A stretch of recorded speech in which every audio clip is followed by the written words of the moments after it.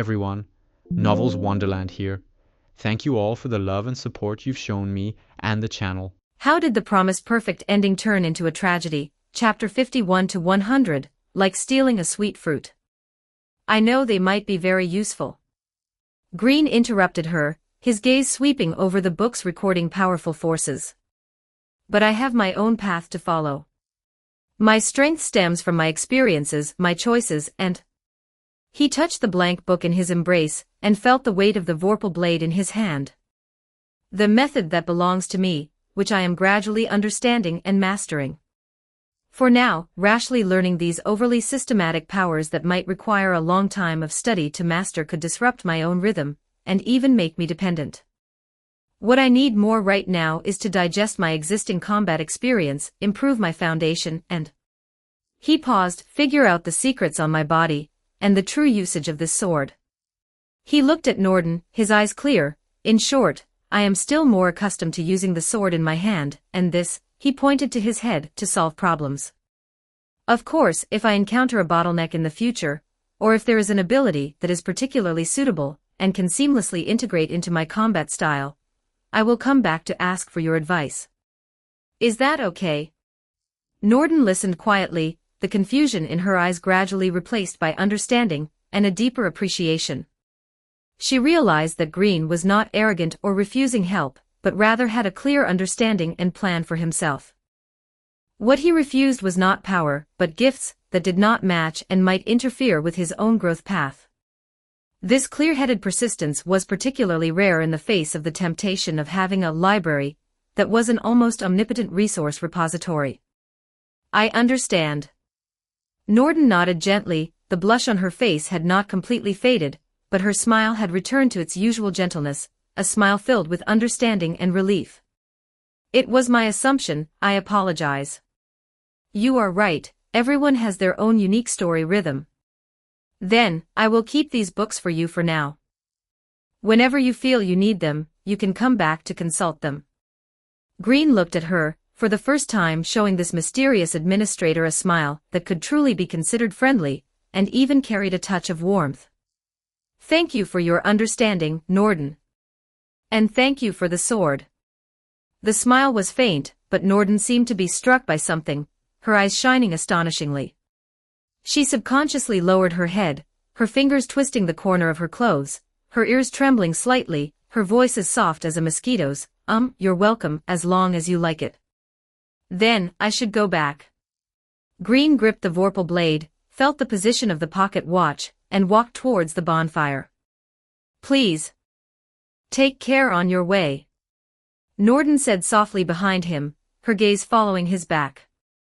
Green stopped by the bonfire, turned back to look at her, nodded, and then reached out to touch the flames. Warm light enveloped him. The teleportation began.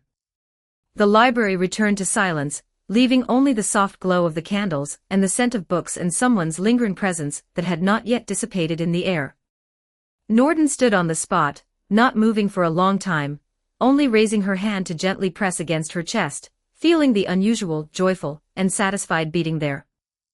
She stepped barefoot on the smooth floor, spinning silently in a circle, her silver-white braided hair tracing a graceful arc, her face wearing a bright smile that could no longer be hidden, like having stolen the sweetest candy.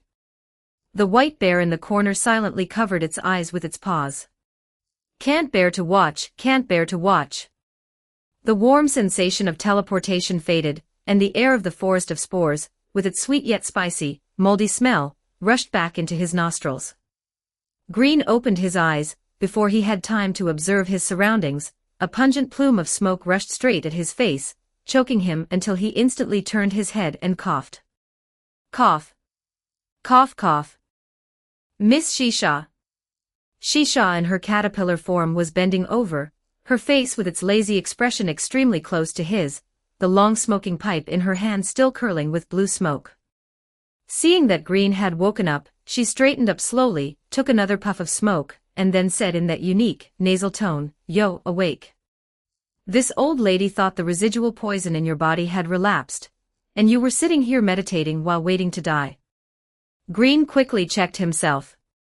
His clothes were intact, his armor undamaged, and the excruciating pain of having his arm severed and body torn apart previously seemed like just an illusion.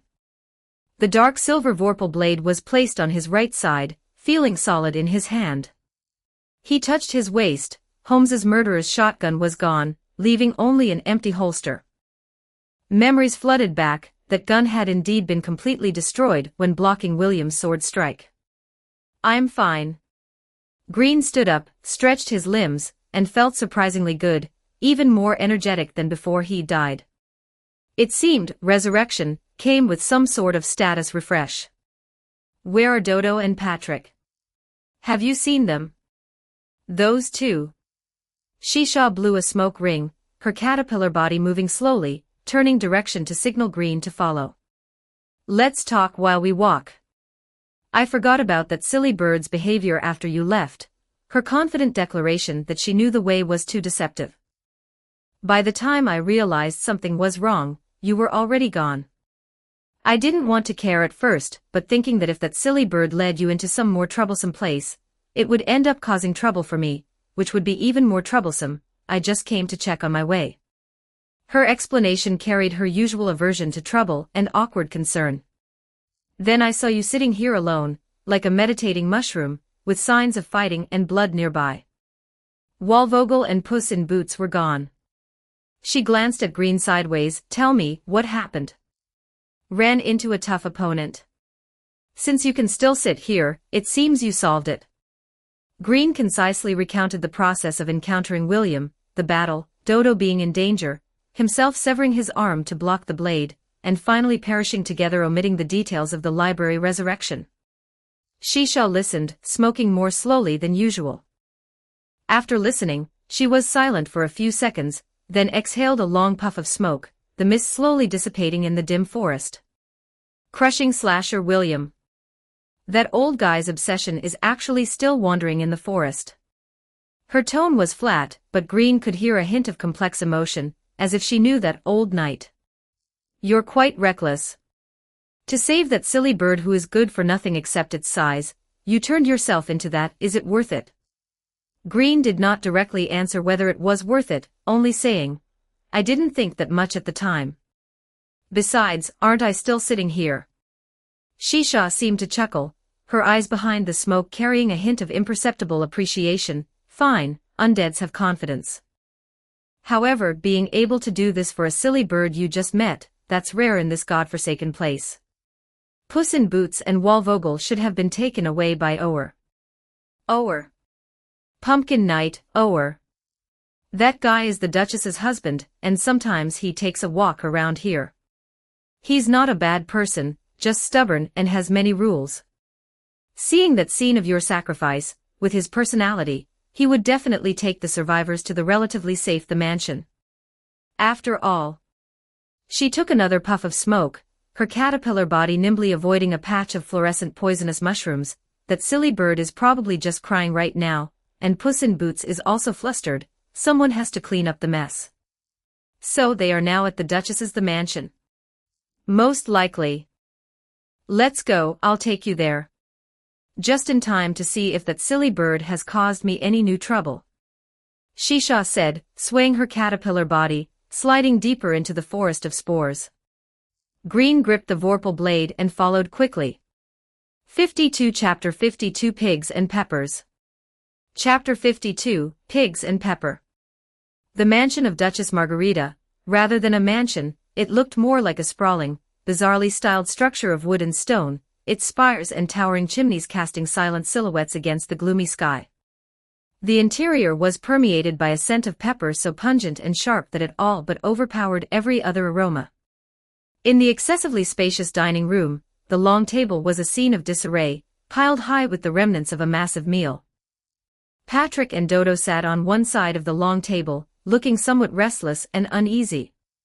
A lingering anxiety remained on Patrick's cat face, and he glanced toward the doorway from time to time.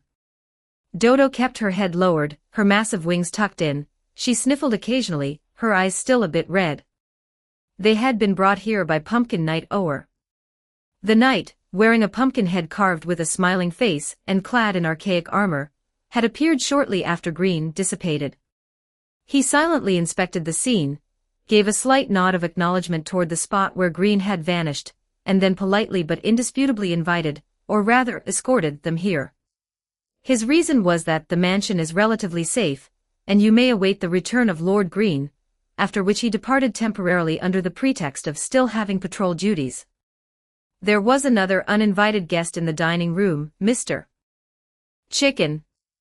That fellow, sporting a rooster head, and wearing a ridiculous chef's uniform stained with suspicious grease, was circling the other end of the long table where Duchess Margarita was feasting. Duchess Margarita, Margarita von Tyrol, was a plump, beautifully dressed, middle-aged noblewoman. Her mouth barely stopped moving, the sound of her knife and fork clattering against the plate was crisp and rapid, yet her magnificent attire remained free of grease stains. Patrick tried to strike up a conversation several times, only to be drowned out by the sounds of her chewing and swallowing. Her attention was entirely focused on the food. Oh ho ho ho ho ho. She let out a shrill laugh and casually picked up a trembling piglet at her feet, which was emitting tiny, baby-like whimpers, and tossed it toward a terrified cook standing nearby in a tall chef's hat. Go. Treat this cute child strictly. If it sneezes, beat it severely. Because that would surely be delightful, wouldn't it? Inhale more, this pepper. The cook hurriedly caught the piglet, his face twisted in misery.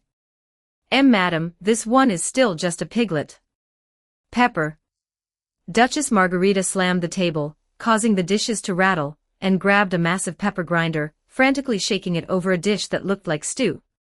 Powder flew everywhere, and the scent of pepper in the air became thick enough to make one sneeze. The seasoning is insufficient. How many times must I say it? The number of shakes for the pepper grinder is 5 plus 5-5x5. It is 5. Not 3 and not 7. It is 5. Please forgive me, madam. The cook was about to kneel. It is just that the pepper in the mansion is used so aggressively, the stock has already run out. Run out? Then go get more. Go scrape the pepper stuck to the inner walls of the infinite food intestines, every last grain. Now. Immediately. At once. Just then, Mr. Chicken, who had been eager to jump in, hopped out, cleared his chicken throat, and struck an exaggerated stage pose. Cheap. Pardon the intrusion. Madam. I am the mascot created after 2.5 years of work, symbolizing the soul of roasted chicken, Mr. Chicken. Please treat me well. He completely ignored the eerie atmosphere in the dining room, and Duchess Margarita's ugly expression, beginning to passionately pitch himself. Allow me to introduce today's special menu. First, slam the chicken into a hot broth that hasn't been washed in 3 days, concentrated with the essence of life. After the meat juices in the pot bubble up with the aroma of the soul, sprinkle on your favorite, fiery hot pepper. Then, cut the meat into sizes convenient for gnawing, drumsticks, wings, breasts, take your pick. After that, whether you roast it, boil it, or fry it, let's burst into laughter at the dining table. Muscle is the eternal truth. Ha ha ha. Ha ha ha ha. Madam, please by all means taste my deliciousness. This is the ultimate offering. He spread his arms wide, looking intoxicated, as if saying, come and eat me. Duchess Margarita's movements stopped. She slowly turned her head, her beautiful yet somewhat seductive eyes scanning Mr. Chicken up and down. A few seconds later, she sniffed hard, and then, wore an undisguised expression of disgust. Humph. No scent of pepper. She curled her lip and waved her hand, as if shooing away a fly. And the meat looks dry, tough, and greasy, with zero appeal. Get out. Don't be an eyesore here, ruining my appetite. Mr. Chicken was struck as if by lightning, frozen in his pose, the down on his rooster head drooping. And no scent of pepper. Dry, tough, and greasy. This is impossible. I was meticulously cultivated. Get out. Duchess Margarita grabbed an empty plate and threw it at him. Mr. Chicken scrambled away, covering his head and wailing, the truth of muscle has been tarnished, as he bolted out of the dining room, leaving behind a floor full of chicken feathers literally and shattered dreams. Now the dining room was finally left with only Patrick, Dodo, and Duchess Margarita, who had returned her attention to her food though it seemed bland to her without the pepper.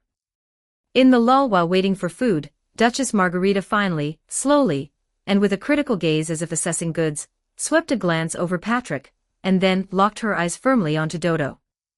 Dodo's internal monologue, feeling a bit creeped out from being stared at but trying hard to puff out her chest. Whoa. Duchess Margarita is looking at me. She must be appraising me. I've heard this lady is very powerful, a real duchess. I want the title of Duchess too. It sounds much more imposing than foolish bird. Duchess Dodo. Wahahaha. The way she looks at me is so focused. She must be observing whether I am qualified to inherit this title. Look at my tall stature. These strong wings. This profound self-proclaimed knowledge. She must think I'm a talent worth molding. A good-natured person. I must perform even better. Stand straight. Head up. Smile. I must show my most confident, most reliable self. Patrick's internal monologue, his cat eyes keenly capture the look Duchess Margarita is giving Dodo, and his back feels a bit cold. This look is not right. This is 12 points out of 10 not right.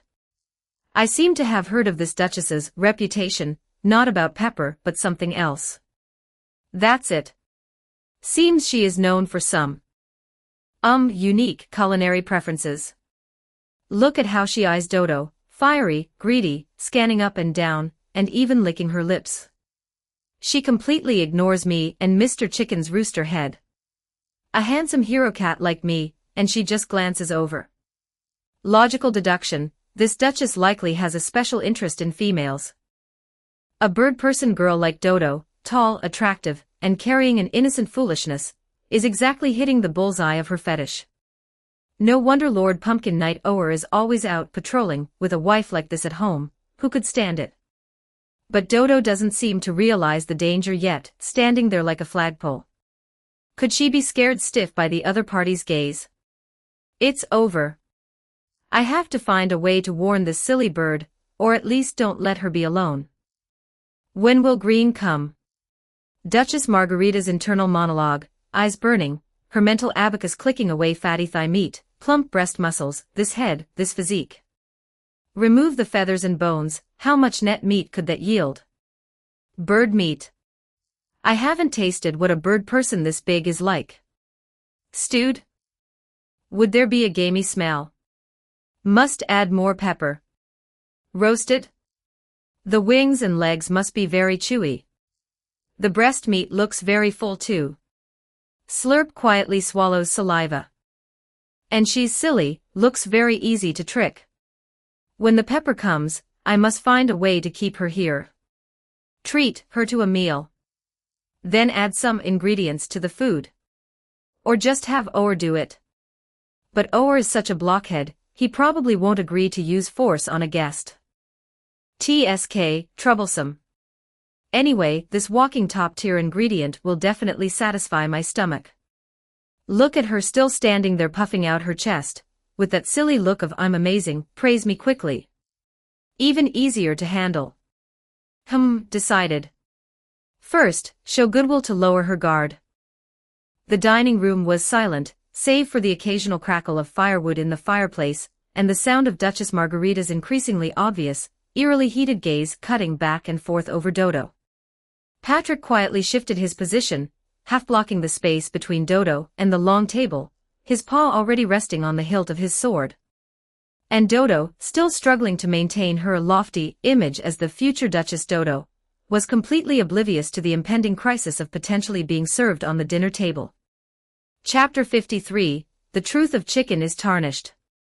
On the way to the Duchess's mansion, the pungent scent of tobacco almost became the background smoke that followed Shisha wherever she moved. Her insect body wound forward, her long pipe rarely leaving her lips, and the pale blue smoke curled and lingered in the dim light of the forest of spores. This scent stirred some distant bodily memories in Klein that belonged to another world, the sensation of holding a cigarette between his fingers, the fleeting numbness brought by nicotine, and the illusion of inspiration bursting forth. He subconsciously reached into his pocket. It was empty, and suppressed that slight agitation, though a strange feeling welled up in his heart. In this crazy world, to be able to smell a familiar scent of tobacco, even if it was exhaled from the mouth of a half-insect, half-human lady. That woman Margarita. Shisha took another puff and slowly exhaled, the smoke blurring her profile. Her temper is even harder to predict than her weight. She loves all things with strong, stimulating flavors, especially pepper. She thinks it's the passion of life. When you go in later, be prepared to be drowned in pepper. Klein nodded silently, the image of the Duchess from Alice's Adventures in Wonderland, the one with the explosive temper who loved throwing babies and pepper, appearing in his mind. But here, all common sense could be twisted. Is she dangerous? Besides having a unique palate. Dangerous? Shisha scoffed, her insect tail swaying to sweep away a patch of mycelium blocking the path. It depends on who you are. Those she looks down on get, at most, cursed at and kicked out. But those she takes a fancy to. She paused, the look in her eyes behind the smoke somewhat meaningful. That's hard to say. That woman has a habit, when she sees something that catches her fancy, she can't help but want to, well, collect or taste it in her own way. She married the pumpkin night ower, but compared to her husband, she loves pepper, and any living thing she deems has the potential to become a delicacy more. She paused, her insect body nimbly winding around a cluster of purple mushrooms emitting a foul stench. She especially favors those with unique body types or rare flavors. Whether their brain is normal or not isn't in her consideration, the meat quality and texture come first. That guy Ower can barely keep her from openly attacking the residents of the territory, but outsiders, that's hard to say. Klein caught the subtext. This Duchess's hobby was likely not as simple as just having a strong taste in food. He secretly heightened his vigilance.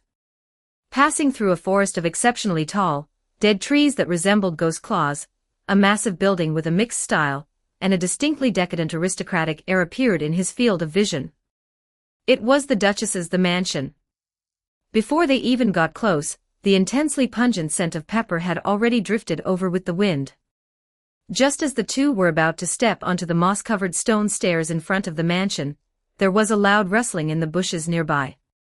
A guy with a rooster head, wearing a dirty chef's uniform, came tumbling and crawling out. It was Mr.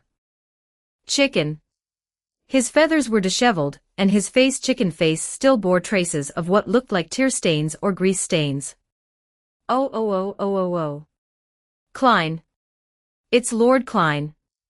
As soon as Mr. Chicken saw Klein, he acted as if he had seen a savior. He pounced, trying to grab Klein's hand, which Klein calmly dodged, and began to complain incoherently.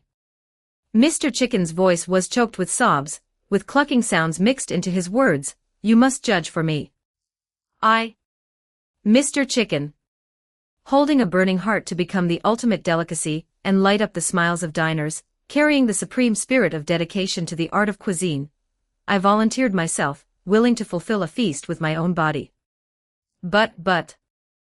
That lady. She actually said I have no pepper flavor. Said my meat quality is dry, tough, and greasy. This is a total denial of my 2.5 years of artistic chicken life. It's blasphemy. Cluck cluck cluck. The more he spoke, the more agitated he became, his wings waving wildly. I have been training strictly according to the profound meaning of a muscle is truth. Every single muscle is filled with deep affection for cooking. She didn't even look, no, she didn't even taste me before, woo-woo. I yearn to be understood. I yearn to be served on the dining table in the most grand manner. To be sublimated in the baptism of pepper and flame. This is the perfect ending, cluck.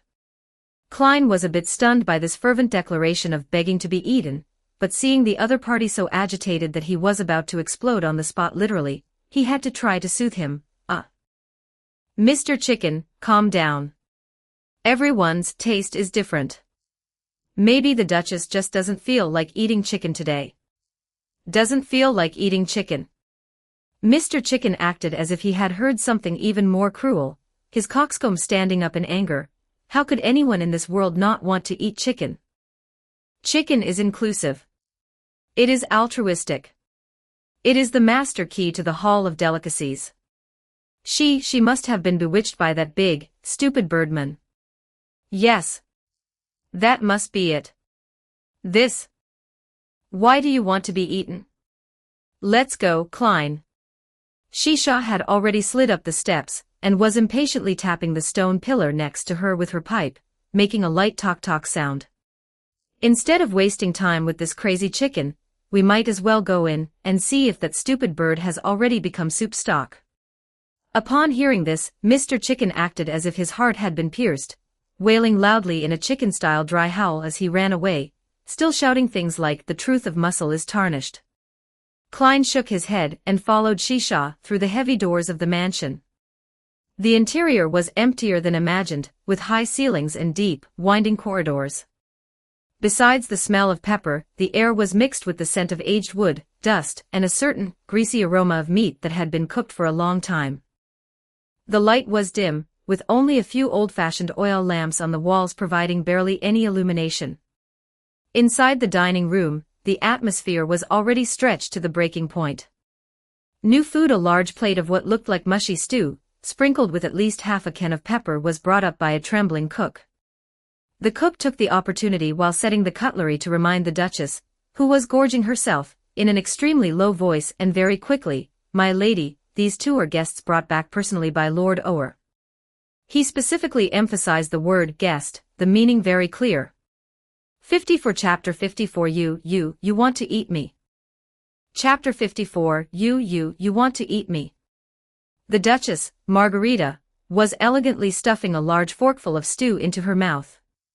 At the question, her chewing paused for a moment, and she impatiently waved her dinner knife. Got it. So annoying. Ower just has too many rules. But the burning, appraising light in her eyes as she looked at Dodo didn't diminish in the slightest. Instead, because of the reminder of her status as a guest, it grew a bit more restless and unwilling. Dodo felt a bit unnerved by this gaze, but based on her own unique set of logic, she immediately drew another conclusion. It must be that she hadn't done something well enough, disappointing this Duchess who appreciated her. That was why the other party was looking at her with such a stern, scrutinizing gaze. She immediately tried to straighten her already tall and plump body, attempting to make herself look more imposing and reliable.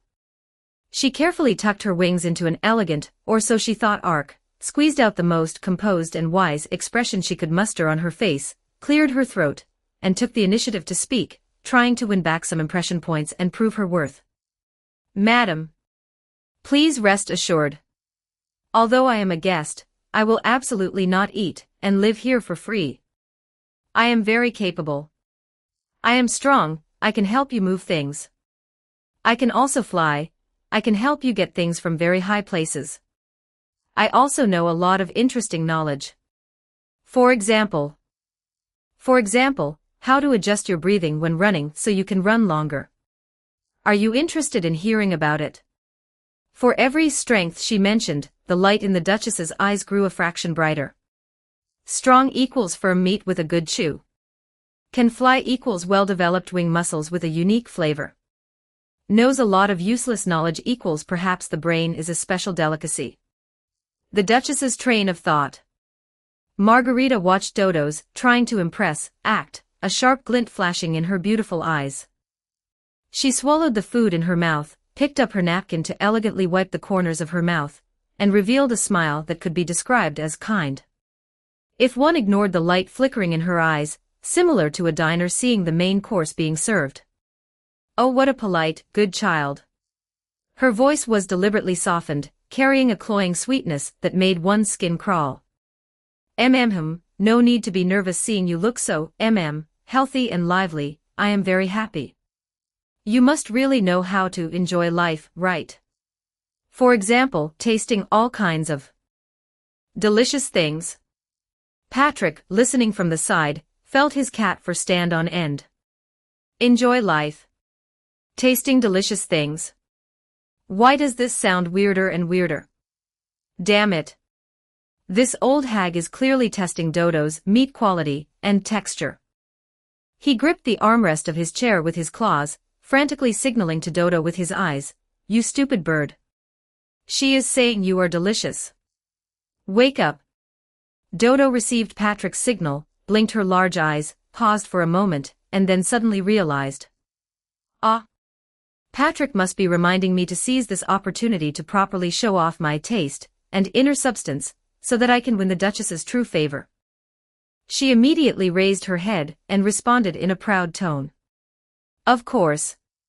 I am the all-knowing Dodo. I know how to appreciate all the wonderful things in the world. Whether it's the speed of the wind when running, the warmth of the sunshine, or the diversity of mushrooms.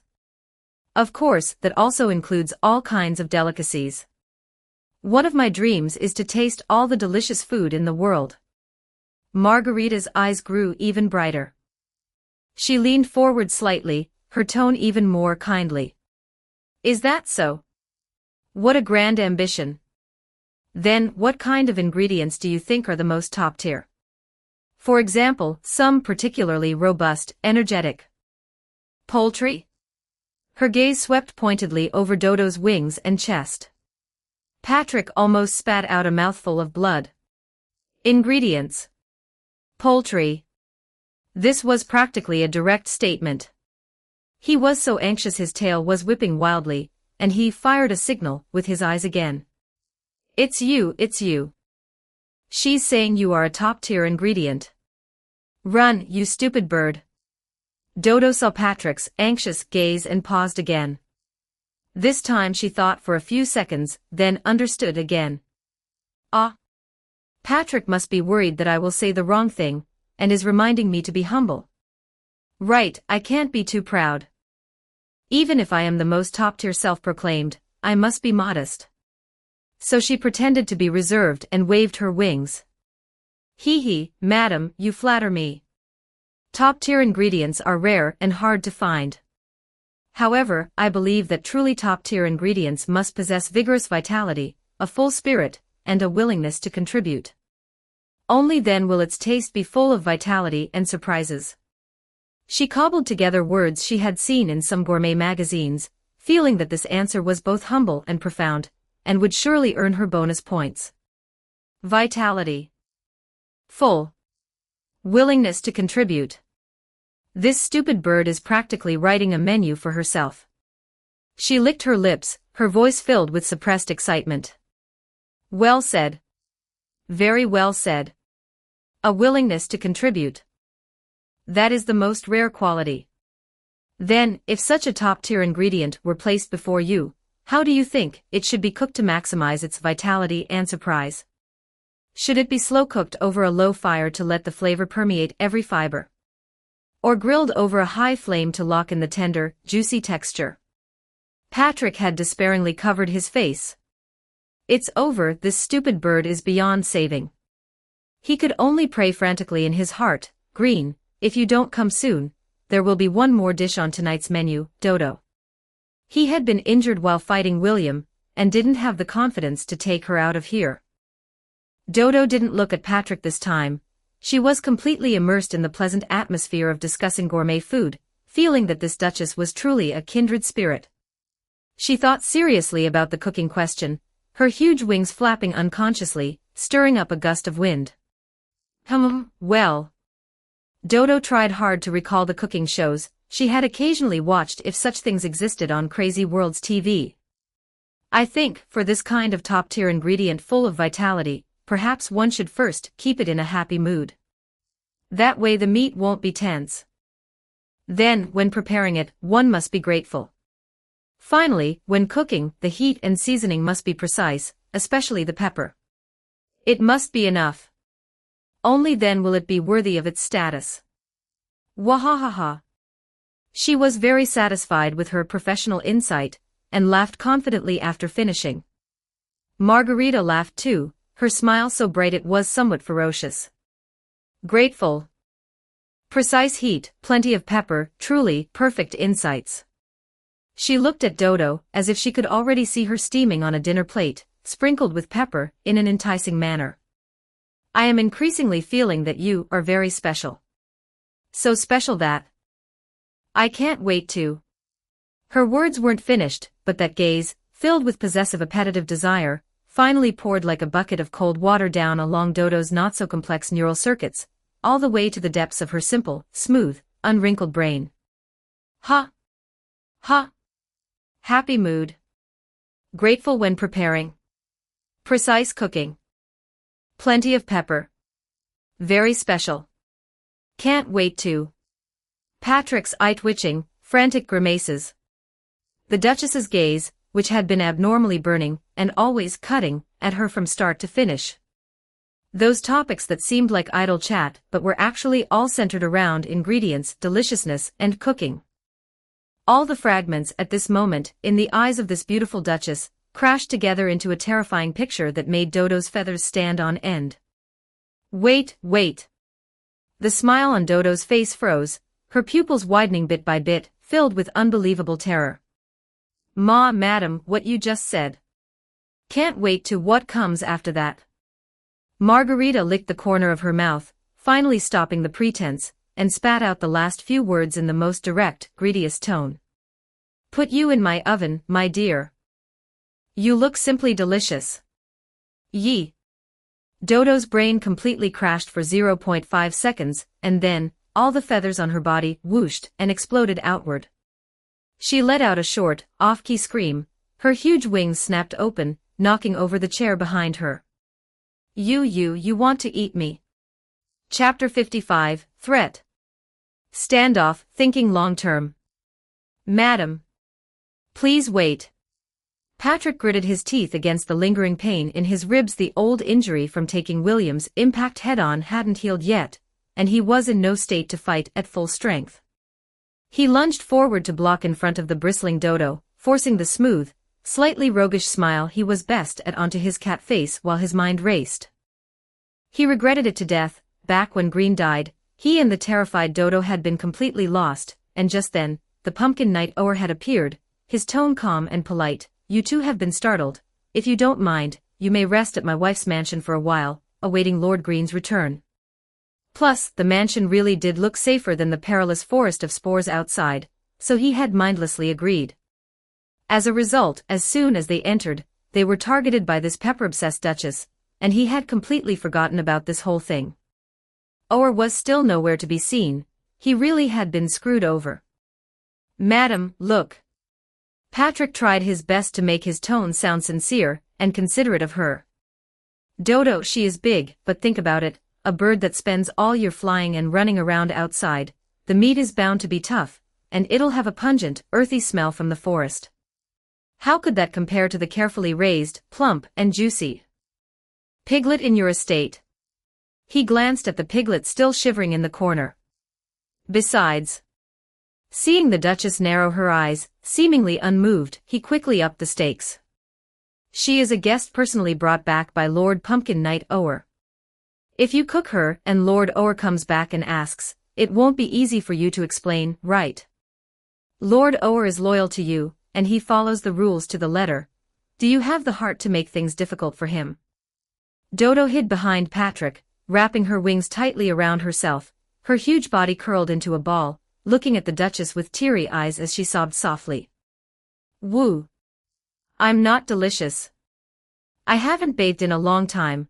There's dust in my feathers. Eating me will give you diarrhea. Margarita leisurely twirled a forkful of pepper-covered greens, eyeing Patrick askance with a scoff. Ower. Humph, that stubborn blockhead brings back more trouble than he solves. As for the meat. She licked the corner of her mouth, her gaze sweeping over Dodo again. Tough meat has its chewiness, and wild game has its own fragrance. As for Ower, I'll just say she accidentally fell into the pot herself. What can he do? Damn it. You didn't say that when Mr. Chicken was here. Don't let the boomerang come back so fast. Patrick cursed inwardly. This old hag was impervious to reason. He took a deep breath and unleashed his final trump card. Madam, why not wait a little longer? Our companion, Green, is an undead, and he'll be here soon. He risked his life just to save this silly bird earlier. If you harm her now, when Green arrives and sees this scene, knowing his temperament, I'm afraid he won't let it go easily. An enemy who cannot be killed constantly eyeing the kitchen of the mansion would be quite troublesome, right? Why not wait until he arrives, and then we can discuss it further? Maybe he can find food that suits your tastes better to trade. He tried to use Green's undead attribute and the potential trouble to stall for time. Margarita's brow furrowed as expected, as if she were truly weighing the options. She put down her fork, fingers tapping lightly on the table, and fell into a brief silence, seemingly contemplating whether it was worth provoking an impossible-to-shake nuisance just for a craving. Patrick and Dodo held their breath, watching her nervously. However, a few seconds later, Margarita suddenly raised her head, a glimmer of willfulness flashing in her eyes as she pouted. Threatening me? Little cat, that's not wise. And who knows if what you're saying is true or false? Even if he is an undead, so what? I'll just lock him in the cellar. As for more delicious ingredients. She chuckled, pointing at Dodo, isn't this one right here? Opportunity knocks. Someone come. She clapped her hands and several frog servants wearing ridiculous servant uniforms, with bulging eyes and twitching cheeks, immediately jumped out from the shadows of the corner, holding huge nets and ropes. Catch that big bird. Be careful, don't injure it too much, it'll affect the taste. The frog servants received the order and immediately hopped toward Dodo. It's over. Patrick's heart sank, his claws reaching for the hilt of his sword. Although he knew he couldn't win, he had to fight. Dodo let out a terrified shriek, flapping her wings to retreat, but she knocked over a chair, looking utterly disheveled. Just at this critical moment. It seems we arrived just in time. A calm voice came from the entrance of the dining room. Everyone froze, turning their heads in unison. Green and Shisha were standing at the door. Green was covered in dust, but his eyes were sharp, his hand gripping that dark silver vorpal blade. Shisha was still leaning lazily against the doorframe, slowly puffing on her pipe, blue-white smoke curling around her. Her emerald eyes swept over the chaotic dining room, finally landing on Margarita, with a touch of here we go again resignation. Green. Patrick and Dodo cried out in surprise and joy simultaneously, as if they had seen their savior. Dodo even wailed, scrambling to hide behind Green, her huge wings clutching his cloak tightly as she shivered all over. Seeing Shisha, Margarita was visibly stunned, then pouted, waving her hand to dismiss the frog servants, and said irritably. Humph. I wondered who it was, it's just you, you old chimney. What, here to meddle again? Shisha blew a smoke ring, and said unhurriedly. Just passing by, thought I'd see what kind of trouble a certain glutton was planning to cause for her poor husband. She turned her gaze to Green, her tone carrying a hint of imperceptible approval. And by the way, pick up this knight who saved the damsel in distress. Green ignored her teasing, walking quickly to Patrick and Dodo's side, and asked in a low voice. Are you okay? Patrick shook his head, still shaken. If you had come one step later, tonight's main course would have been braised dodo. Dodo sobbed. Green. She really wanted to eat me. It was so scary. Green gently patted Dodo's trembling wings. It felt like patting a huge, scared plush toy, then turned and looked at Margarita with a calm gaze. You must be the Duchess. His tone was neither humble nor arrogant. My companion seems to have caused you some trouble. I apologize to you on her behalf. But eating a guest doesn't seem like the proper way to treat one. Before Margarita could speak, Shisha spoke up first. She walked to the long table, tapped the tabletop with her pipe, and said to Margarita. Marg, that's enough. Is it worth turning the little piece or worked so hard to maintain upside down just for a bite to eat? And she glanced at Green. This guy is a tough character who could even take down a crushing slasher, and he's an undead. Do you really want him squatting at your kitchen door nagging you every day? Margarita scoffed, crossing her arms, her voluptuous figure wrapped in a loose light green dress, the neckline slightly open, revealing a bit of skin. Her orange-red hair was a bit messy, her features exquisite but weary. Those dark eyes with strange golden cross patterns swept lazily over Green, with a hint of disdain. Risking your life to save a beauty. Humph, just a fool's impulse. Dying once for a silly bird, what's there to brag about? True enjoyment is living to taste delicious food, not becoming a topic of conversation on someone else's dining table. Shisha chuckled. To each their own way of living. At least he knows what he is protecting. That's better than you aimlessly devouring everything like a bottomless pit. What do you know? Margarita seemed to be poked in a sore spot, her voice sharpening. Empty. I call this savoring life. Every bite of food is a tribute to life. 56 Chapter 56 The Cheshire Cat has gone mad. Chapter 56 The Cheshire Cat is crazy, meow. Using others' lives as a tribute. Shisha retorted. The two women, or rather female entities, were at odds, and the air grew thick with the scent of tension. Seeing that they were about to quarrel again, Margarita suddenly shifted her gaze, pointed at Dodo behind Green, and said to Shisha. Fine. Shisha, for your sake, and considering this kid's heroic deeds just now, her tone was reluctant. I can refrain from eating this silly bird. Dodo and Patrick had just breathed a sigh of relief when they heard Margarita change the subject, a cunning smile appearing on her face. But my kitchen cannot be empty. And my pepper pot certainly cannot be empty. You must either go and find me enough food and pepper right now. Or. Her gaze drifted back to Dodo, just leave her here to chat with me. Once I'm in a better mood, perhaps I'll forget I'm hungry. Shisha pressed her hand to her forehead, wearing an I knew it expression. She looked at Green and shrugged. Well, the choice is yours, Green.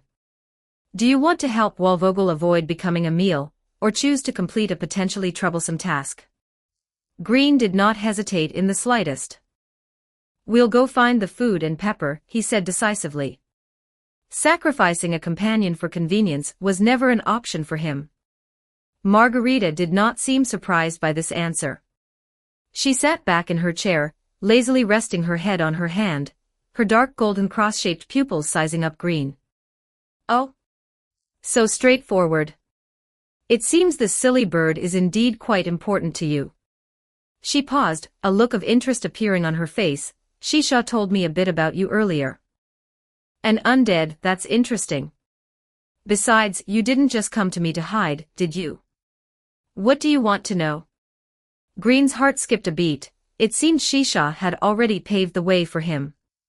He spoke bluntly, about the 4 nightmares, and finding someone in this country. Margarita raised an eyebrow, wearing an inscrutable smile. Quite an appetite. Fine, as long as you can bring back enough tribute from the basement of the mansion to satisfy me, especially the pepper, it needs to be strong. I'll tell you what I know. A word of warning, though. She pointed beneath her feet. The one down there also has quite an appetite, and a rather bad temper. Good luck. Shisha nodded at Green.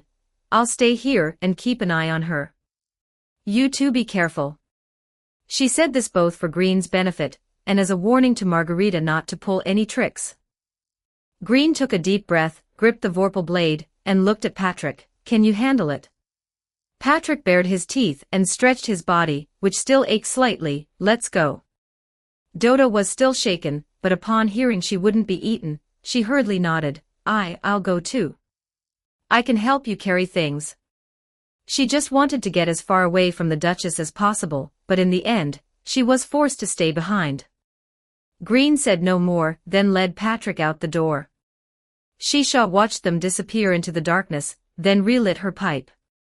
She leaned against the doorframe, forming a bizarre and quiet tableau of confrontation in the dining room with the Duchess, who had returned to picking at a plate of cold meat. The pantry below was unlikely to be any safer than the dining room above. Bidding farewell to the suffocating scent of pepper, and the two very different ladies in the dining room, Green and Patrick followed the path deeper into the mansion. Just as they turned a corner piled with discarded wine barrels, they nearly collided with a figure rushing towards them. Eek! A cry of surprise was accompanied by the crisp sound of shattering plates, and the pungent odor of some kind of powder filling the air. A clumsy kitchen maid, wearing an oil-stained apron with her messy hair tied into two buns, was scrambling to pick up the scattered ingredients and several empty pepper pots that had rolled onto the floor. I'm sorry. I'm sorry. The kitchen maid was so panicked that tears were welling up in her eyes. She didn't even see who she had run into and kept apologizing. I didn't mean to. The lady was in a rush, and I was running too fast. Green and Patrick exchanged a glance, then squatted down to help her. It's fine. Just be careful next time. Green handed the ingredients he had picked up back to her, his voice calm. Patrick held up an empty pepper pot, his feline nose twitching. Hey, little girl, you've been quite generous with the pepper, haven't you? The bottles are empty. No wonder the smell in the dining room is so pungent. The kitchen maid finally looked up. Seeing Green and Patrick, she froze for a moment. Patrick, a cat wearing boots and a hat, made her blink in confusion. She took the meat and empty pots, her face crumpling. Ah. I didn't spill them. I lost them again. The pots filled with pepper. I definitely grabbed several. I must have dropped them somewhere because I was running too fast. Wah. The lady is definitely going to scold me for being scatterbrained again when I get back. The more she spoke, the more aggrieved she became, and her eyes turned red. Seeing her like this, and recalling the Duchess's obsession with pepper that Shisha had mentioned, Green understood the situation. He softened his tone. Don't worry, look carefully. You take this meat back first. As for the pepper, we're on our way to find some, so we'll keep an eye out for yours while we're at it. For once, Patrick didn't make a snide remark. He patted his chest with his paw, nearly hitting his injury, causing him to bare his teeth. That's right, leave it to us. We're experts at finding things. Though he had no idea if they actually were. The kitchen maid was moved to tears and bowed repeatedly. Thank you. Thank you. You're such good people. The basement is at the end of the hallway ahead, just turn left and go down the stairs. I still have work in the kitchen, I have to go. With that, she clutched the ingredients tightly and ran off like a frightened rabbit. Watching the girl disappear at the end of the hallway, Patrick scratched his ear. Why does it feel like everyone in this place is a bit off? Green said nothing, his gaze sharply scanning his surroundings. In the air, besides the lingering scent of pepper, there seemed to be another trace, an elusive, familiar, cloying fragrance. Just then, achoo! Achoo! An incredibly potent cloud of pepper powder suddenly drifted down from above them. Green reacted quickly, pulling Patrick back a few steps, but they were still choked, sneezing repeatedly until tears almost welled up in their eyes. Pfft, ha ha ha. A laugh like silver bells, yet filled with the malice of a successful prank, drifted down from above. The two looked up to see the Cheshire Cat sitting leisurely on the high, carved stone window ledge, her pink curly hair still striking in the dim light. She rested her chin on one hand, while the other held several familiar little glass pots, their openings facing downward, letting the remaining pepper powder inside drift down. Yo! We meet again, you stiff virgin Sir Knight, and you huffy puss in boots. The Cheshire Cat swung her legs, her eyes curved into crescents, and her face wore a brilliant, punchable smile. Just arrived and already helping the little kitchen maid clean up her mess. You're certainly warm-hearted. Would you like to help me too, by dealing with this excess pepper? Meow ha ha ha. As soon as Patrick saw it was her, old and new grudges welled up in his heart. His fur stood on end and he pointed at her, shouting, It's you again, you crazy cat. You're like a persistent ghost. Stealing books and causing trouble wasn't enough, and now you're stealing pepper to mess with people. If you've got guts, come down here. See if I don't pluck that gaudy pink fur of yours right off. If you were a male, I'd strip you naked and hang you up to beat you. The Cheshire Cat was completely unbothered by Patrick's rage. In fact, she laughed even harder. She rolled over lightly on the ledge into a prone position, looking down at them, and said in that maddeningly relaxed tone, Oh my, little Puss in Boots, don't be so hot-headed. Why is the Cheshire Cat always smiling? Meow. It's perfectly normal, all cats smile, meow. She tilted her head, the tip of her pink tail swaying happily. Why do you look so confused? Meow. Well then, first, let's assume the dog isn't mad. Is that okay? Meow. She didn't wait for an answer, continuing on her own, her logic topsy-turvy yet carrying a strange, twisted reasoning. Very good, next. A dog growls when it's angry and wags its tail when it's happy. She mimicked a dog barking and wagging its tail, which was quite comical. Whereas the Cheshire Cat growls when she's happy and wags her tail when she's angry, meow. She let out a sound of satisfaction while deliberately flicking her tail rapidly from side to side.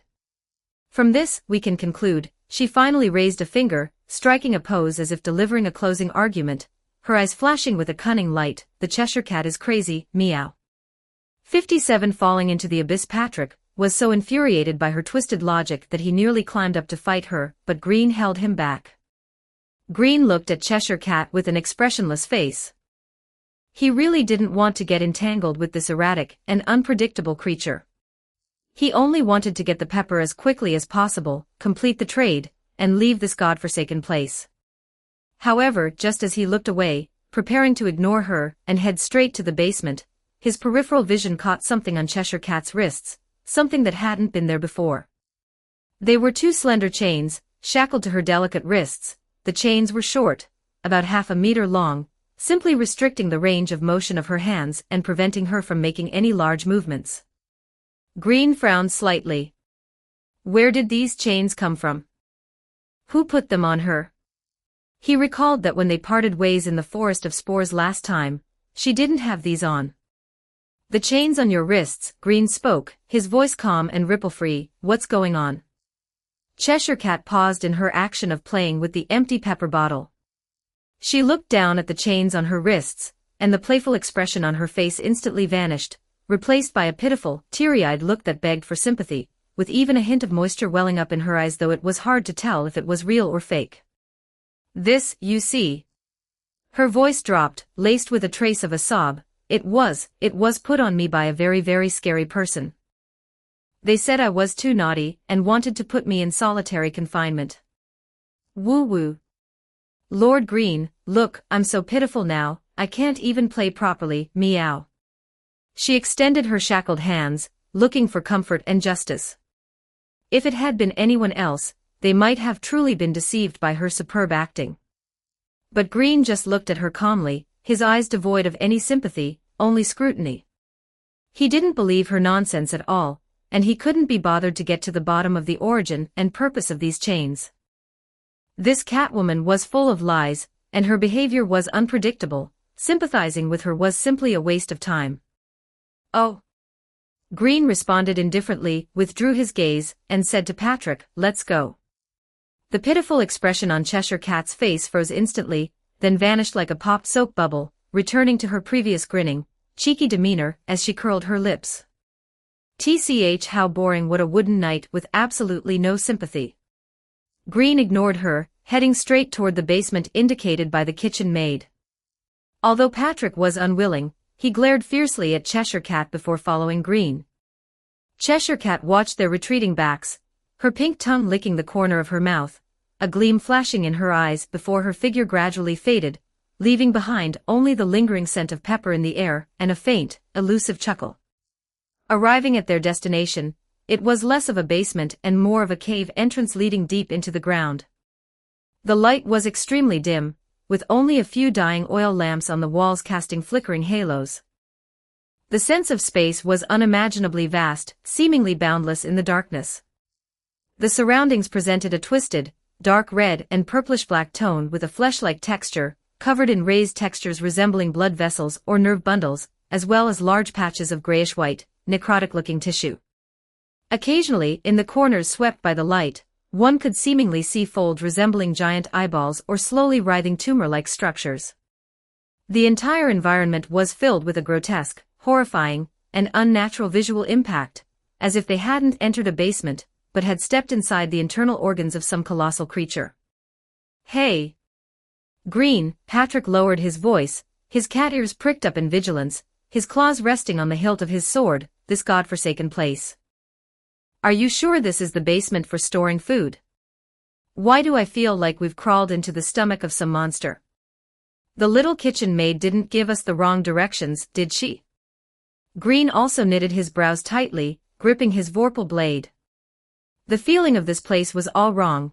It was filled with the aura of life, but it was the kind of life that was corrupt, twisted, and malicious.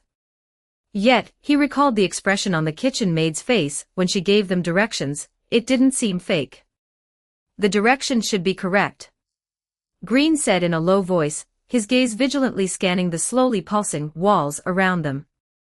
They explored forward cautiously, the sticky sensation underfoot making them extremely uncomfortable. After walking for about 10 meters, a broken edge appeared ahead. Below was an even deeper darkness, and from the abyss below came a series of low, slow rumbling sounds, like the beating of a giant heart, or some living thing swallowing and writhing, gurgle, gurgle. That inexplicable, fishy sweet scent was wafting up from below. The two held their breath and leaned toward the edge, trying to see the situation below clearly. But the darkness was too thick, and they could only vaguely sense something massive moving slowly down there. There is something down there. Patrick's voice carried a trace of imperceptible trembling. Green also felt a chill crawl up his spine. This was definitely not some storage room. Could the pepper and food the Duchess wanted be down here? Was this just having them come to feed whatever was below? Just as the two were staring intently into the abyss below, hesitating whether to risk going down to investigate. Are you looking for this? A familiar voice, filled with playful mockery, sounded right behind their ears. Green and Patrick's hair stood on end. It was Cheshire Cat. When did she silently sneak up behind them again? There was no time to react. A force completely disproportionate to her size surged from behind, shoving them both heavily in the back. Bye-bye happy exploring. Meow ha ha ha ha ha. Accompanied by Cheshire Cat's loud laughter, full of the joy of a successful prank, Green and Patrick felt the ground vanish beneath their feet, their bodies completely losing balance as they plummeted straight down toward the bottomless darkness that emitted writhing sounds and a fishy, sweet stench. Green even tried to reach out and grab the edge during the fall, but that shackled hand was faster, tapping lightly to neutralize all his leverage points with a clever force. The sensation of weightlessness instantly seized their entire bodies. In their ears were the whistling of the wind, perhaps an illusion, the gradually receding laughter of Cheshire Cat, and the creepy, gurgling sounds growing closer from below. They had been pushed straight into the abyss by Cheshire Cat. 58 Chapter 58 I Love Him. The eternal halo of the library gently enveloped the endless bookshelves. Norden walked barefoot among them, her silver-braided hair swaying slightly behind her with every light step. A faint curve played at the corners of her mouth, and her eyes reflected the luster of the book spines, as well as a kind of heartfelt, light-hearted warmth.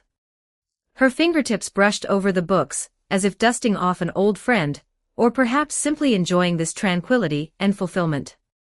She stopped at one spot and pulled out an inconspicuous thin volume. Opening it, she found handwritten lines of poetry, the handwriting slightly childish but neat. You are old, Father William, your head is full of white hair.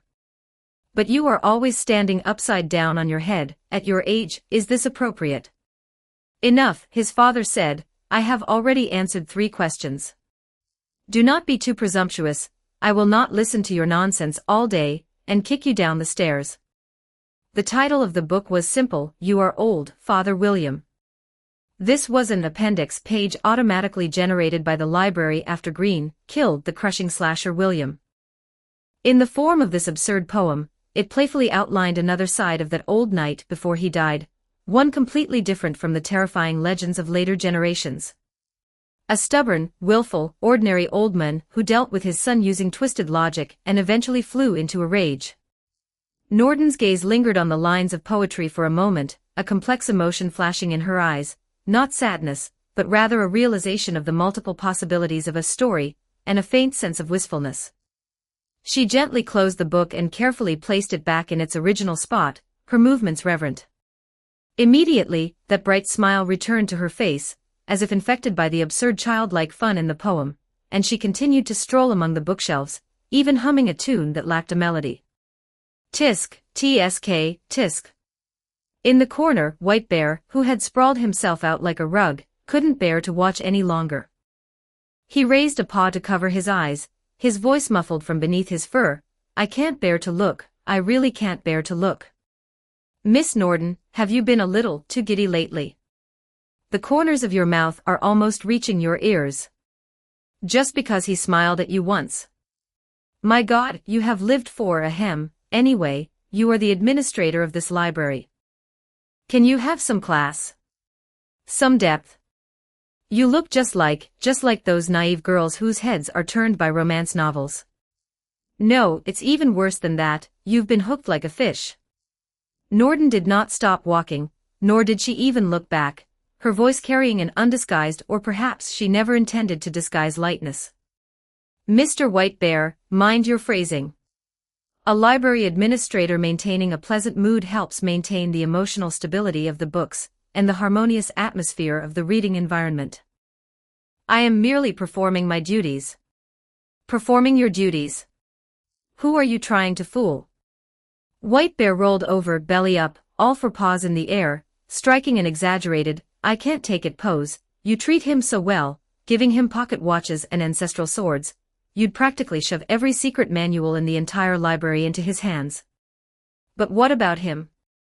He probably doesn't even know what kind of being you are.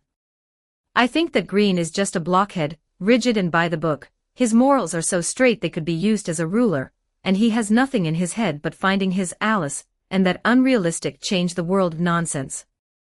All this effort of yours, I'm afraid it's going to feed the gullah beast. Hearing the words, morals are so straight, Norden's footsteps faltered almost imperceptibly. The smile on her face did not disappear, but it seemed to be infused with something else, making that bright curve become somewhat complex. She remembered another conversation from not long ago. On the outskirts of the Forest of Spores, in a relatively clean clearing in the woods. Cheshire Cat, who had just been kicked away by Green for her attempted book theft, was rubbing her stomach, gritting her teeth, and muttering about a wooden knight who doesn't know how to cherish a lady. Her pink figure flickered in the shadows, preparing to slip away. Diana. A calm voice, yet carrying an unquestionable power, sounded out, not from Green, but from in front of her. It was Norden. She was still wearing that simple white robe, barefoot, but there was no gentle smile on her face like the one she usually showed Green. Her eyes were as calm as an ancient well as she looked at Cheshire Cat. Cheshire Cat's movements froze instantly, the playful smirk on her face subsided a little, a flash of vigilance in her eyes, before she replaced it with that cynical expression. Yo, isn't this our great white rabbit, Miss Norden? What's this, coming down personally to catch this unruly little wild cat? Meow. Norden ignored her teasing. Her gaze fell on Cheshire Cat's empty wrists, the chains had not appeared yet. You shouldn't have touched that book. It is not part of the script, at least, not the part you should be intervening in right now. Her voice was very soft, yet carried the weight of the library's rules. Ha! The script? Cheshire Cat sneered, flicking her tail. Come on, you and I both know how blurred the boundary between story and reality is here. I just wanted to see what kind of interesting secrets the male lead, who our administrator lady cares so much about, is hiding. What is this making you anxious? Afraid I'll disturb your gallagher-raising game? The Cheshire Cat can exist outside the rules, that is your characteristic, and it was also the original agreement. Norden took a step forward, and the surrounding air seemed to stagnate along with it. But Diana, don't forget what you once promised me. Stealing his book and trying to peek at his essence is already crossing the line. She raised her hand, her slender fingertips pointing gently in the air.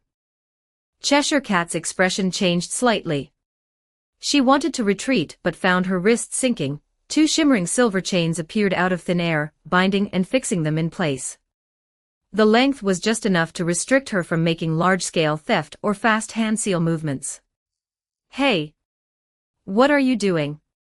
Cheshire Cat tried to break free, but found the chains were unusually sturdy and carried an aura that suppressed her abilities. A small reminder. Norden withdrew her hand, her tone returning to indifference. Stay well behaved until the script reaches the point where you truly need to make an appearance. Don't forget, the reason you can play freely here is because of whose tacit approval. Cheshire Cat struggled a few times, found there was no hope of breaking free, and instead relaxed. That annoying smile hung on her face again. She shook the chains on her wrists, which jingled. Fine, fine, the administrator has spoken. How could this little cat dare not listen, however? She leaned in closer, staring intently at Norden's face, her voice lowered with malicious teasing. You are so nervous about him, considering everything for him, even personally disinfecting the pages he has touched. Could it be, oh, our forever elegant and composed Miss Norden has really fallen for that down-and-out writer who is full of fairy tales and guilt? Norden looked at her quietly, without dodging, without embarrassment, not even a ripple in her eyes. Just when Cheshire Cat thought she would deny or avoid it, she actually nodded gently. Yes. Her voice was clear and frank, as if stating a basic fact of the library. I love him. The smile on Cheshire Cat's face froze. She seemed not to have expected the other party to admit it so straightforwardly and thoroughly. Norden continued, her tone as calm as if discussing the organization of a bookshelf, though the content was enough to make any listener's heart race. This emotion has nothing to do with the story or duty, it is merely my, Norden's, personal choice. So, I will support all of his decisions and do my best to clear the fog from his path and provide the help he needs. As long as it is what he wants to do, no matter what it is. She paused, meeting Cheshire Cat's stunned gaze with clear eyes, saying word by word, even if what he wants is me, or this body, or this soul, I will willingly offer it up myself. Is there any problem with that? Cheshire Cat opened her mouth, unable to speak for a long time, and finally squeezed a few syllables out of her throat. You are truly crazy.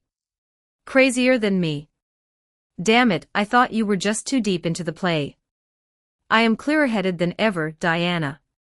Norden interrupted her, a flash of deep, indescribable emotion in her eyes. It is precisely because I am clear-headed that I know what is worth loving regardless of everything. That is why I can fully understand his impulse to find Alice. It is because he is too clear-headed. Cheshire Cat looked as if she were truly seeing this rabid administrator, who was always in a white robe, for the first time. She put away some of her playfulness, and her tone became a bit strange, with a bit of sympathy and a bit of mockery. Fine, great love. However, there is one thing I have always been quite curious about. You, me and others, we all know that the so-called Alice. She deliberately dragged out her tone, observing Norden's reaction. She doesn't exist at all, right? Chapter 59, even if he doesn't love me at all. At least, not the perfect girl waiting to be saved that Green imagines. The Cheshire Cat's voice carried a bewitching whisper. In this crazy and beautiful world, everyone is playing a grand, love-filled game of house with him. You weave the dreams, I provide the adventures, they play the villains or allies. In fact, we are all deceiving him, Norden. Loving him in our own ways, and weaving the net that binds him. She stepped forward, almost pressing against Norden, the chains clinking softly. Tell me, what if one day, our dear Master Green truly brushes away all the fog, finds the truth, discovers that the starlight he has been chasing is nothing but a mirage, and realizes that the friends he has always been grateful to and trusted are all accomplices in this deception, what would he think? Especially you, Norden, this librarian, who loves him the most, yet deceives him the deepest. Will he still accept everything you willingly offer? Or will he hate you to the bone, meow? Norden's body trembled, almost imperceptibly. Deep within her usually calm and waveless eyes, it was as if a pebble had been dropped into a deep pool, sending out a subtle, painful ripple. She remained silent for a long time, long enough for the Cheshire Cat to think she wouldn't answer. Then, she heard Norden speak in a voice that was very soft, yet carried a determination that severed all paths of retreat. He will. He certainly has reason to hate me. If that day truly comes, then that is the ending I deserve. But before that... She raised her eyes, her gaze becoming firm once more, even carrying a hint of awe-inspiring severity. I will continue to do what I believe is right. Even if he doesn't love you at all.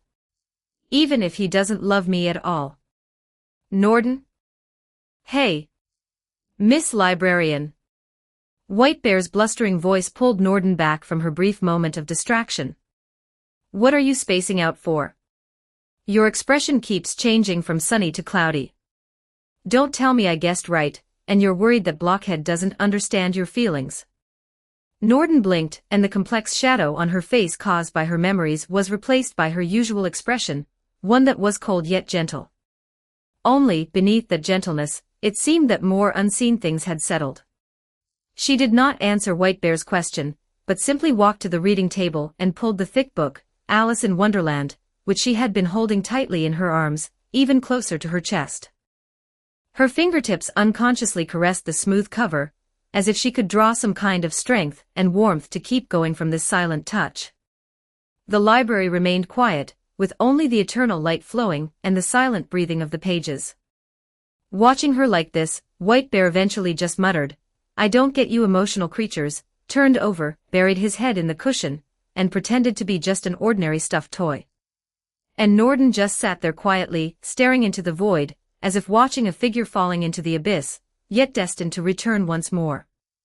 In her orange-yellow eyes, a vast sea of books was reflected, as was a quiet and stubborn vigil.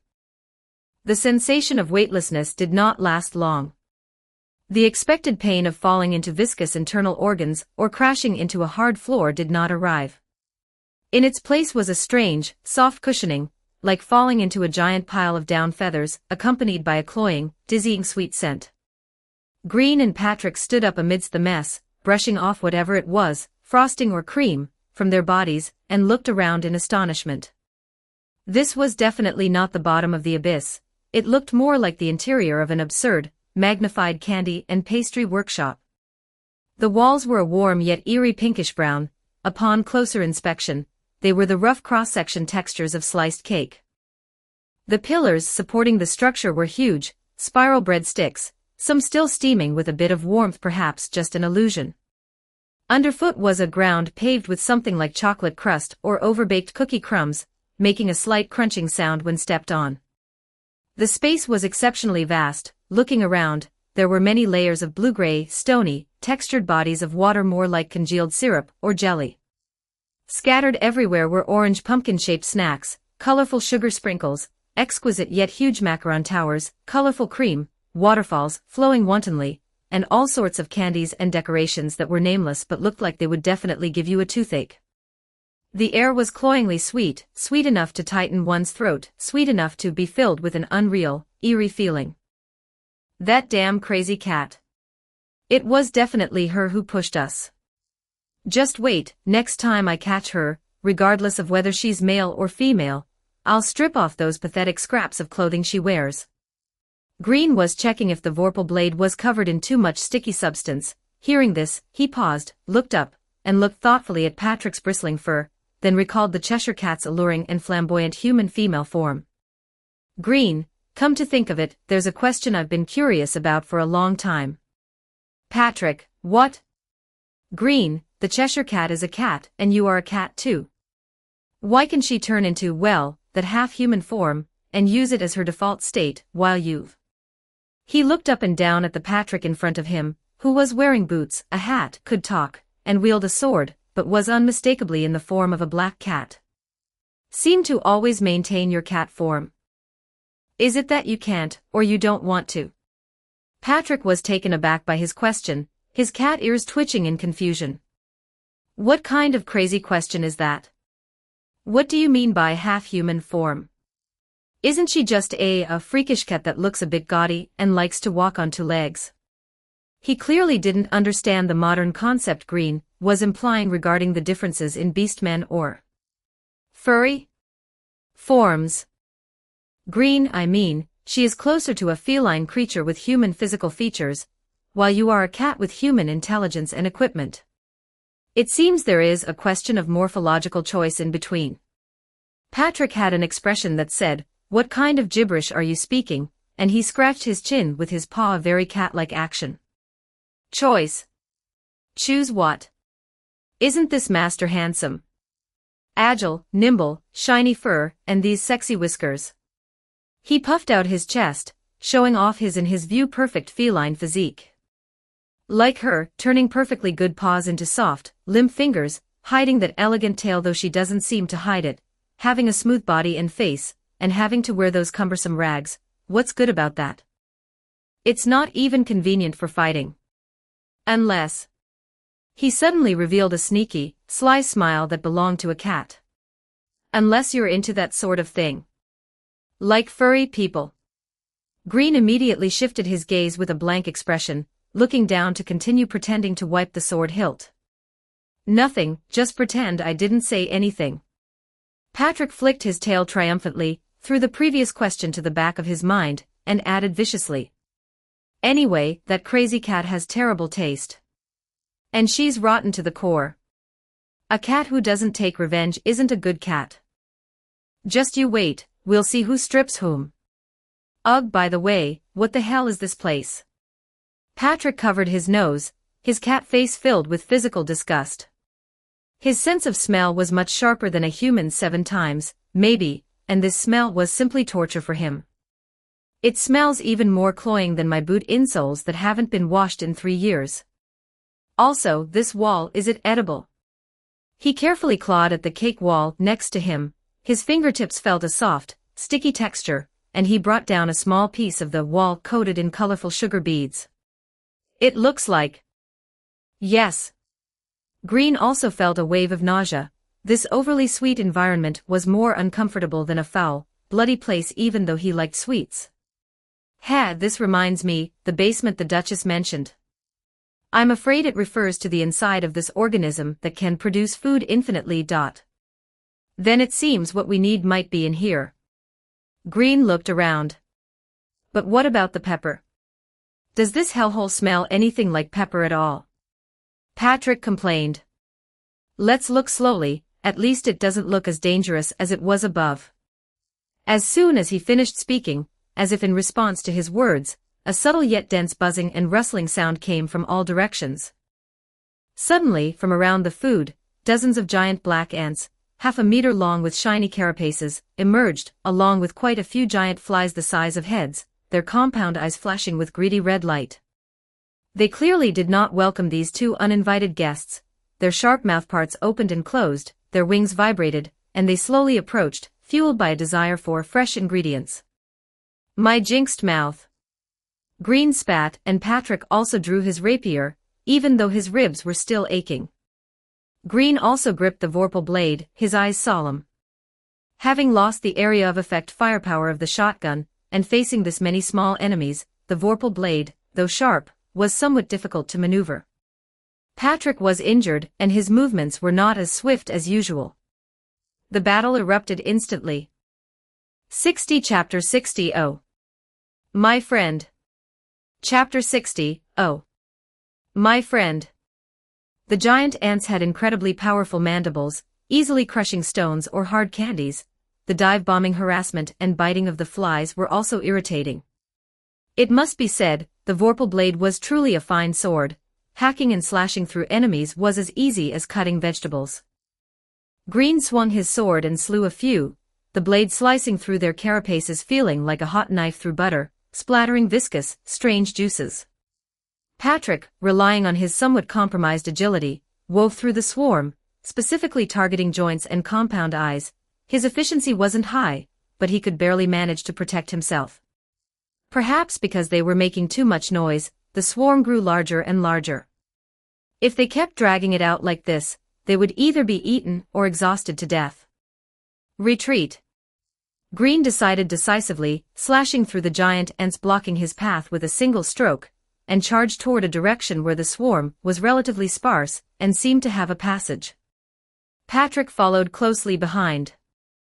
The 2 ran frantically through the sugary, cloying maze, knocking over piles of candy and sliding across pools of cream, looking utterly disheveled.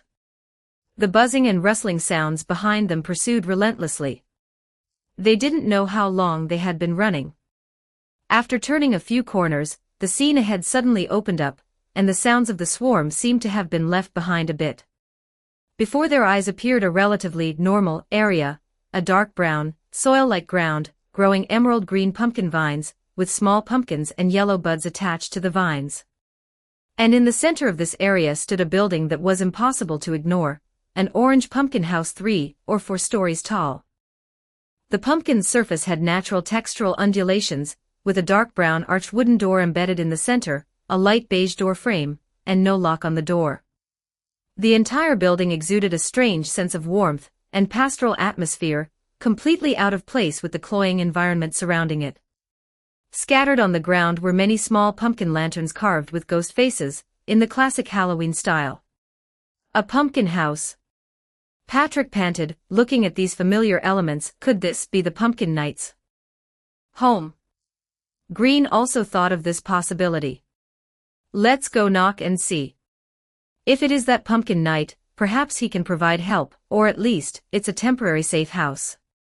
The two walked up to the wooden door. Green tidied up his armor, which was covered in frosting and bug juice, making him look ridiculous and disheveled, and raised a hand to knock on the door. Knock, knock, knock. There was no response. He knocked a few more times, but it remained silent. Patrick tried pushing the door, and with a creak it opened. No one. Or are they sleeping like the dead? Patrick muttered. Green hesitated for a moment. Breaking into a private residence was not the act of a gentleman, but at the moment, there might still be a swarm outside, and it was pitch black inside, with the situation unclear. Ahem, sorry, excuse the intrusion. He said into the doorway, but decided to go in anyway. Patrick was a cat with good night vision, so he slipped in first to scout the path. The interior was more spacious than imagined, and the air was filled with a faint, fresh scent of pumpkin, which did a good job of dispelling the cloying sweetness brought in from outside. The light was extremely dim, and he could only barely see the outlines of some large furniture. It seemed to be a sofa, cabinets, and a bar counter. Patrick lowered his voice. I'll go look for the lights. Be careful and don't break anything. Saying this, he nimbly blended into the darkness and began to grope around. Green, upholding the etiquette of a guest, did not move around randomly. He groped his way to what seemed to be a sofa and sat down carefully, wanting to rest for a moment to ease his tense nerves and the soreness in his body. The sofa was soft and comfortable, with thick fabric. When he sat down, his back seemed to lean against something hard, round, and carved with patterns. He turned slightly and by the extremely faint light filtering in from outside the window, vaguely saw a pumpkin head carved with a classic smiling face leaning on the sofa, standing 2 meters tall, like an exaggerated decoration. A thought stirred in Green's heart, and he remembered the Pumpkin Knight that Patrick had described. But he hadn't seen the person himself and couldn't determine if this was a decoration or... He remained vigilant, but exhaustion prevented him from getting up immediately. He just shifted slightly to avoid pressing on it, while keeping his hand on the hilt of the vorpal blade. Just as he relaxed and let out a long breath. A low, gentle voice, thick with sleepiness, suddenly rang out in the silent darkness. The sleeping bear awakens.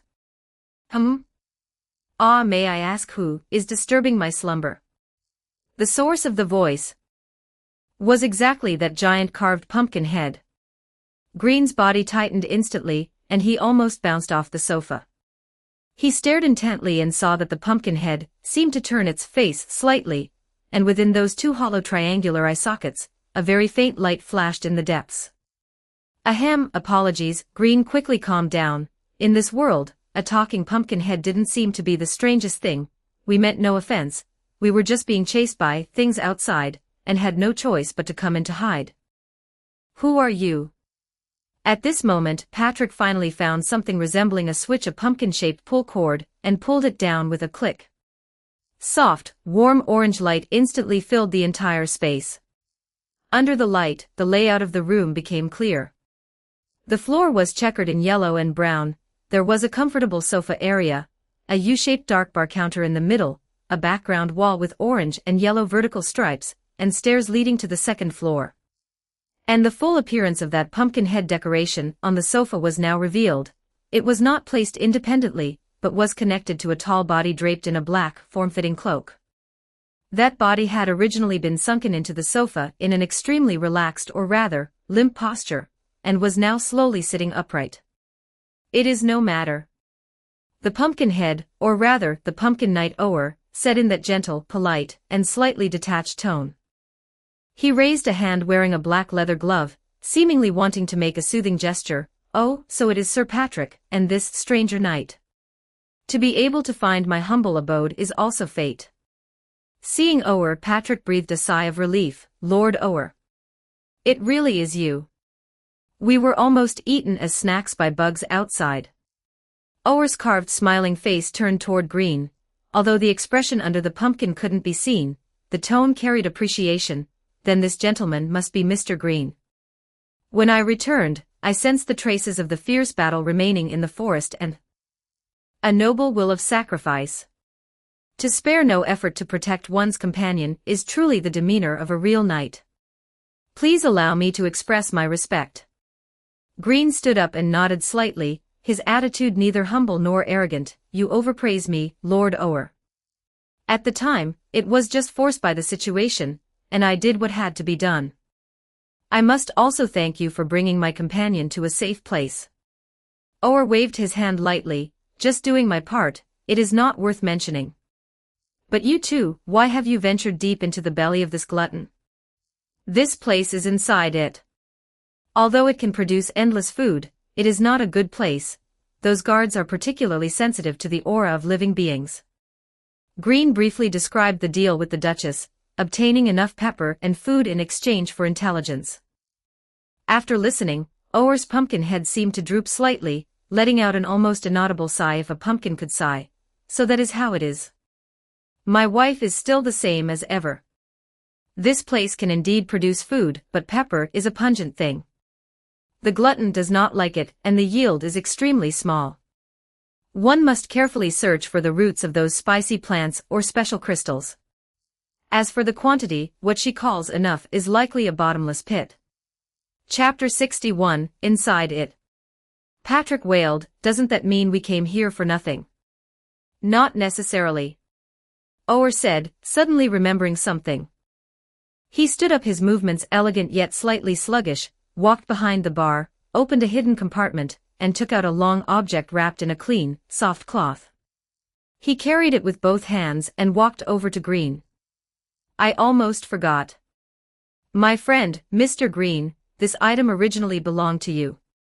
Now, it is returned to its rightful owner." Green took it. It felt heavy in his hand, and the shape was familiar. He unwrapped the soft cloth. It was indeed his murderer's shotgun, which had been nearly hacked into scrap metal by William. But now, it looked brand new. The barrel had been re-welded and straightened, appearing even sturdier than before. The cracks on the wooden stock were cleverly filled with dark metal, forming decorative patterns resembling thorns, giving the whole weapon a cold, heavy aesthetic that it hadn't possessed before. The trigger, firing pin, and other internal mechanisms had clearly been meticulously repaired and adjusted. "This? You repaired it?" Surprise and gratitude flashed in Green's eyes. This gun meant a great deal to him. It was not only a powerful weapon but also carried memories of that complex entanglement with Holmes. "Just a small effort." Ower nodded slightly. "This deadly weapon carries a heavy baleful aura, but its design is exquisite. It would be a pity to let it be destroyed. After sending Mr. Patrick and Miss Dodo to the mansion, I brought it back here to attempt repairs. Fortunately, I did not fail the task. I hope you make good use of it." "Thank you very much, Mr. Ower." Green thanked him solemnly and carefully inspected his renewed beloved gun, feeling the return of its familiar cold touch and restrained murderous intent. He felt much more at ease. Patrick also leaned in to take a look and whistled. "Wow, it looks even cooler than when it was new. Lord Ower, I didn't expect you to have such skills." "A small hobby in my spare time." Ower's tone was flat, but one could detect a hint of satisfaction. He sat back down on the sofa, his posture still exuding laziness, since you two have come here, you are my guests. Although this base of mine is simple, there is no shortage of food and water. If you need anything, feel free to take it. To meet his fate, I am willing to befriend you both. Green looked at this pumpkin knight who was gentlemanly in his manners and highly skilled, yet had married such a gluttonous lady. His inner doubts deepened, but he did not show it, only politely responding, I appreciate your kindness, but our mission this time is urgent, and we cannot stay long. Besides, this is an agreement we made with the Duchess, we should not drag you into it and cause trouble. He did not want to owe any more favors, especially when the relationship between Ower and the Duchess was not entirely clear. Ower did not seem surprised by Green's refusal. He simply nodded, the carved smile on his pumpkin face appearing somewhat profound under the light. Since that is the case, I shall not insist. However, Mr. Green, Mr. Patrick, since we call each other friends, if you have any needs in the future, you may come back here to find me. If there is anything here that catches your eye, feel free to take it. His words suddenly trailed off, his voice dropped, and his tall frame swayed before slowly leaning back against the sofa, the carved smiling face tilting slightly to one side. Lord Ower? Patrick asked, puzzled. Who? A faint breathing sound if pumpkins needed to breathe came from Ower's direction. He fell asleep. Patrick was dumbfounded and looked at Green. Green also felt quite astonished, but recalling that Ower had appeared with heavy drowsiness earlier, and the Duchess had mentioned he was always out taking a walk sleeping, he had a guess in his mind. Perhaps it's some kind of narcolepsy.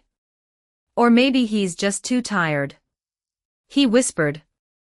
Watching the pumpkin knight who had quickly fallen into a deep sleep on the sofa, Green and Patrick exchanged a glance, both feeling a mix of amusement and exasperation. What a weirdo, but a good weirdo. Patrick concluded. Green nodded and carefully put away the repaired shotgun. He walked to the wall and pulled the light cord. The room plunged back into darkness, with only the pumpkin knight's steady breathing sound remaining. The two lightened their footsteps, exited the pumpkin house, and carefully closed the wooden door. Leaving the pumpkin knight's rustic cabin, Green and Patrick plunged back into the landscape of food that was suffocatingly sweet. Underfoot were crunchy cookie crumbs, beside them flowed a river of chocolate, and overhead hung lollipop, stalactites, emitting the mixed scent of vanilla extract and food coloring. The sweet fragrance permeating the air almost solidified, sticking to their skin, and drilling into their lungs, making even breathing feel viscous. This hellhole, it's like a giant candy house that's been licked by a giant baby. Patrick complained, covering his nose. His cat nose was suffering greatly, and a moldy one at that.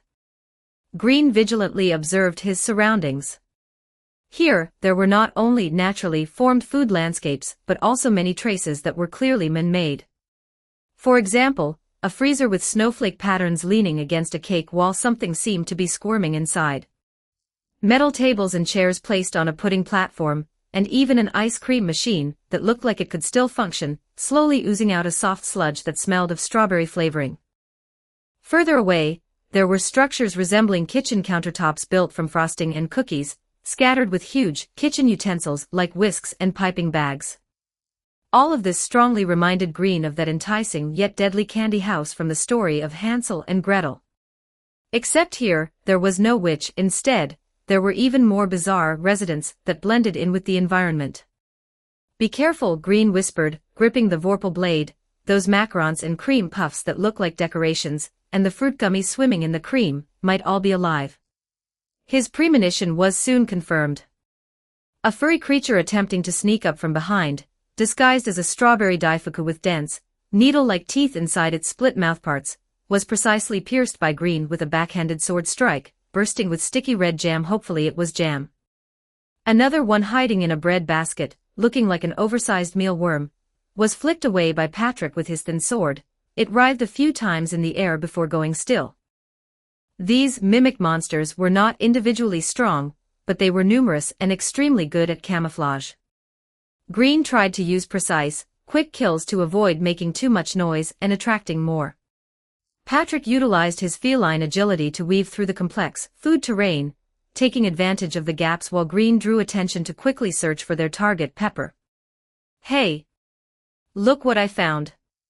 Patrick emerged from a corner that looked like a spice rack, a smug look on his cat face. He pulled several dark glass bottles from his small pouch, the bottles labeled with scribbled tags and chili pepper patterns. "Pepper. Quite a few bottles. It smells pretty pungent. This must be what that gluttonous lady wanted." He carefully unscrewed a cap slightly, and the spicy scent instantly diluted the surrounding sweetness, refreshing both of them. "Well done." Green nodded. "Keep looking, the more the better. The Duchess's enough is probably an astronomical figure. If she can really provide the information we want, this deal must go through, and not just to save Dodo." They cleared away the foolish monsters while cautiously advancing. Patrick successively found more pepper bottles in some unexpected corners. His small pouch gradually bulged and jingled. As they went deeper, the sweetness of the environment soared again, and they arrived at an exceptionally exquisite area.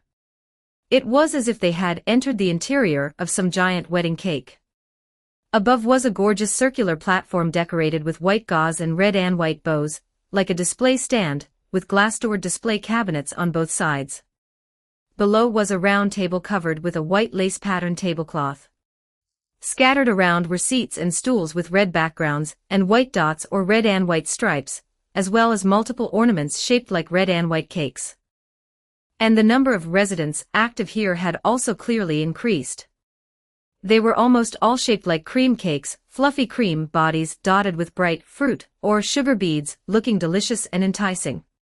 But when they moved slowly, tiny arthropod limbs or suckers would reveal themselves beneath the folds of cream, and the cherries or strawberries on top would occasionally rotate, revealing insect-like compound eyes. 62 Chapter 62 A Sweet Nightmare. Chapter 62, Sweet Nightmare. Damn it, there are so many. Patrick lowered his voice, crouching behind a red and white striped stool. This place. It feels like this monster's breeding ground.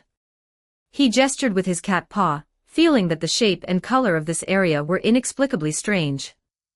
Green felt the same. The air was thick with a pheromone-like scent that made one dizzy. "Try not to disturb them," he whispered. "Find the food and leave as soon as possible, lest things get complicated." There was indeed more food here. Bread and pastries were piled in the corners, jelly beans and chocolates were stored in jars, and there were even some chunks that looked like meat wrapped in plastic wrap, emitting a savory aroma that felt out of place with the surroundings. Green signaled Patrick to collect the relatively normal food while he took charge of keeping watch. He carefully avoided the slowly writhing cream cakes. Their perception seemed dull, and as long as they didn't get too close or make a loud noise, they were safe for the moment.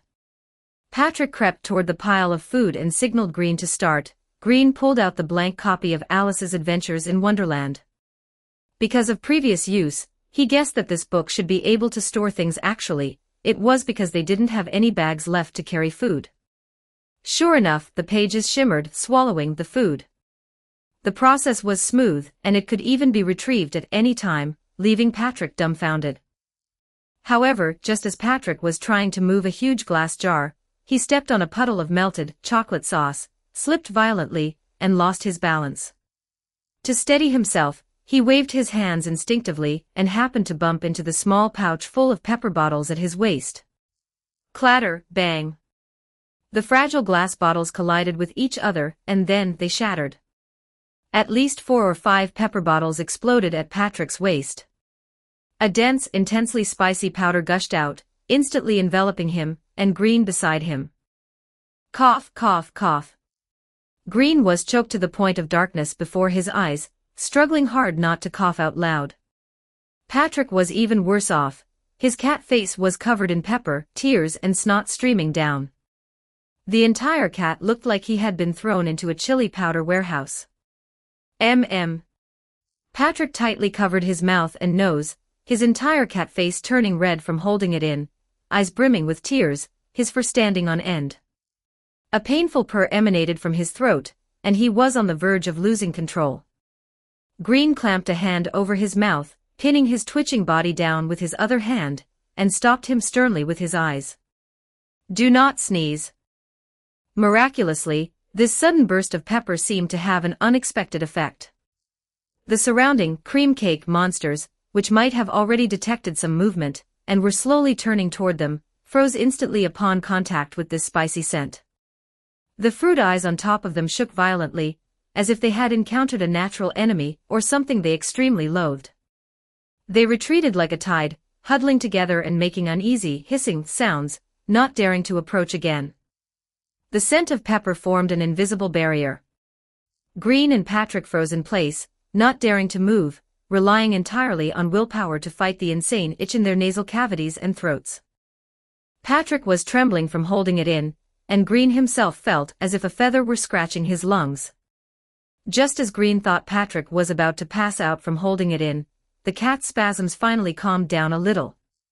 The two exchanged a glance, seeing the relief of surviving a disaster in each other's eyes. Although they were covered in pepper and in a sorry state, at least they were safe for now. Green quickly signaled Patrick with his eyes to continue collecting food, as fast as possible. He didn't know how long the deterrent effect of the pepper would last.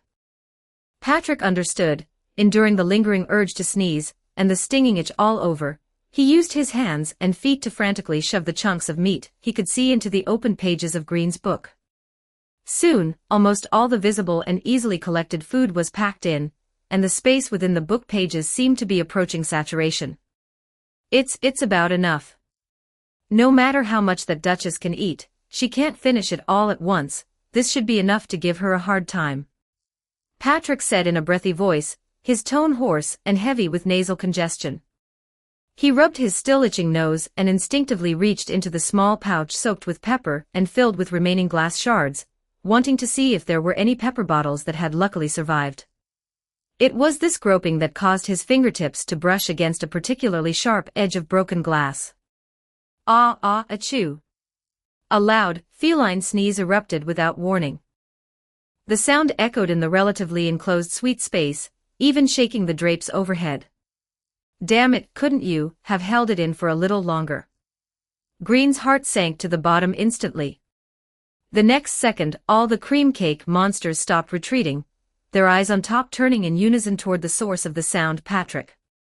The original fear was replaced by a frenzy of being provoked. They let out sharp hisses, their bodies inflating like balloons, the cream surfaces cracking open to reveal the hideous mouthparts and appendages beneath, rushing over rapidly. But that wasn't even the worst part. Behind the circular platform, deep within that thickest, most exquisite fold, came a dull, squirming sound. Following that, an even larger, more unsettling figure slowly stood up. It was a huge spherical cake, nearly 3 meters in diameter. The surface was covered in wrinkled, grayish-white meringue or solidified cream, and embedded in this grayish-white skin were dozens of scarlet eyeballs with vertical pupils, all locked onto Green and Patrick. A gap split open at the bottom of the cake, dripping with viscous, dark red syrup. And on top of this terrifying cake, a grayish-white limb resembling the upper torso of a human female protruded upward in a twisted manner. There was no head, only blurred breasts and limp, hanging arms, looking eerie and blasphemous. Its appearance brought a pressure mixed with sweetness and wrought, simply nauseating, shrouding the entire space. And their retreat had already been blocked by the tide of ordinary cream cake monsters. Damn it, we've really screwed up now. Patrick looked at the nightmarish scene before him, his cat face deathly pale, regretting the sneeze just now immensely. Green took a deep breath, suppressing the chill in his heart, and held the vorpal blade horizontally in front of him, while his other hand gently brushed his waist, where the cold touch of the murderous shotgun came through. Ower had fixed it, and now, it was time to test the results. Prepare to fight. His voice was calm, without a ripple, his gaze as sharp as a knife, locked onto the most threatening pregnant cake. Chapter 63. Even with his brain strained, Dodo couldn't figure it out. Chapter 63. Dodo racked her brain until it was ready to snap, yet she still couldn't figure it out. In the dining room of the Duchess's the mansion, time flowed slowly amidst the pepper-scented air, and the verbal sparring between the two ladies. Margarita had already given up on waiting for the pepper to hit the pot. She was currently holding a jar of candied fruit, picking at it critically with a silver skewer, her long, orange-red hair hanging somewhat disheveled over her shoulders. Her dark eyes, marked with strange golden cross patterns, were half-closed, carrying her habitual pickiness amidst her languor.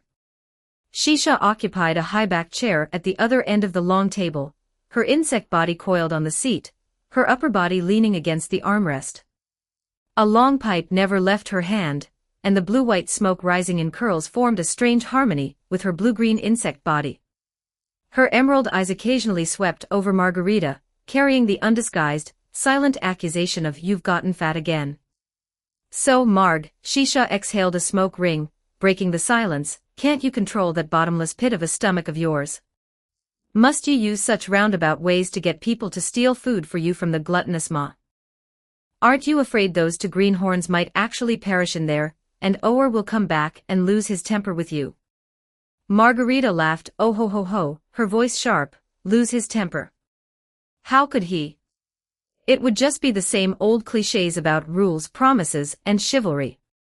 Besides, those two," she licked her syrup-stained fingertips, "one is the legendary undead, which is tough as nails, and the other is a slippery cat. Letting them stretch their muscles while satisfying my needs, isn't that the best of both worlds?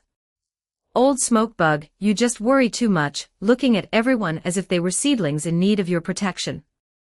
Better than you looking at everyone as emergency food." Shisha retorted coldly, "Also, don't call me old smoke bug. At least my appearance is natural, and I've lived for 21 million years, so one more puff makes no difference. As for those 2 lumps of fat on your chest, you ate them into existence yourself, you know. This is voluptuousness. It's the accumulation of life. It's proof of enjoying life. What? Envious that mine is bigger than yours?" Margarita puffed out her proud chest, the collar of her loose, light green dress swaying with the movement. "What could a dried-up bug like you, who does nothing but smoke and fiddle with herbs all day, possibly know about the passion of life? Is that the kind of passion that led you to play croquet with the Queen of Hearts, lose so badly that you forfeited your dessert quota for the next 3 months, and then come running to me to cry about being broke?" Shisha hit the sore spot with precision. Margarita's face stiffened and then she flared up in embarrassment. That was a tactical error. That crazy girl, Lorena, cheated. Who uses a screaming hedgehog as a ball? Anyway, I'm hungry now. Extremely hungry. This is all that damn croquet game's fault. While the 2 ladies were engaged in their daily bickering mutual emotional damage, Dodo, who had been temporarily detained as a hostage or perhaps a backup snack, was sitting on a footstool near the fireplace. Her huge wings were folded, and she kept her head down, absent-mindedly toying with a golden paperclip that Margarita had, graciously, given her to pass the time, bending it into various strange shapes. Her mind was not on the paperclip at all, and certainly not on the explosive conversation between the 2 ladies. What kept replaying in her mind was the scene of Green blocking in front of her, being struck by the giant blade, blood splattering, yet still protecting her with everything he had. It was the scene from before in the Forest of Spores, where Green told her to run while he faced the crushing slasher William alone. That was twice now. Including this time at the Duchess's the mansion, Green had saved her twice. Why? Dodo's brain, which had limited capacity but was convinced it contained all the knowledge in the world, began to operate at full power, attempting to decipher this complex proposition that went far beyond mere gallantry in the face of injustice. Because I saved him too. I took him to find Miss Shisha. So he's repaying the kindness. That's perfectly logical. Wait, it seems he's saved me more times. And in more dangerous situations. That doesn't quite add up. Because he's a knight. Knights are supposed to protect the weak. Although I'm actually very strong, perhaps I looked weak at the time. That must be it. He has a true knightly spirit. Because I'm his companion. A temporary teammate. Protecting teammates is only right, but Patrick is a teammate too. Why didn't he take a hit for Patrick? Patrick. Dodo frowned. In her limited knowledge base, a jumble of legends and hearsay, there seemed to be another explanation, one specifically used to describe the behavior of men saving women at any cost. Oh, for heaven's sake! She couldn't figure it out. Dodo racked her brain until it was ready to snap, yet she still couldn't understand. The erudite Dodo was stumped. She raised her head, subconsciously looking toward Shisha, who appeared to be the most reliable person present, and opened her mouth, preparing to ask a question. However, before she could make a sound, Margarita, who had been watching her from the corner of her eye the whole time, spoke first, wearing that I know everything, teasing, mischievous smile. Oh ho ho ho, our little friend looks so troubled. Are you thinking about that stiff, heroic knight who sacrificed himself for you? She deliberately drew out the words, sacrificed himself. Dodo nodded subconsciously. Margarita's eyes lit up, as if she had found the perfect form of entertainment.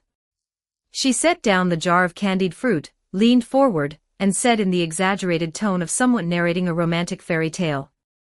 What's there to think about? My dear, isn't that how every story is written?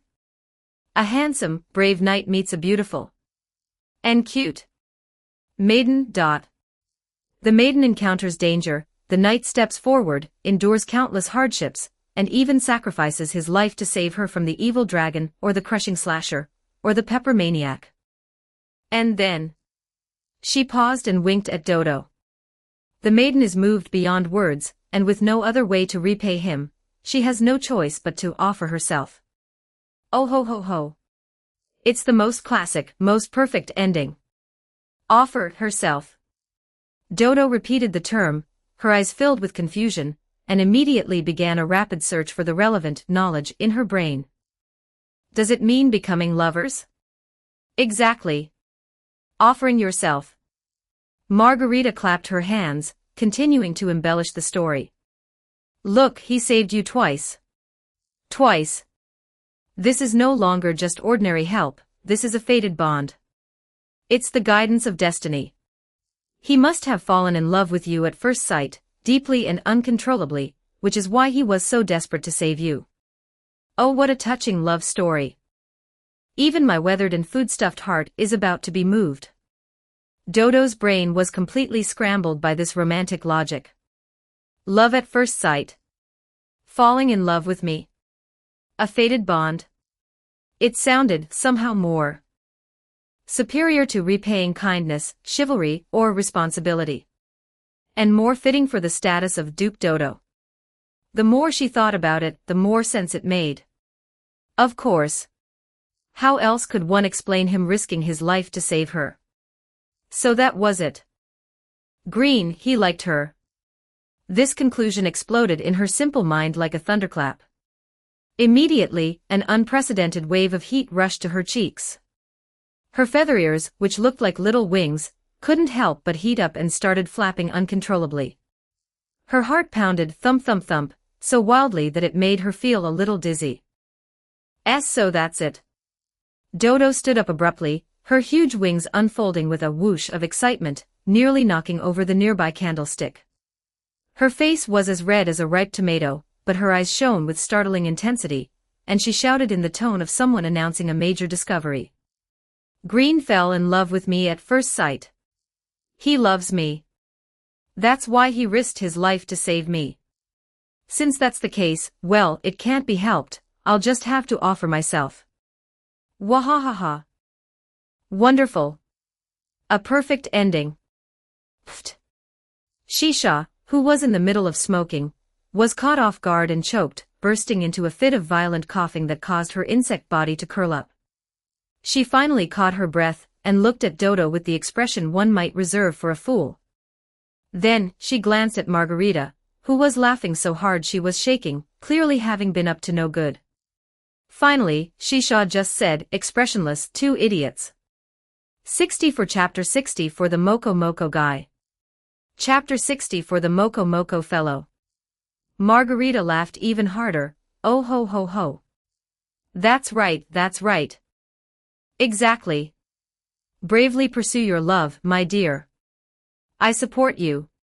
When they return, I shall officiate your wedding. We'll use pepper as confetti. Dodo was completely immersed in the truth she had deduced, and the immense joy that followed, deaf to Shisha's snark and Margarita's teasing. She just kept excitedly flapping her wings in place, spinning around, muttering words like pledging herself, and love at first sight. This topic finally came to a temporary pause amidst Dodo's one-sided excitement and Shisha's speechless frustration. Having laughed enough, Margarita returned to her candied fruits, though she would occasionally glance at the still giggling Dodo with a look of amusement. From their intermittent bickering and conversation, some information could be vaguely pieced together. Although this duchess had a strange temper, was gluttonous, and loved teasing people, she did not seem to be truly wicked, or so Dodo thought. It was true that she had lost her snack quota in a croquet match against the Queen of Hearts, and it was true that she had been hungry, so her transaction with Green, while containing an element of mischief, was also a case of mutual benefit. She also seemed to harbor a shred of appreciation for Green's undead status and previous actions, hinting at a willingness to help.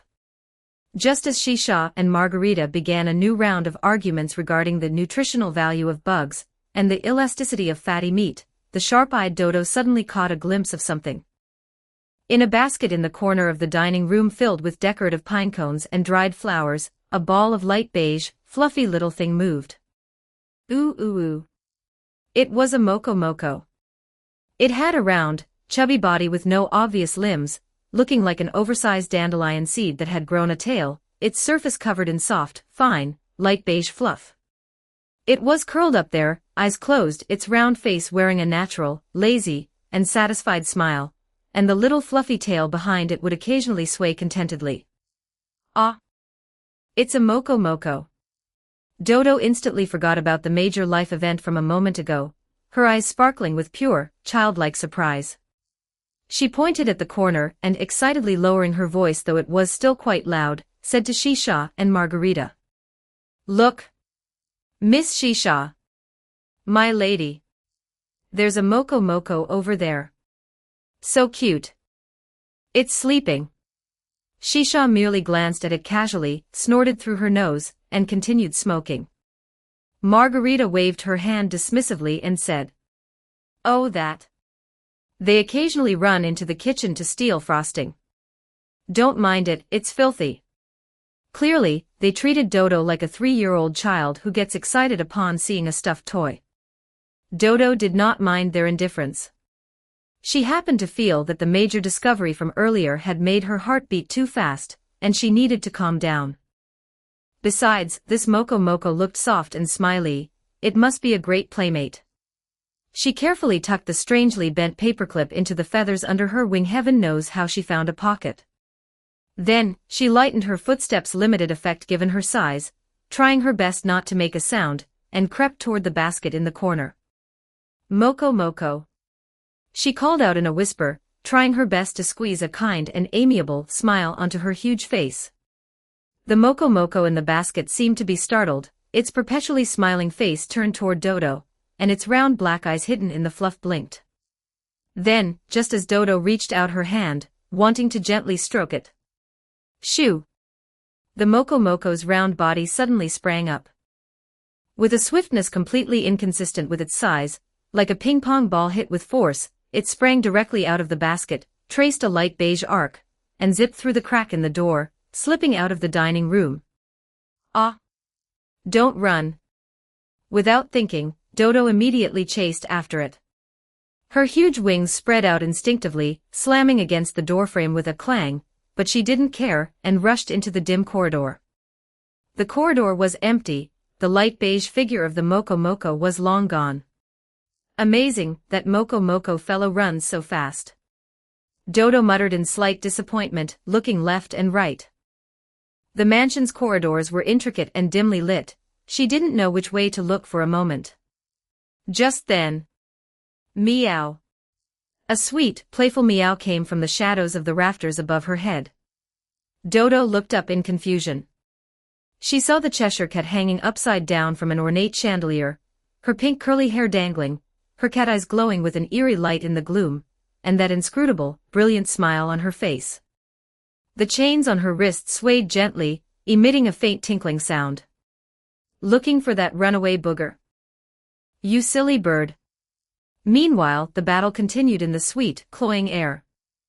The pregnant cake let out a silent shriek, its black gash below expanding violently, spewing out large amounts of thick, dark red syrup that exuded a rotten, sweet smell.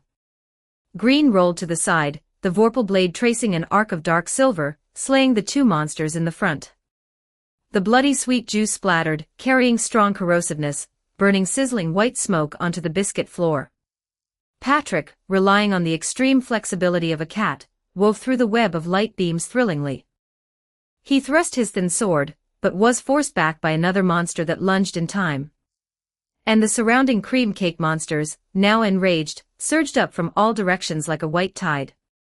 Beneath their split cream bodies were sharp chitinous mouthparts and barbed appendages. Their method of attack was the sharp fangs in their mouths, primitive but staggering in number. Green quickly assessed the situation. The feeling of the murderer's shotgun back in his hand brought a shred of reassurance, but faced with this dense formation, firing rashly might injure Patrick by mistake, and could easily provoke an even more intense reaction from the pregnant cake. He decisively used the vorpal blade to parry and slash at the monsters closing in, his movements crisp and clean. Every sword strike precisely hit a joint or core, never wasting a fraction of effort. Patrick patrolled the perimeter, using his speed to clear out stragglers and enemies attempting to flank. Although an old injury under his ribs caused his movements to occasionally lag, his experience made up for the agility. However, the productivity of the pregnant cake was despair-inducing. The gash on its lower abdomen writhed constantly, birthing new, slightly smaller cream cake monsters every few seconds. Like ants swarming an elephant, Green and Patrick's stamina was rapidly depleting, and their maneuvering space was constantly being compressed. Just as Green was considering whether to risk using the shotgun to blast a bloody path, a steady shout, carrying the sound of clashing metal, came from the direction they had arrived from. "Evil creations, how dare you run rampant? Wicked scoundrels and evil paths, begone. Oh, my friend, I have come to assist you." Accompanied by the shout, a tall figure wreathed in orange light slammed into the battlefield. It was none other than the Pumpkin Knight Ower. His hands were no longer empty, he wielded a greatsword with an archaic design, and a broad blade. His stride seemed unhurried but was heavy and powerful. As he swung the long blade, it brought forth a whistling wind pressure, swatting the few cream cake monsters blocking his way like flies. He precisely cut into the space beside Green and Patrick, forming a triangular defensive formation. "Ower!" Patrick exclaimed in surprise. "Leave this place to me." Ower was concise. He held his long blade horizontally, blocking several red beams shooting toward Patrick. Sparks flew, and his figure didn't budge an inch.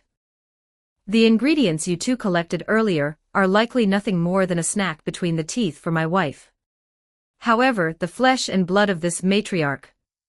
He pointed his long blade toward the constantly writhing pregnant cake, his tone calm and waveless. "Is rich in life essence and should be able to slightly alleviate her hunger. As for the pepper..." His other hand, still wearing a glove, gently patted a bulging leather pouch at his waist that emitted a rich, spicy scent. "I have already collected a sufficient amount from the upper spicy crystal vein. Therefore, this battle must be fought to the end to claim her flesh and blood." The intelligence was clear, and the objective was definite: defeat the pregnant cake and seize its flesh and blood. There was no need for a retreat, the battle had to continue. Chapter 65, The End of Triple Slash. The pregnant cake seemed completely enraged by Ower's intrusion and provocation. All its scarlet eyeballs locked onto him, and the dark red syrup tentacles abandoned Grim and Patrick to strangle him with all their might. At the same time, the speed at which it split into smaller monsters accelerated once more. Ower snorted coldly, advancing instead of retreating. An orange radiance flared brilliantly on his long blade, meeting the enemy's attack head-on. His fighting style was wide and open, heavy on both defense and offense. Every blow was powerful and heavy, creating openings for Grim and Patrick to attack. "Grim, let's do this together. Let's end them quickly."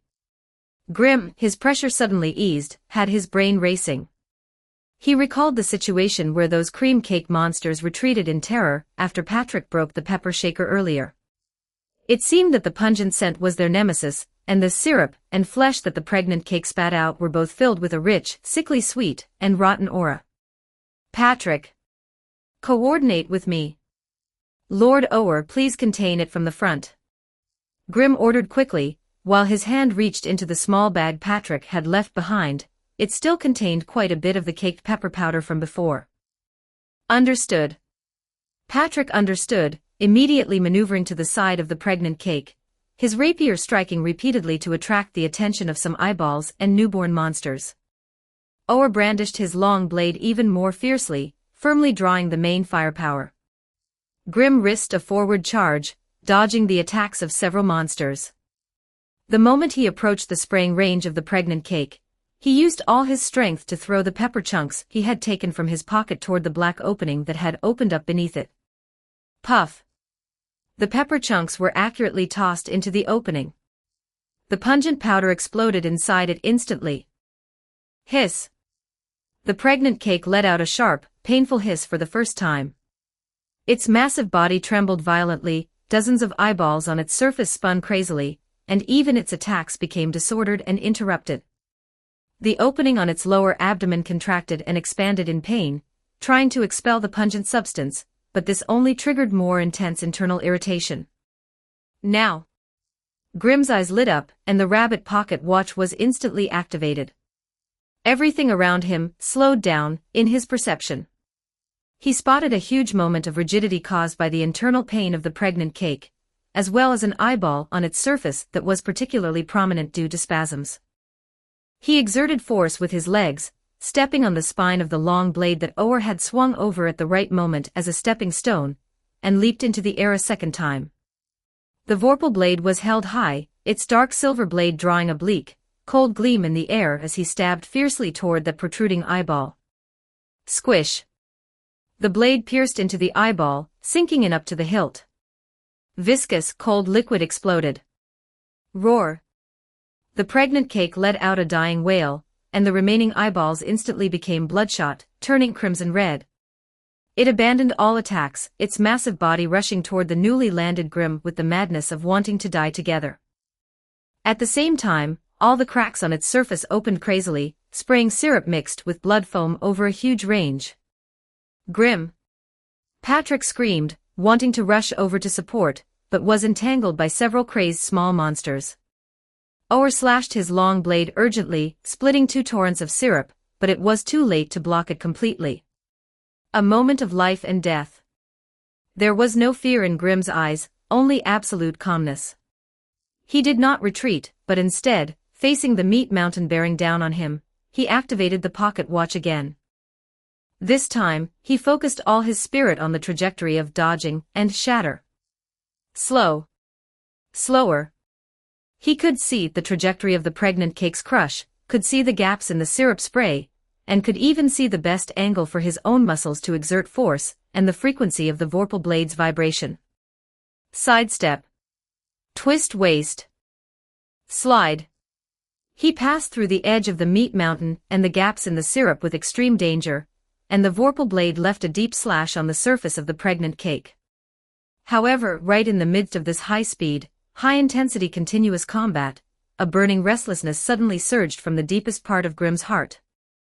With every sword swing, every survival in the face of danger, and every time he felt the touch of the vorpal blade cutting through flesh even if it was cake flesh, this restlessness grew a fraction stronger. Kill! Kill! Kill! A voice full of destructive desire roared at the edge of his consciousness. The world before his eyes seemed to be covered with a faint blood-colored filter, and the enemy in front of him seemed to have changed its face, Dorothy. He felt the vorpal blade in his hand vibrating with excitement, craving more blood and tearing. Grim, whose original profession was a children's literature writer, even began to enjoy this pleasure of dancing on the tip of a blade and fighting for his life, enjoying the wails emitted by the enemy when they were dying. This is wrong. This is not him at all. He is not a madman who pursues the pleasure of killing. And that is not Dorothy in front of him. Grim bit the tip of his tongue hard, and the sharp pain, and the taste of rust made him wake up a little. He forcibly suppressed the rage and impulse, his eyes regaining clarity, but his back was already soaked with cold sweat. That feeling just now. What was going on? Grim. Are you okay? Patrick finally finished off the entangled small monsters and saw the series of flowing yet extremely dangerous, but suddenly paused, movements Grim had just made, feeling a bit worried. Ower also cast a concerned perhaps glance. I'm fine. Grim's voice was slightly hoarse. He took a deep breath, suppressing the lingering discomfort, and locked his attention on the pregnant cake, which was slow in movement due to heavy injuries but still dangerous. It's almost done for. Concentrate your attacks. He couldn't drag this out any longer. He had to solve it as soon as possible to avoid that inexplicable restlessness affecting him again. Grim stared at the monster in front of him, but in his mind, a certain combo technique that Dorothy had once demonstrated, which combined speed, power, and precision to the extreme, surfaced unusually. At that time, he seemed to only feel it was pleasing to the eye and difficult to master. But at this moment, having experienced countless life and death battles, felt the watch's control over timing, and experienced the rhythm of the Vorpal blade, the fragments of that technique seemed to automatically piece together and evolve. He moved. There was no fancy start, just the most basic step forward. But the moment the first step was taken, the Vorpal blade had already thrust out. The first slash, fast as lightning, pierced into another scarlet eyeball of the pregnant cake. The moment the sword tip pierced in, he borrowed the force to twist his body, turned his wrist, followed the blade with his body, and drew a cold, rounded semi-arc. The second slash, ruthless as a heavy hammer, slashed fiercely along the previous slash mark, almost cutting off a small half of the pregnant cake's body. The huge recoil came. Grim did not retreat but advanced. Using his waist as an axis, he poured all his remaining strength, as well as the faint burning sensation transmitted from the book in his pocket, into the final turning slash. The third slash, fast as a whirlwind, the Vorpal blade dragged a residual dark silver, and a trace of almost invisible ghostly light, sweeping diagonally from bottom to top. Clang! With a light sound, the massive body of the pregnant cake froze. A smooth crack extended from its flank to the twisted limbs at the top. Immediately after, the crack expanded, and the entire cake collapsed and disintegrated inward with a bang, turning into a large pile of huge meat chunks that no longer writhed. As well as countless small monster remains that quickly lost their activity and turned into ordinary buttercream frosting. Silence descended, with only the heavy panting of the few people and the strange, increasingly rich, sweet fishy and pepper-mixed odor in the air. Grim leaned on his sword, panting slightly. Those 3 slashes just now consumed a huge amount of energy, but they were flowing, as if they were meant to be executed this way. Triple slash. He silently named this move he had realized during the battle. Patrick and Ower both looked at Grim with some surprise. The final 3-hit combo just now was concise, efficient, and full of violent aesthetics, slightly different from Grim's usual steady, observation-based fighting style, but the power was astonishing. Grim did not explain. He walked to the pile of the largest meat chunks, and took out the blank Alice's Adventures in Wonderland. The pages opened automatically, and a soft light enveloped the core remains of the pregnant cake. He could feel an energy that was muddier but much more abundant than that of Edith, Holmes, or even William being stripped away and absorbed, merging into the book. At the same time, in the space of the book pages, a separate area was opened up to store hundreds of kilograms of the pregnant cake's meat, and the rest of the scattered edible parts were also collected. But after a while, the blank book returned to calm. After the absorption was completed, Grim stood in place, closing his eyes and focusing. The desire for slaughter and the rage that had suddenly surged during the battle had subsided, but the lingering palpitations and faint unease remained. That feeling, cold and manic, with a kind of indifference and destructive desire looking down on all living beings, as if another self was hidden deep in his heart. This is definitely not normal. Is it the influence of this world? Is it the sequelae of frequently using the killer weapon and absorbing souls? Or something else? 66 Chapter 66 The Foolish Bird's Attack. Chapter 66 Attack of the Foolish Bird. Green? Patrick walked over, his cat face showing concern. You don't look so good. Those last few moves just now, are you all right? Ower also walked over and handed the leather bag filled with pepper to Green. The mission requirements have been met. You are truly no ordinary person, you are skilled at insight and observation, and your fighting style is clean and decisive. However, just now, you seemed uneasy. Green opened his eyes, took the leather bag, and gave them a forced, yet outwardly calm, smile. I'm fine, just a bit exhausted. The pace of the battle was too fast. He chose to hide that strange experience, now was not the time to delve into it. Thank you. Without your help, we could not have won. Spare me the pleasantries, our relationship isn't at that stage yet, Patrick laughed. Ower nodded slightly. It was my duty. Now that matters here are concluded, I will take you both back to the upper level. Led by Ower, they climbed along an inconspicuous, narrow upward passage which seemed to be a vestigial part of some esophagus or blood vessel. The journey was winding but uneventful, and eventually they returned. Pushing open the heavy wooden door of the basement, what assaulted their senses was no longer the smell of pepper, but a strange odor mixed with dust, wood splinters, plaster powder, and a hint of caramel sweetness. Green, Patrick, and Pumpkin Knight Ower stepped out of the darkness, and the scene before them left them all stunned on the spot. The mansion, or rather, the part of the building that used to be the mansion, looked as if some giant beast had sat on it and bounced a few times. It was now nearly in ruins. Several frog servants in tattered uniforms were scrambling to use brooms to clean up a mountain of broken glass and wood shavings, but with little effect. And the giant beast that caused all this was sitting obediently, even somewhat innocently, beside the main building of the mansion. It was Dodo. But at this moment, she stood over 9 meters tall. Her already large frame had been scaled up, and her huge light brown wings were folded behind her back. Her disproportionately large body was even more visually striking after becoming giant, and her beige-colored long hair hung down, almost reaching the ground. She kept her head lowered, her face filled with confusion and bewilderment, along with a little bit of guilt from being caught red-handed, but mostly a pure, blank state of who am I? Where am I? What happened? Patrick's eyes under his wide-brimmed hat went round, and the rapier in his paw dropped to the ground with a clang. He even forgot to pick it up. Green also felt a strong sense of absurdity and shock, but he quickly calmed down. His gaze swept over the ruins and the giant Dodo, and linking it to the classic plot of Alice's Adventures in Wonderland, a guess surfaced in his mind. But Pumpkin Knight Ower's reaction was completely different. He only gave a hurried glance at his surroundings.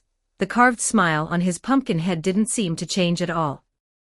He immediately turned towards the depths of the ruins, his voice steady but with a hint of imperceptible urgency. Oh heavens, Miss Dodo, could she have gone mad? That probably isn't it, but where is my wife?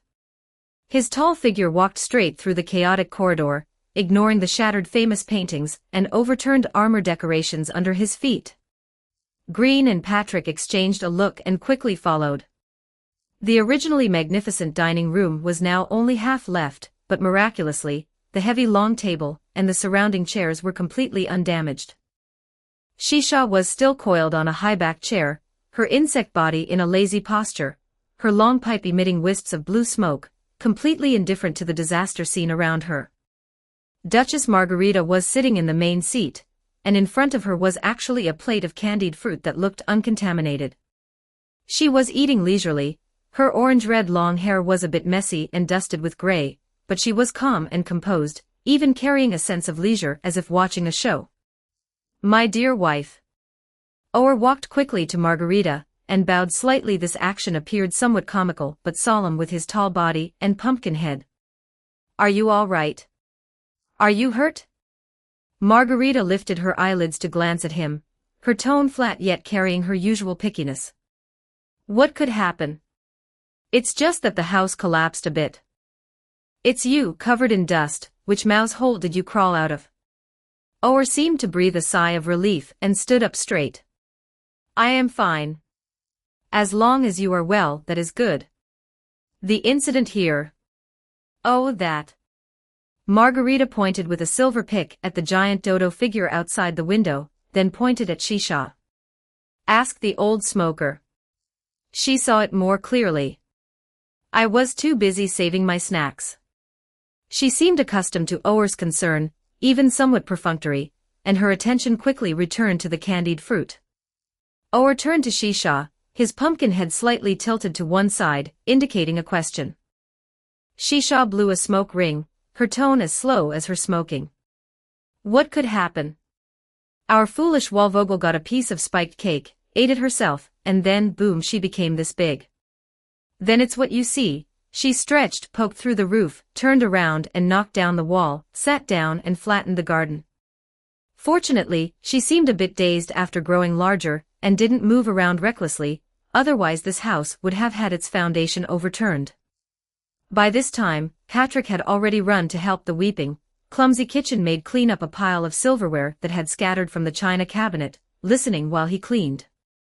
Green walked to Shisha's side, his gaze sweeping over the giant dodo outside the window, and then looked at the cake paper liner fragments by Margarita's side, which clearly did not belong to the style of the mansion and were too brightly colored, and asked in a deep voice. Miss Shisha, do you know the specific situation regarding the cake that Dodo ate? Also, where did she get it? Shisha took another puff of smoke and pointed at her own head with her pipe. After she grew big, she was scared too, constantly spouting nonsense like it wasn't me, the cake appeared by itself, there was a pink guy, and so on. I asked a few questions, but she was incoherent, forgetting more than she remembered. But she glanced at Green. Piecing it together, it's probably something like this. It turns out that not long after Green and the others went deep into the basement, Dodo met Moko Moko. After chasing it out, she didn't catch it, but bumped into a pink curly-haired cat that had appeared from nowhere. The cat seemed to want to chat with Dodo, but Dodo, this silly bird, forgot about it the moment she turned her head, not even remembering where the land of blood and tears was, which made the cat furious. Shisha's mouth seemed to twitch when she said this, as if she found it a bit funny, although she didn't know any pink curly-haired cat. Then the other party started sowing discord, saying that Undead, like Green, had shallow feelings, that saving Dodo was just for fun, and that he only thought about Alice and such. Dodo listened, dazed, and felt low. Then the cat took out that key little cake, with Eat Me spelled out in raisins on top. Then she coaxed Dodo, saying that as long as Duchess Margarita ate this, she could test Green's sincerity, and it would also make the Duchess feel better, helping Green complete the mission. Dodo was confused, but felt that helping the Duchess equals helping Green, so she happily took the cake and came back. As a result, this silly bird's amnesia struck again. Halfway back to the dining room, she completely forgot where the cake came from and why she had to give it to the Duchess, only seeing a fragrant cake in her hand. Given her personality and the satisfaction of helping others as she thought at the moment, she didn't even think, she took a big bite and ate the cake herself. And then it was boom. A 9-meter-tall dodo was born, along with the subsequent demolition project. That pink-furred cat, I think, is probably not purely evil, just wanting to see some fun. Whether giving it to the Duchess or eating it herself, it could create chaos. Heh, she was lucky to run into this goldfish-brained bird, but fortunately no one was hurt in this little accident, otherwise, after going back, the land of blood and tears would have to rise in tide. Chapter 67, The Cheshire Cat Did It. Why is this cat so mean? Shisha summarized, her tone showing no surprise at the cat's mischief, and even a hint of regret, as if to say, well done, but it's a pity it wasn't thorough enough. After hearing this, Green felt his suspicions confirmed, feeling both helpless and slightly amused. It really was the Cheshire Cat. As for the motive, it was nothing more than fun and revenge. By using Dodo to deliver the Eat Me cake to the gluttonous Duchess Margarita, she could create massive chaos regardless of who ended up eating it. Either the gluttonous one would grow giant and trigger an even more terrifying disaster due to hunger, or Dodo, that big dummy, would turn into a demolition crew.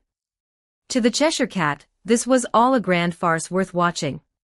It's just that she probably didn't fully anticipate Dodo's forgetfulness, which led to the cake ending up in her own stomach, or that Dodo would be unexpectedly docile, after growing giant, without triggering a chain reaction of gluttony. So that's how it is. Green looked out the window. The giant Dodo seemed to sense Green's gaze, carefully bringing her massive face close to the damaged wall. Her eyes were watery, filled with grievance and a plea for help. "Gr Green, you're back. I didn't mean to that cake, it looked so delicious." Seeing her pitiful appearance, the slight annoyance in Green's heart dissipated. He raised his voice and shouted. "Don't be afraid, Dodo. We know you didn't mean it. Stay quiet, don't move around, we'll figure something out." He looked at Ower and Margarita again. Ower stood quietly by Margarita's side, like a guardian knight statue, even though his queen didn't seem to need it, or even care much about his protection. Margarita finished the last piece of candied fruit, licked her fingers, and casually ordered Ower. "Ower, go to the cellar and check if my peppered stew cans have been crushed. Also, make those clumsy frogs clear out the east corridor. I still want to have my after-dinner drink there." The lesson here is, whatever the master says must be done, and it must be done well. "Yes, Duchess."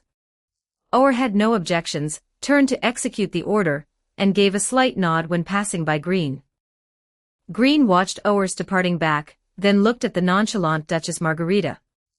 The Pumpkin Knight knew that the Duchess's love might have long since faded, but he still guarded the last remnants of her comfort amidst this chaos, even if it was just checking cans or clearing corridors for her. And the Duchess enjoyed it all with peace of mind. Perhaps in her heart, filled with gluttony and absurdity, this silent protection was just a part of her routine, something she didn't even pay much attention to. Until she smiled with pure satisfaction while tasting food again, then he would feel that it was all worth it, and the absurdity and decay of this world didn't matter at all. Not far away, Duchess Margarita had also been listening with her ears pricked up. When she heard the description, pink curly-haired cat, her delicate eyebrows twitched imperceptibly. A pink curly-haired cat. I think I used to have one too, pink fur, loved to laugh, elusive, and always said things that left people confused. But that was a long time ago. That cat in my memory, she's already dead." She didn't finish, just sighed softly.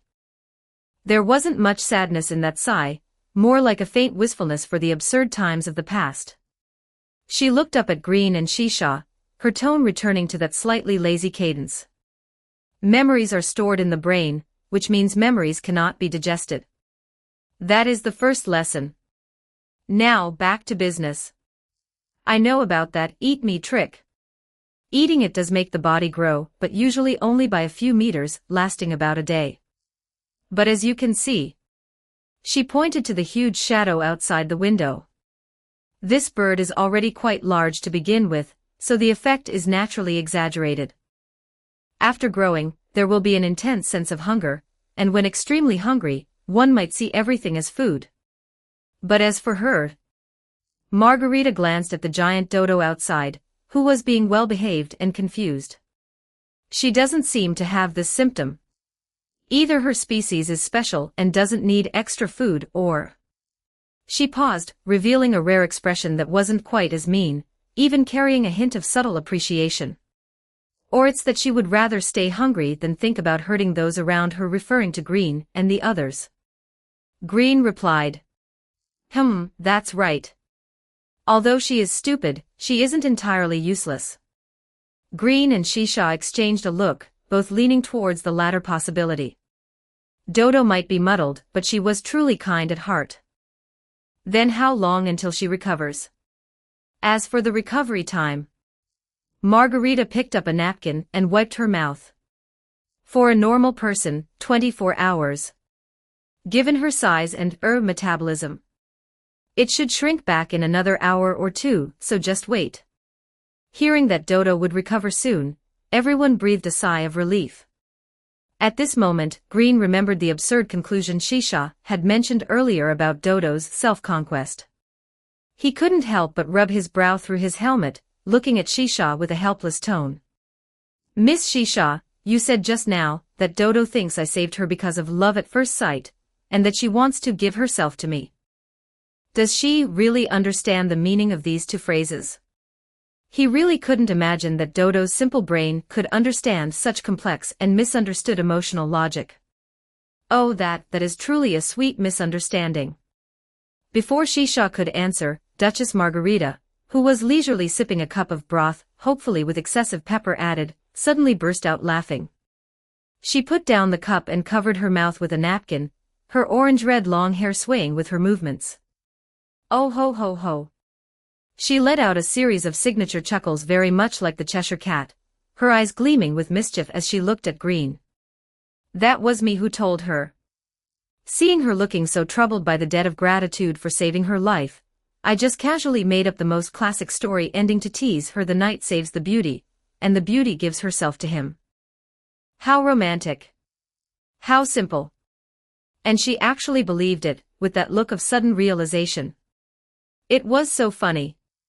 Upon hearing this, Green frowned slightly, looked at Margarita, his tone serious, and even carrying a hint of disapproval. Duchess, matters of the heart should not be taken as a joke. This could cause unnecessary misunderstandings and trouble. Exactly. Patrick, who had just finished helping the kitchen maid clean up and was strolling back, immediately chimed in, his cat face full of "See, I told you this old hag was unreliable. If a joke goes too far, it could cost a cat its life. What if that silly bird really gets attached to Green and won't let go?" Margarita didn't care about Green's seriousness or Patrick's complaints, just waved her hand lazily. All right, I get it, you boring man. Once she changes back, I'll just find some excuse to gloss over it. Now, it's time to talk about our real business. 68 Chapter 68 The Ticket to Quinlan. Chapter 68 The Ticket to Quinlan. She sat up straight, despite being surrounded by ruins, her posture still carried a decadent air of nobility. Pumpkin Knight Ower had quietly stationed himself to her rear side at some unknown moment. Ower has already told me about your harvest down below. Margarita looked at Green and extended her hand. Green understood, immediately taking the meat, which weighed several hundred kilograms, out of the space within the blank book and piling it like a small mountain onto a small table nearby that was still relatively intact. At the same time, Ower placed the leather bag filled with pepper nearby. I believe this should be enough to fulfill our transaction. Seeing that pile of high-quality meat mountain, especially upon smelling the potent aura that surged out after Ower opened the leather bag, Margarita's eyes lit up astonishingly. She practically lunged forward, grabbed a handful of pepper, took a deep, intoxicated breath, holy crap, ice, and then impatiently sliced off a large piece of flesh, sprinkled it with pepper, stuffed it into her mouth, narrowed her eyes, and let out a sigh of satisfaction. Finally, under Patrick's urging and questioning, the other party finally revealed all the information they wanted. The noisy mad bird, Jabberwocky, is at Oxford Academy. The rotting corpse dragon, Jabberwock, is entrenched at Carroll River. The manic Bandersnatch is in the smoky forest. As for Queen of Hearts Lorena, she is naturally in her Red City Frizzle, governing the country by using beheadings for amusement. Hearing these place names, Patrick's cat ears twitched and he nodded. Oxford Academy, Carroll River, Smoky Forest. I know these places. Although they are dangerous, I know the general directions and paths and I can take you there. It's just Red City Frizzle, that's Lorena's lair. The defenses must be heavily guarded. Margarita sliced off another piece of meat and said nonchalantly. Red City. I was just about to go stay there for a while. This house has been torn to pieces. I need to find a place to crash until it's repaired. Although that girl Lorena is crazy, at least the kitchen in her palace is well stocked. She pouted, her tone carrying a trace of disdain. To be honest, that little brat, besides knowing how to behead people and throw tantrums, how does she deserve the title of a nightmare? Childish. Then, her gaze turned to Green, becoming somewhat meaningful. As for the one you truly want to find, that blonde Alice. Green's heart tightened. I know her. Margarita said slowly, her description overlapping with the image in Green's dreams, and fuzzy memories, golden long hair, eyes full of curiosity, and a slightly willful intelligence. About a month or two ago. I seem to have heard that the girl got lost in the Mirror Kingdom. I can't say exactly where, but the greatest possibility is that she is in Quinlan, ruled by the Red Queen. That place is not a good place. Quinlan. Patrick frowned, a look of bewilderment appearing on his cat face. I've never heard of this place. Mirror Kingdom. I seem to have heard of it, but the entrance and methods have long been lost, right? Margarita pointed at Ower with a silver skewer. The silent pumpkin knight immediately turned around, and a moment later brought back a rigid ticket with an archaic design, printed with twisted patterns and mirror reliefs, and handed it to Green. Take it. On the lowest level of the land of blood and tears, there is an ancient mirror. It is the only currently known, relatively stable path to the Mirror Kingdom. Margarita explained, her tone unusually serious. Pass through the mirror, find the abandoned station, and give this ticket to the conductor there. If it's still running, it should be able to take you to Quinlan. However, I warn you, the Red Queen's level of terror is no less than that crazy girl Lorena's. For a girl, is taking such a big risk worth it? Green took the cold ticket, his fingertips stroking the raised patterns on it. He did not answer immediately. Who is Alice? What exactly is their relationship? Why is he so obsessed with finding her? These questions still had no definite answers. He could only be certain that his body and memories had been tampered with, and Alice was very likely the key node to unraveling everything, the hub connecting his past to this crazy world. Even if all of this might have been a carefully designed trap from the beginning, a lie to lure him deeper, a grand conspiracy, he still had to go find her. This stemmed not only from an inexplicably strong impulse in his heart, but also from his instinct as a former writer, a perfectionist, who pursued the truth and the completeness of the story. He could not bear to live in chaotic mysteries and incomplete scripts. Receiving no clear answer, Margarita shrugged, attributing it to the most common reason. It is love that drives this world. This is the second lesson, little knight, engrave it in your heart. Patrick couldn't help but be curious. My lady, where do you hear all this news from? Margarita proudly raised her chin. My ears are very sharp. And this lesson is one can hear the clamor of the wind from the complaints of insects. Green solemnly bowed to Margarita. Thank you very much, my lady. This information and the ticket are crucial to us. Verbal thanks are not enough, little knight. Margarita suddenly changed the subject, her voice carrying a hint of sticky sweetness. She put down her cutlery, stood up gracefully, and walked in front of Green with lazy steps. Before Green could react, she suddenly leaned over slightly, bringing her curvaceous upper body close. Her delicate chin rested on Green's armored shoulder, her warm breath gently brushing against Green's earlobe, and she said slowly in a breathy voice that only the two of them could hear. The losses from tearing down the house this time are not small. Just that little bit of yours, I'm afraid, is not enough to compensate. Beside them, Patrick gasped, his cat eyes widening like copper bells, his claws subconsciously pressing onto his sword hilt, then awkwardly releasing it, his expression switching wildly between, does this old woman have no shame, and Green, you're on your own. As for Pumpkin Knight Ower, he remained standing still, the carved smiling face on his pumpkin head facing this direction without any reaction. Green suppressed the slight absurdity and discomfort rising in his heart, and took a step back, widening the distance, meeting Margarita's eyes, his voice clear and steady. My lady, feelings and promises should likewise not be used as bargaining chips for transactions or jokes. This is my lesson for you. Don't forget, you are a married woman, although this may be somewhat presumptuous. I thank you for your help and will remember that I owe you a favor. In the future, if there is something you need that does not violate my principles, I will certainly not shirk from it.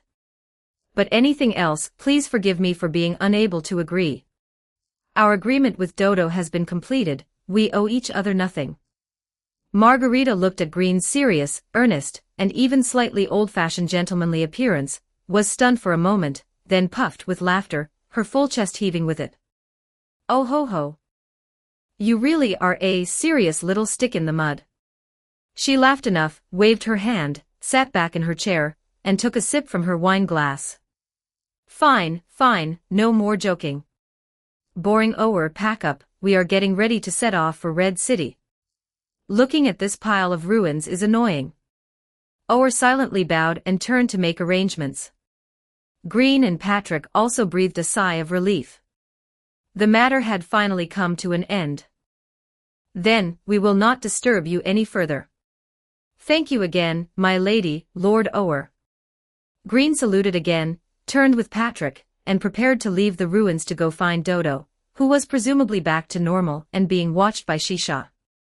Behind them came Margarita's last, smiling, ethereal words, not knowing if they were said to them or to herself. Quinland. Mirror Kingdom. Good luck, stubborn little knight. Don't really become a little snack on the Red Queen's chessboard. Chapter 69, A Good Story. Bidding farewell to the ruins, Green and Patrick returned to the relatively intact front courtyard of the mansion. In the distance, Dodo, having restored to her normal size of over 3 meters, was drooping her wings while Shisha tapped her on the head with a pipe, not too hard, and not too soft, as if she were lecturing her. The Pumpkin Knight Ower was already directing the few remaining frog servants to load some crates wrapped in tarpaulins onto a carriage pulled by 2 giant beetles. Duchess Margarita was nowhere to be seen, likely inside the carriage enjoying her final afternoon tea. All right, where to next? Patrick scratched his chin with a claw, his cat eyes fixed on Green. The Duchess gave us 4 addresses: Oxford Academy, Carroll River, Smoky Forest, and Red City Frizzle. If you ask me, his eyes brightened, and he pointed a claw toward the direction of the Red City. Since it's the closest, why not go straight to Red City Frizzle and find Queen of Hearts Lorena? She is the leader of the 4 nightmares, and she's most likely the culprit behind this country turning into this mess. Catch the thief by catching the king first. If we take her down, perhaps all this madness will subside significantly. Patrick's tone was excited, filled with the eagerness of a chivalrous hero and idealistic passion. His desire to change this world had never felt closer to a seemingly clear goal than it did at this moment. Green, however, did not immediately agree. He walked over to a broken stone pillar and sat down, pulling the ticket to the Mirror Kingdom from his bosom. His fingertips unconsciously rubbed the cold, embossed mirror surface, his gaze calm. No, Patrick. He shook his head slowly, his voice clear and rational. We cannot go to the Red City first, at least not now. Why? Patrick was puzzled. Don't you want to end all this sooner? I do. But precisely because of that, we cannot rush. Green raised his head, his dark green eyes looking at Patrick with the focus of a writer analyzing a story's plot. Let's think about this from a few aspects. First, strength assessment. He held up one finger. We just went through 2 fierce battles, neither of us is in our best condition. As the leader of the 4 nightmares, the Queen of Hearts commands the power of an entire city. She must have elite forces under her command.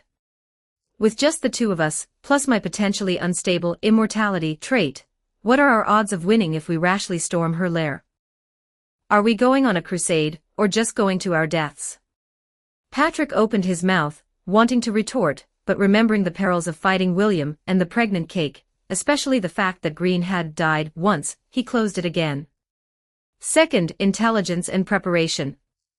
Green held up a second finger. Our knowledge of Lorena is limited to surface-level rumors, like her love for beheadings and her tyranny.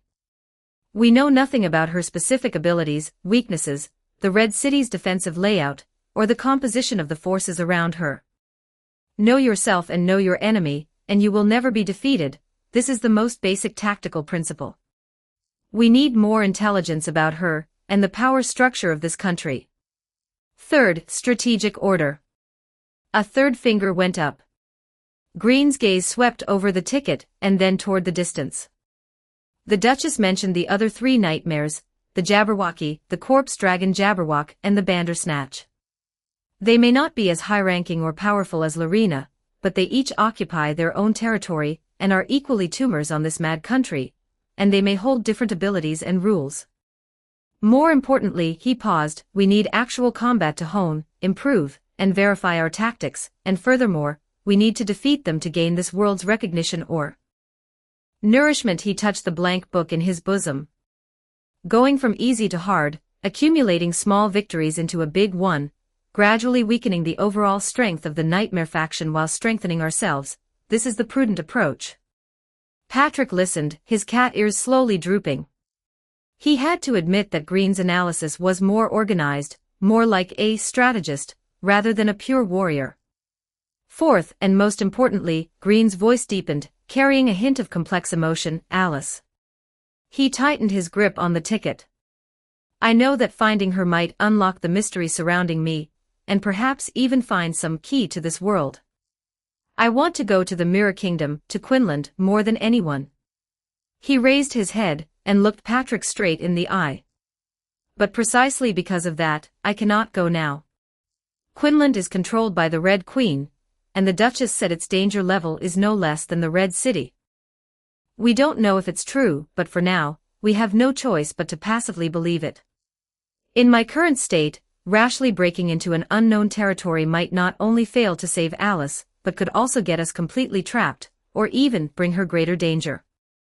I must first become stronger and have a deeper understanding of this world before I am qualified, and have the confidence to face the truth that may be hidden behind Alice, whatever that truth may be. He lowered his hand, his tone returning to calm firmness.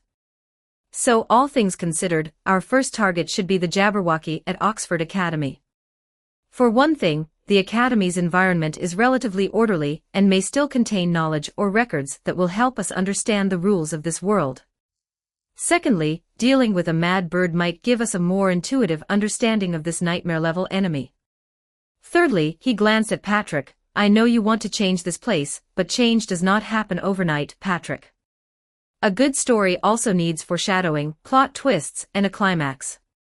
Overthrowing tyranny is the climax, but before that, we need to collect scattered clues, unite potential allies, and peel away the fog shrouding this country bit by bit.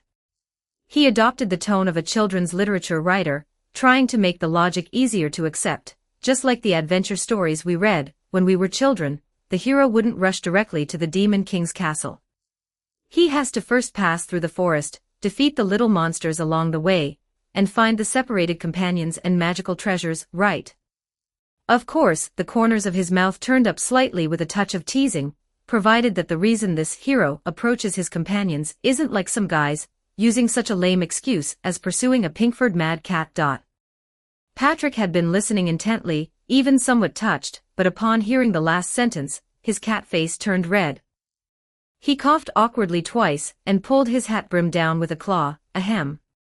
That was a strategic necessity. Besides, even though that mad cat is annoying, she really does have skills. Anyway, you're right. He flicked his tail, and perked up again. I was too impatient. Let's follow your plan and go to Oxford Academy first to meet that noisy mad bird. We'll use it to practice, and while we're at it, see if there's any junk in that broken academy that we can use. The two reached a consensus. At this moment, Shisha walked over with Dodo, who was looking meek and submissive, but her eyes were occasionally stealing glances at Green. Looks like your transaction is finished. Shisha blew a smoke ring, her eyes sweeping over the two. I should take this silly bird back to the forest. If she keeps wandering around in human places, her brain will get even more confused. No. I don't want to. 70 Chapter 70 The Beauty of Clumsiness. Chapter 70, Clumsy Beauty. Dodo immediately protested loudly, spreading her massive wings, nearly knocking Patrick over. I want to go with Green. Green saved me twice. I want to repay him. I want to go on an adventure with him. Remembering Margarita's words, her face flushed a little, but her gaze remained firm. Patrick straightened his hat and said testily. Hey. Silly bird. We're going to fight. It's dangerous. What can you do besides being a target if you follow us? Go back to your forest and race. I am strong. I can fly. I can lead the way. I can be a mount. Dodo grew anxious and began listing the ways she was useful. Oh please, a mount. You'd be better suited as emergency rations. Shisha ignored their squabble, walked over to Green, and tapped his arm lightly with her pipe, signaling him to lean in. Green was slightly confused but still lowered his head slightly. Shisha lowered her voice and spoke quickly, at a volume only the two of them could hear. Green, Dodo's hometown, is on an archipelago further south. Many years ago, it was discovered by a group of outsiders riding iron ships and flying strange flags. Those people treated her kin as rare trinkets and delicacies. Large numbers of dodo birds were captured, teased, and finally, roasted over fire and eaten. She is one of the few who escaped. She always says she knows everything because only by believing that can she pretend to forget the things that would break her heart if she truly remembered them. Shisha finished speaking, stepped back, and gave Green a deep look, her expression complex, carrying a request, a warning, and a trace of faint helplessness. Perhaps she told Green this because she realized he was a man of principle, one who could even be soft-hearted, and she hoped he would be more understanding and gentle when rejecting Dodo. It was also to let him understand what kind of pain and pretense were hidden behind this silly bird's naivety. Green's body trembled slightly, and his gaze toward Dodo instantly became much more complex. So that was the scar behind her nickname, Silly Bird, her erratic behavior, and her stubborn claims of knowledge. He took a deep breath and walked over to Dodo, who was still debating unilaterally outputting with Patrick. Dodo. He began, his voice calm. Dodo stopped immediately, looking at him with anticipation and nervousness. I am very grateful for your intention to help. Green looked at her, his tone earnest, like he was reasoning with a simple-minded but stubborn child. But adventure is not a game. You really can get hurt, and you can encounter very bad things. I saved you not for any other reason, but simply because at that time you were my companion, and I happened to have the ability or didn't, but was willing to try to stand in front of you. This isn't love at first sight, or a debt of gratitude that requires you to pledge yourself to me. This is just what a fellow traveler should do. He spoke deliberately and plainly, avoiding any romantic descriptions that might cause misunderstanding.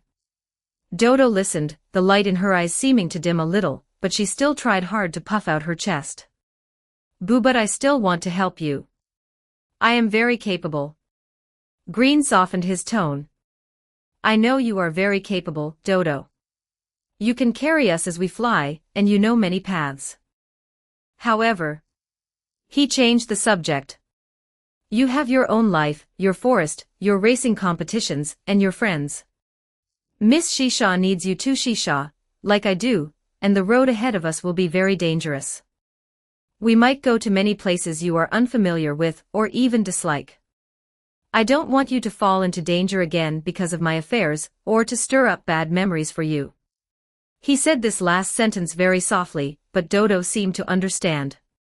Her massive body trembled slightly, and she lowered her head, falling silent. Although she didn't cry or make a scene, the sense of loss and a touch of grievance after being rejected were clearly palpable.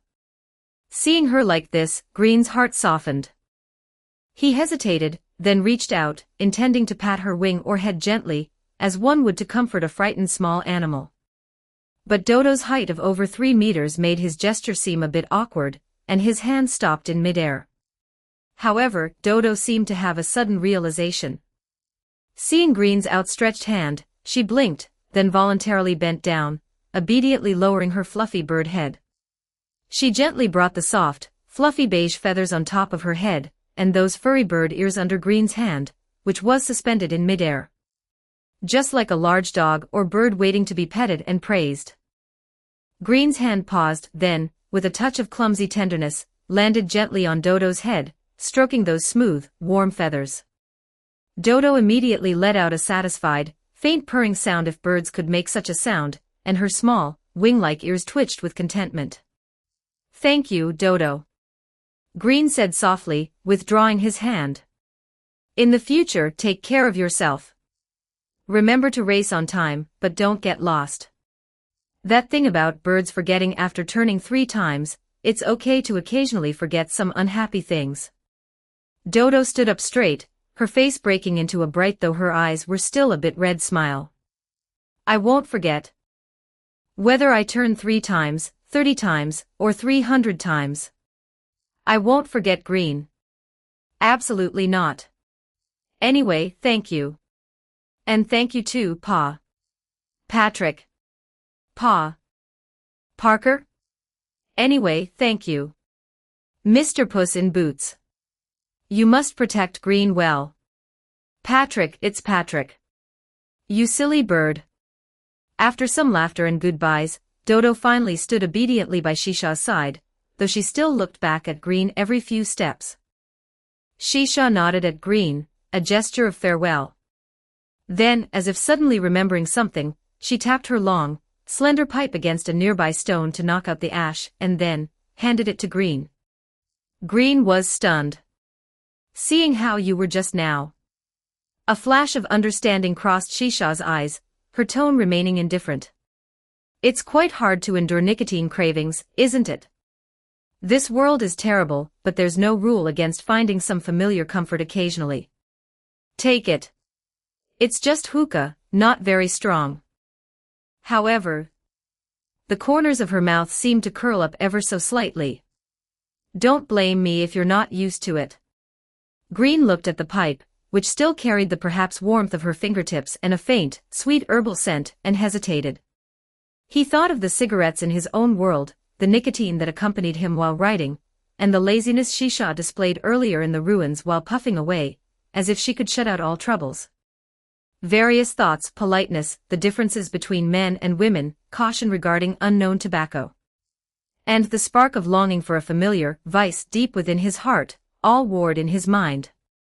Finally, under Patrick's surprised gaze of "You actually like this stuff," and Shisha's calm stare, he lifted the visor of his knight's helmet and took the pipe.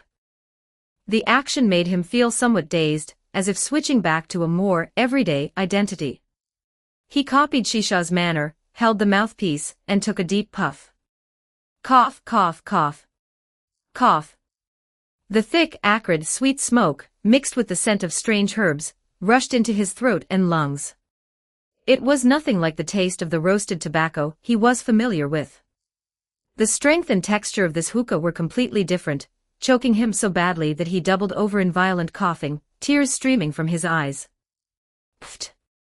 Shisha let out a rare, clear snort of laughter, took the pipe back from his hand. How is it? That's why you shouldn't easily try things you don't understand, little knight. Let's go. She said no more, turned around, her insect body swaying, and slid off in the direction of the forest of spores. Dodo waved her wings vigorously at Green and Patrick, shouted goodbye, and then quickened her pace to follow. Green finally managed to stop coughing, wiped the tears from the corners of his eyes, and watched their 2 figures, one large and one small, disappear into the shadows of the trees, his heart filled with mixed emotions. This world has the madness of the Cheshire Cat, the obsession of William, the absurdity of the Duchess, the silent protection of Ower, as well as the awkward care of Shisha, and the simple kindness of Dodo. It is not entirely composed of filth, madness, and darkness. Beneath this twisted appearance, warmth, protection, and even clumsy beauty still exist. Just as in the darkest fairy tales, there is always a glimmer of light left behind. This realization allowed the anxiety in his heart, born from searching for Alice, to settle slightly, transforming into a firmer resolve. He must find Alice, not only for his missing memories and the mysteries of this world, but also perhaps to be able to act for simple existences like Dodo, for companions like Patrick who hold ideals yet are scarred. To find a different, less desperate ending for all the beauty on this land that is still struggling, and not yet completely swallowed by madness. Let's go, Patrick. Green put his visor back on, regaining his calm and resolve. Target, Oxford Academy. Understood.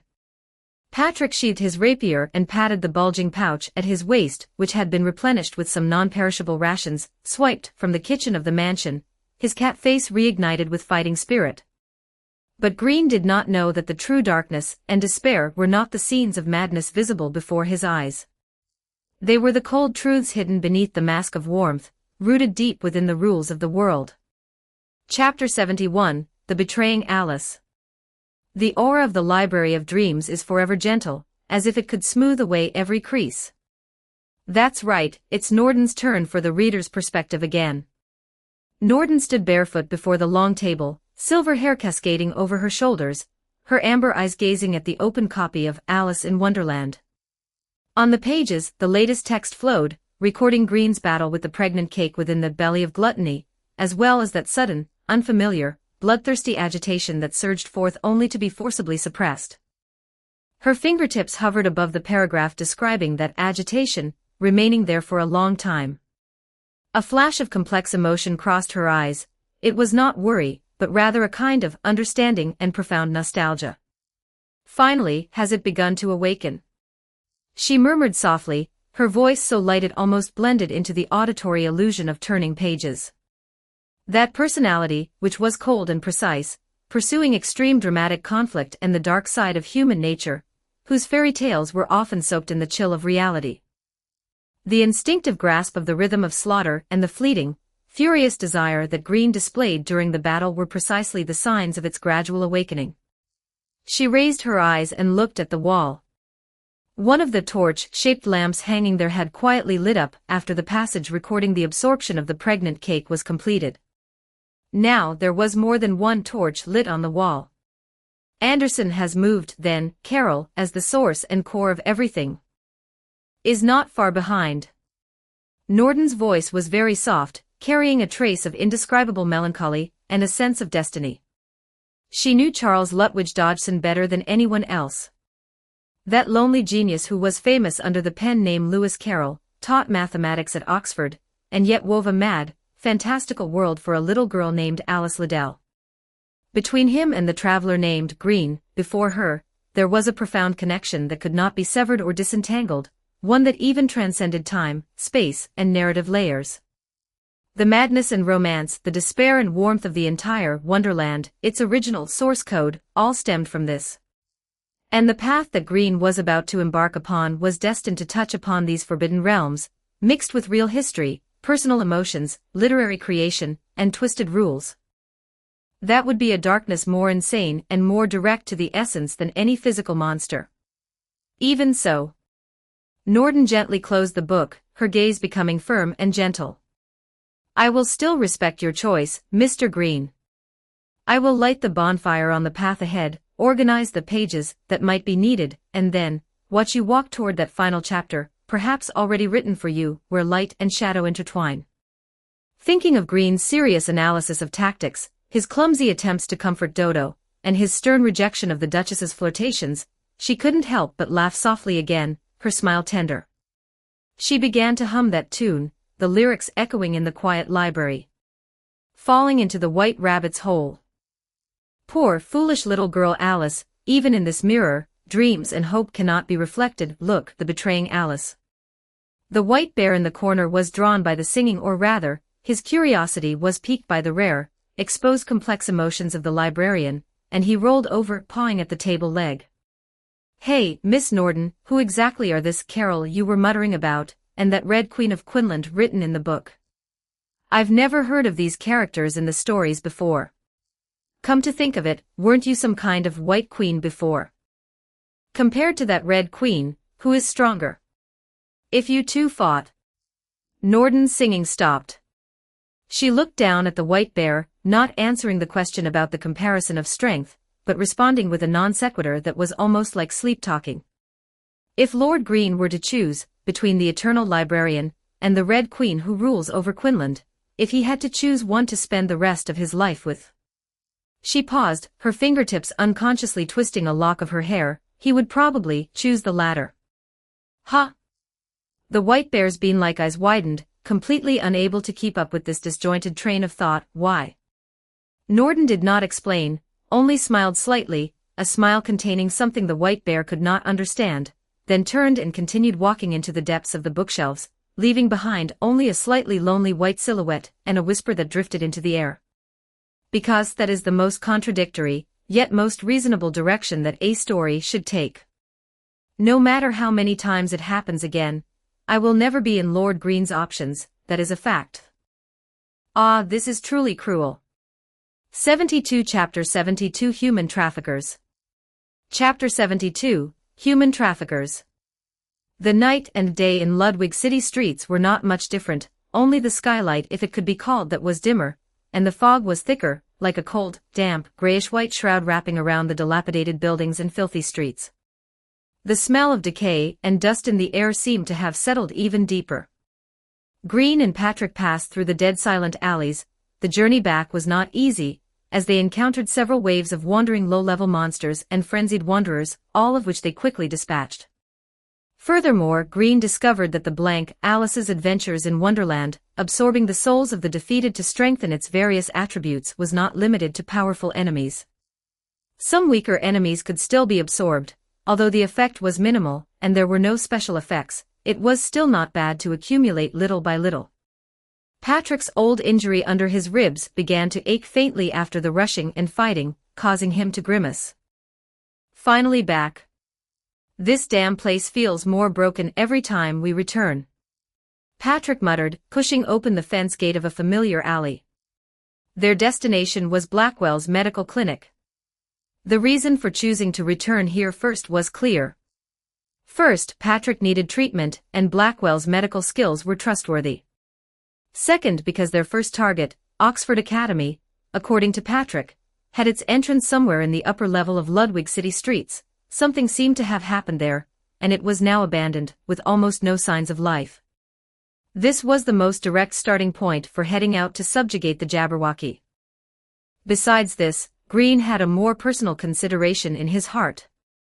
The name Oxford Academy touched a nerve in him, as a former master's student of creative writing at Oxford University. In that real world, Oxford was the place where he studied, pondered, and ultimately fell into creative bottlenecks and life's confusion. He wanted to see, in this crazily twisted mirror world, what form would Oxford Academy take? Was it a ruin that retained knowledge and reason, or a ruin completely tainted by madness? Perhaps, there he could find a fragile connection to his past world, or clues about how this world was formed. He couldn't help but think of Lewis Carroll. That mathematician and writer who truly lived in Victorian England had met the Liddell family, the Dean's family, while teaching at Christ Church College, Oxford University. And he told a series of stories to the Dean's second daughter, Alice Liddell, which later became Alice's Adventures in Wonderland. Reality and fantasy, mathematical logic and absurd narratives, intertwined in the ancient courtyards and riverbanks of Oxford. Liddell. This surname was like a tiny thorn, gently pricking Green. He remembered that in his original world, Alice Liddell was a real historical figure, and the source of Carroll's inspiration. But in this world, the surname, Liddell, he seemed to have heard or seen traces of it somewhere. Was it a book he had read that belonged to this world? Or had some NPC mentioned it inadvertently? His memory seemed to be covered in thick fog, and he couldn't recall the specific connection no matter how hard he tried.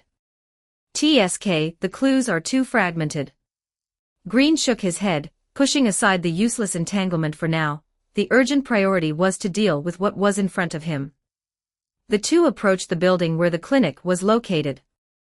The windows did not reveal the flickering firelight of potion brewing, and no light seeped out from under the door cracks. It was dead silent. Strange. Patrick's ears pricked up, and he looked around vigilantly. At this hour, Blackwell should have been back long ago. Even if she was out on a house call, she should have left a lamp on. Could she have gone to help at Ripon Cathedral? Ripon Cathedral was a shelter at the other end of the district maintained by the remaining clergy, or rather, survivors who claimed to be clergy, where Blackwell would occasionally go to provide free medical care, or rather, sell some medicines. Green did not speak, but his intuition, that sensitivity to atmosphere belonging to a writer, and the sense of crisis forged on the edge of life and death many times, was sounding a sharp alarm.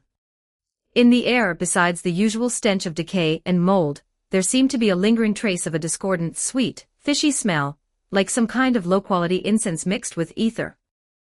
Moreover, there seemed to be fresh, unnatural damp marks on the doorknob. Something's wrong.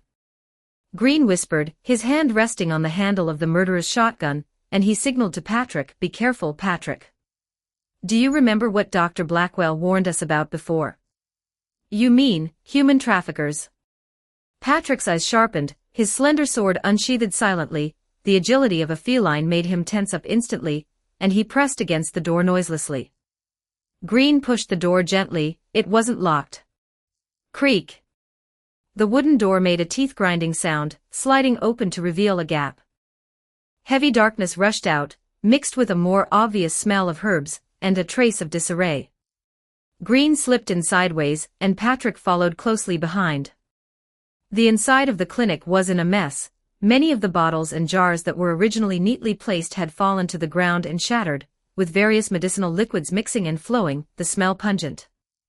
Tables and chairs were overturned, and tools for preparing medicine were scattered all over the floor. There were no obvious signs of a fight, it was more like a violent collision and struggle in a hurry. "Blackwell!" Patrick called out in a low voice, but there was no response. Green's gaze swept across the room sharply. There was no blood, but that sense of dissonance was growing stronger. His gaze finally settled on the floor next to the medicine preparation table. There, something was lying quietly. A bird beak plague mask. The iconic mask that Blackwell almost never left behind. At this moment, it lay alone among the broken glass and spilled medicinal powder, with a slight crack on one of the lenses. Patrick saw it too, his cat-like pupils shrinking. She would never take it off and leave it here voluntarily. Green's heart sank, the ominous premonition had come true. He crouched down and carefully inspected the area around the mask. There were dragging marks on the floor, pointing towards the back door. The marks were very fresh, covering the dust. Moreover, next to the mask, he found a small pinch of grayish-white powder, similar to wall dust but with shiny reflective particles, which smelled exactly like the source of that sweet, fishy odor. Sleeping powder. Or a powerful anesthetic. Green pinched a bit of the powder and judged. The opponent moved very quickly, very professionally, with a clear goal. Damn it. Patrick's eyes turned red with anxiety, and he was about to rush to the back door immediately. Wait. Green grabbed him, forcing himself to analyze calmly. The opponent might not have gone far, but blindly chasing them could lead to an ambush. Check if there are any other clues to determine the direction they left in, and their possible destination. The two searched the clinic and the backyard quickly and carefully. The backyard led to a more secluded alley filled with trash and syringes. There Green found a rather large footprint stained with the same grayish-white powder, as well as a few torn strands of rough, dark fiber, which looked like some kind of cheap burlap or canvas. One person, or at least one main culprit, is an adult male, tall and large, wearing a rough trench coat or cloak-like clothing. Green summarized quickly. He used a special anesthetic to quickly subdue Dr. Blackwell, and took her away from the backyard. It hasn't been long, the traces are still very fresh. Chase. Patrick could no longer hold back and rushed into the alley first. Green followed closely behind, the murderer's shotgun in his hand already loaded, his eyes scanning the fog-filled, dim alleyway like a hawk. The alleyway was winding and dirty, but those sporadically dropped grayish-white powder and the large footprints that occasionally appeared, matching the ones in the backyard, became a clear signpost. They passed through a vacant lot filled with waste, crossed a low wall, and finally, the traces disappeared at the end of a dead-end alley, where several huge, foul-smelling dumpsters were piled up. But Green keenly noticed that one of the dumpsters had signs of having been moved recently, and in the shadows of the wall behind it, there seemed to be a deeper recess. He and Patrick exchanged a glance and tacitly flanked to the left and right. Just as they approached the recess, MMPH. A faint moan filled with pain and confusion came from the depths of the recess. At the same time, there was the rustling sound of fabric rubbing. Green abruptly aimed the murderer's shotgun at the opening, and the tip of Patrick's sword also shimmered with cold light. Inside the depths of the recess, a back with an unusually tall and large build, wearing a dirty, dark brown long trench coat and a wide-brimmed hat, was half-crouched, hoisting a squirming rough burlap sack onto his shoulder. Judging from the outline and size of the sack, it clearly contained a person. And on the ground, several familiar items were scattered, the apron that Blackwell often wore, and fragments of her coat, which she always kept with her, and which had herb pockets. Chapter 73 Bloodlust in the Dead-End Alley. The air was frozen solid. The stench of refuse, the lingering sweet, cloying scent of sedatives, and the faint sounds of struggling from the sack blended into a suffocating pressure. Green and Patrick formed an angle, trapping the man in the trench coat in the corner. The muzzle of the murderer's shotgun in Green's hand hung low, but his finger was hooked tightly around the trigger guard, his muscles tense. Patrick crouched low, his rapier, Gale, glinting coldly in the dim light, his cat eyes locked onto the opponent. The man in the trench coat leaned against the damp brick wall, the shadow of his wide-brimmed hat obscuring most of his face. One of his hands was twisted behind his back, clutching the mouth of the squirming sack. His other hand held a grime-stained short hunting knife with a blood groove, the tip of the blade swayed intentionally or otherwise, always keeping the sack positioned on the line between him and Green and Patrick. He was using the person in the sack as a human shield. Green did not fire immediately. The opponent's identity had not been 100% confirmed, though the evidence was conclusive, and a rash attack might harm the innocent Blackwell. He attempted to communicate, his voice calm but carrying an unquestionable sense of pressure. "Let her go. We can talk." A grunt resembling a sneer came from the man in the trench coat's throat. He did not answer, merely pulling the sack further in front of him. He demonstratively grazed the sack with the hunting knife, producing the soft sound of tearing fabric. The struggling inside immediately intensified, emitting muffled whimpers. "Damn it. It really is him," Patrick growled, his fur bristling. "There's definitely a living person in that sack. This bastard. Put the doctor down right now." Negotiations had broken down. The man in the trench coat clearly saw that Green and his companion were afraid of damaging the sack, and a flash of cunning and cruelty crossed his murky eyes. He moved suddenly. Not by charging forward, but by stepping sideways, using the sack as a shield, and thrusting the hunting knife directly at the gap in Patrick's ribs, who was standing slightly ahead. It was extremely fast. Patrick's reaction was extremely sharp. He parried upward with his rapier, clang, deflecting the hunting knife as sparks flew.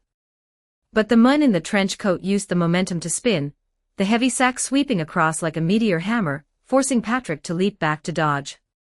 Green's eyes sharpened, and just as he was about to find an angle to fire, the man in the trench coat, as if he had eyes in the back of his head, moved again, always keeping the sack in the direction of Green's muzzle. His footwork was bizarre, seemingly clumsy but actually agile, fully utilizing the narrow terrain and the hostage advantage. "Damn it. He knows we don't dare damage the sack." Patrick cursed and tried to flank him again, but was forced back by the man in the trench coat's continuous wielding of the hunting knife and the sack. This couldn't go on. Green's thoughts raced, his left hand quickly reaching into his pocket to grasp the rabbit pocket watch. Activate. Focus time. However, nothing happened. The sensation at his fingertips remained cold, but that familiar, wondrous feeling of time flow slightly altering, and his senses sharpening did not appear. It failed. Green's heart sank. Was it the intense impact from the previous battle that damaged the internal mechanism? Or some other reason? There was no time to investigate now. In this momentary hesitation, the man in the trench coat seized the opportunity.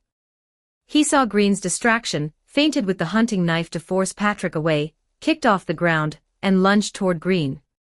At the same time, he shifted the sack slightly to the side, exposing the gap at Green's right arm holding the gun. This change of tactics was extremely fast. Green could not dodge completely and could only turn sideways, taking the hit with his plate-armored left shoulder. Bang! A heavy impact force arrived, and Green let out a muffled groan, retreating half a step, but the armor effectively absorbed most of the shock. However, the man in the trench coat's true killing blow followed immediately.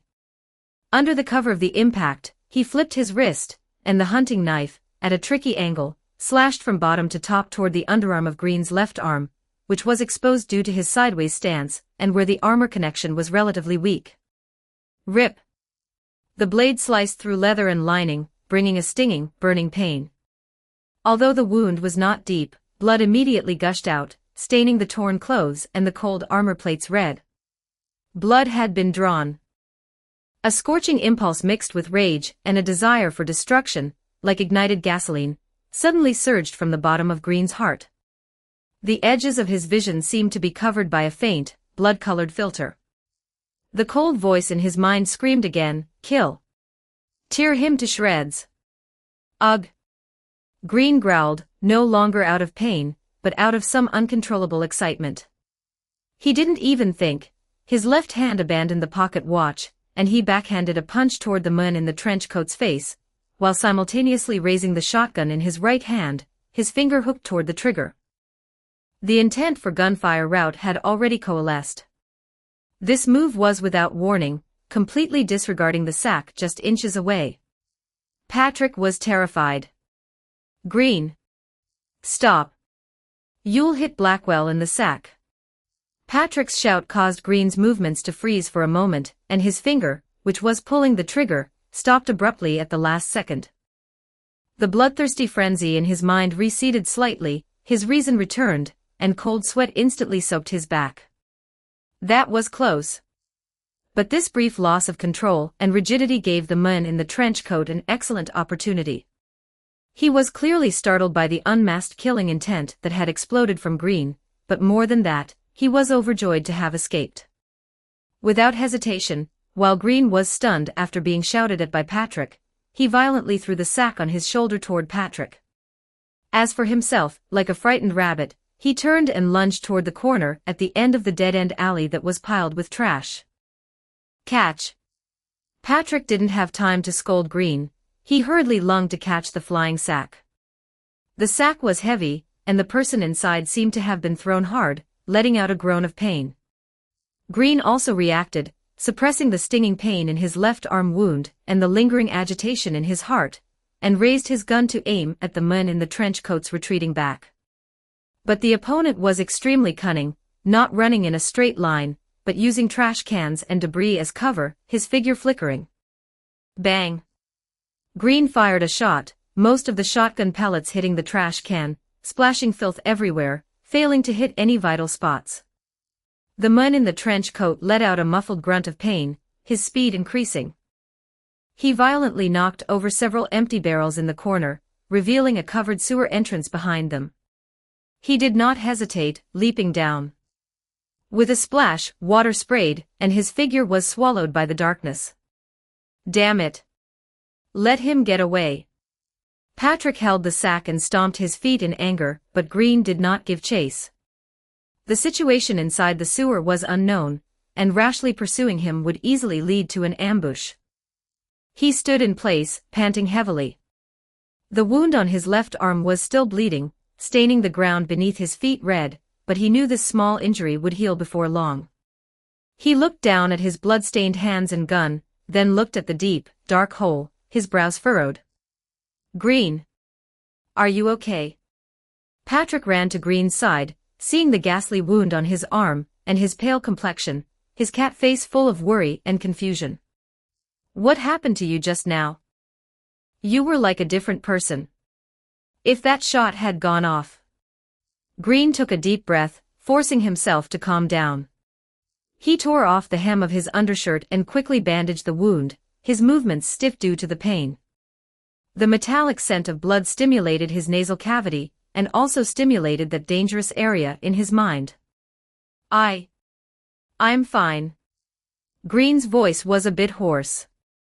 He avoided Patrick's inquisitive gaze, and looked at the sack. "First, confirm that it's Blackwell in the sack, and ensure her safety. My wound isn't deep, just it affects my movement a bit." He could not explain the moment of loss of control just now. Was it because getting injured and seeing blood triggered some kind of combat instinct? Or was it the Vorpal blade or the murderer's shotgun, weapons stained with countless stories and deaths subtly influencing his temperament? Or was it something else deeper down, something he hadn't even noticed himself, that was awakening? And the sudden failure of the rabbit pocket watch, this was definitely not a coincidence. Was it damaged, or had Norden actively revoked some kind of permission? Too many questions swirled in his mind. Let's head back to the clinic first. Green shook his head, pushing down his chaotic thoughts for the time being, his tone returning to its usual composure. Tend to the wound, wake up the person in the sack, and get the situation clear. That trafficker won't get away. The sewers always have exits, and besides, he's injured and will leave a trail. Patrick looked at Green, his cat eyes still filled with doubt, but he didn't ask any more questions. Must return to the Library of Dreams as soon as possible. Green thought. Not just to fix the pocket watch, perhaps it was time to ask that administrator, who seemed to know everything, some deeper questions. About me, about these weapons, about my own state, Norden should be able to answer right. 74 Chapter 74 A Little Bill. Chapter 74, A Little Bill. Immediately after, the two prepared to check on the condition of the person inside the sack. Hey. Doctor. Doctor, are you okay? That was really close just now. Luckily, Green is quick-witted, and we moved with lightning speed, otherwise, you would have. The opening of the sack was completely sliced open by Patrick's sharp claws, revealing the curled-up figure inside. It was not Blackwell, who should have been wearing a doctor's robe as expected, but a petite person with their hands and feet tightly bound by rough cloth strips, and their mouth gagged. This is not the doctor. It was a slender humanoid figure, appearing somewhere between a young man and a young woman, with short, slightly messy, gray-green hair, now dampened by cold sweat and dust clinging to his cheeks. A pair of amber-like eyes were filled with tears of terror, looking at Green and Patrick through messy strands of hair, with a mix of fear and a glimmer of hope. Most notably, from under the hem of his skirt behind him, a segment of a blue-green lizard tail covered in fine scales was exposed, trembling slightly from fear. Green frowned deeply. He did not recognize this person. But Patrick, standing to the side, let out an his cat face showing surprise.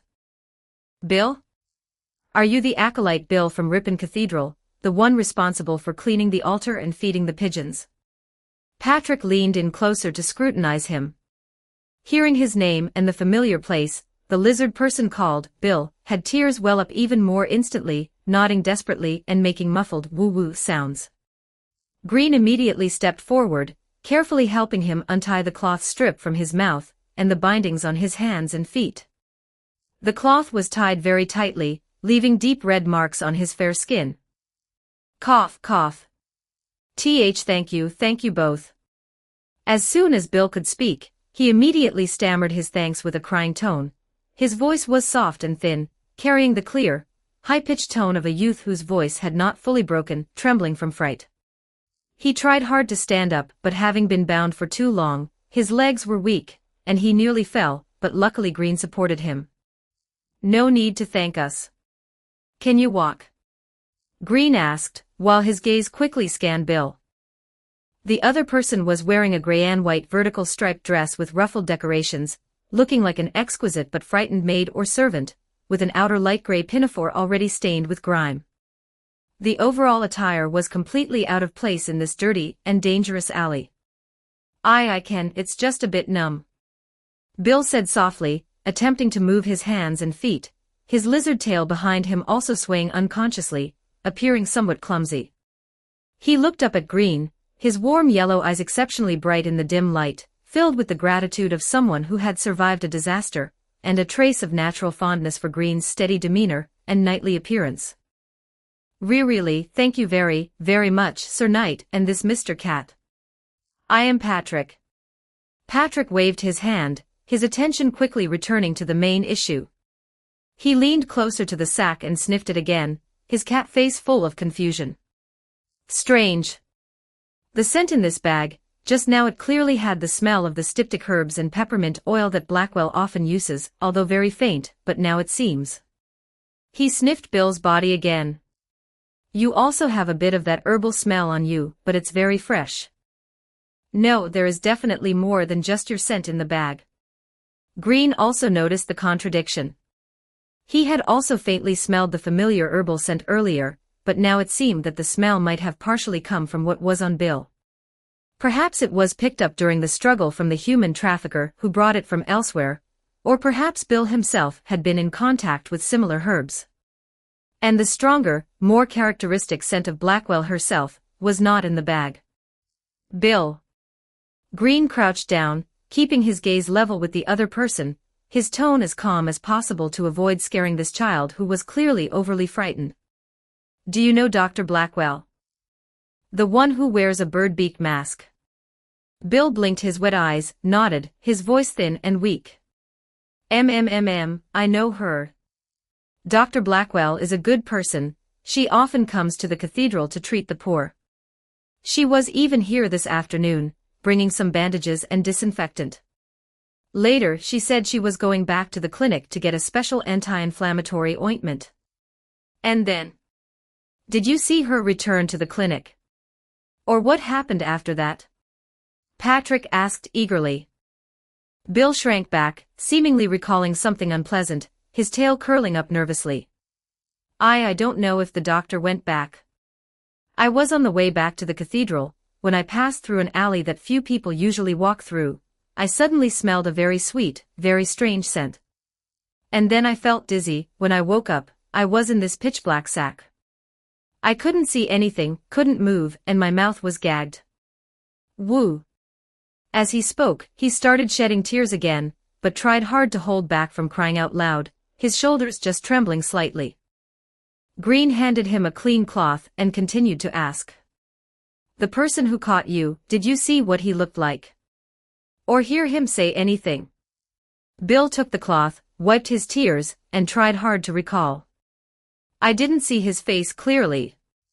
He was very tall, very strong, and wearing very thick, smelly clothes. When he threw me into the sack, he seemed to mumble. Today I'm really out of luck, caught 2 pieces of goods with no profit, and this one is so skinny, the boss definitely won't be satisfied. I have to hurry to the slaughterhouse to hand over the other big catch, otherwise I'll get scolded. Slaughterhouse. Green and Patrick looked at each other, their hearts sinking simultaneously. Blackwell was very likely that big catch. The human trafficker had first attacked the doctor on her way back to the clinic, subdued and taken her, and then snatched the lone Bill on the way. When they encountered Green and the others in pursuit, to lighten the load for an easier escape, or realizing that Green and the others might be coming for the doctor, they dumped the relatively lower value in the trafficker's eyes Bill and fled.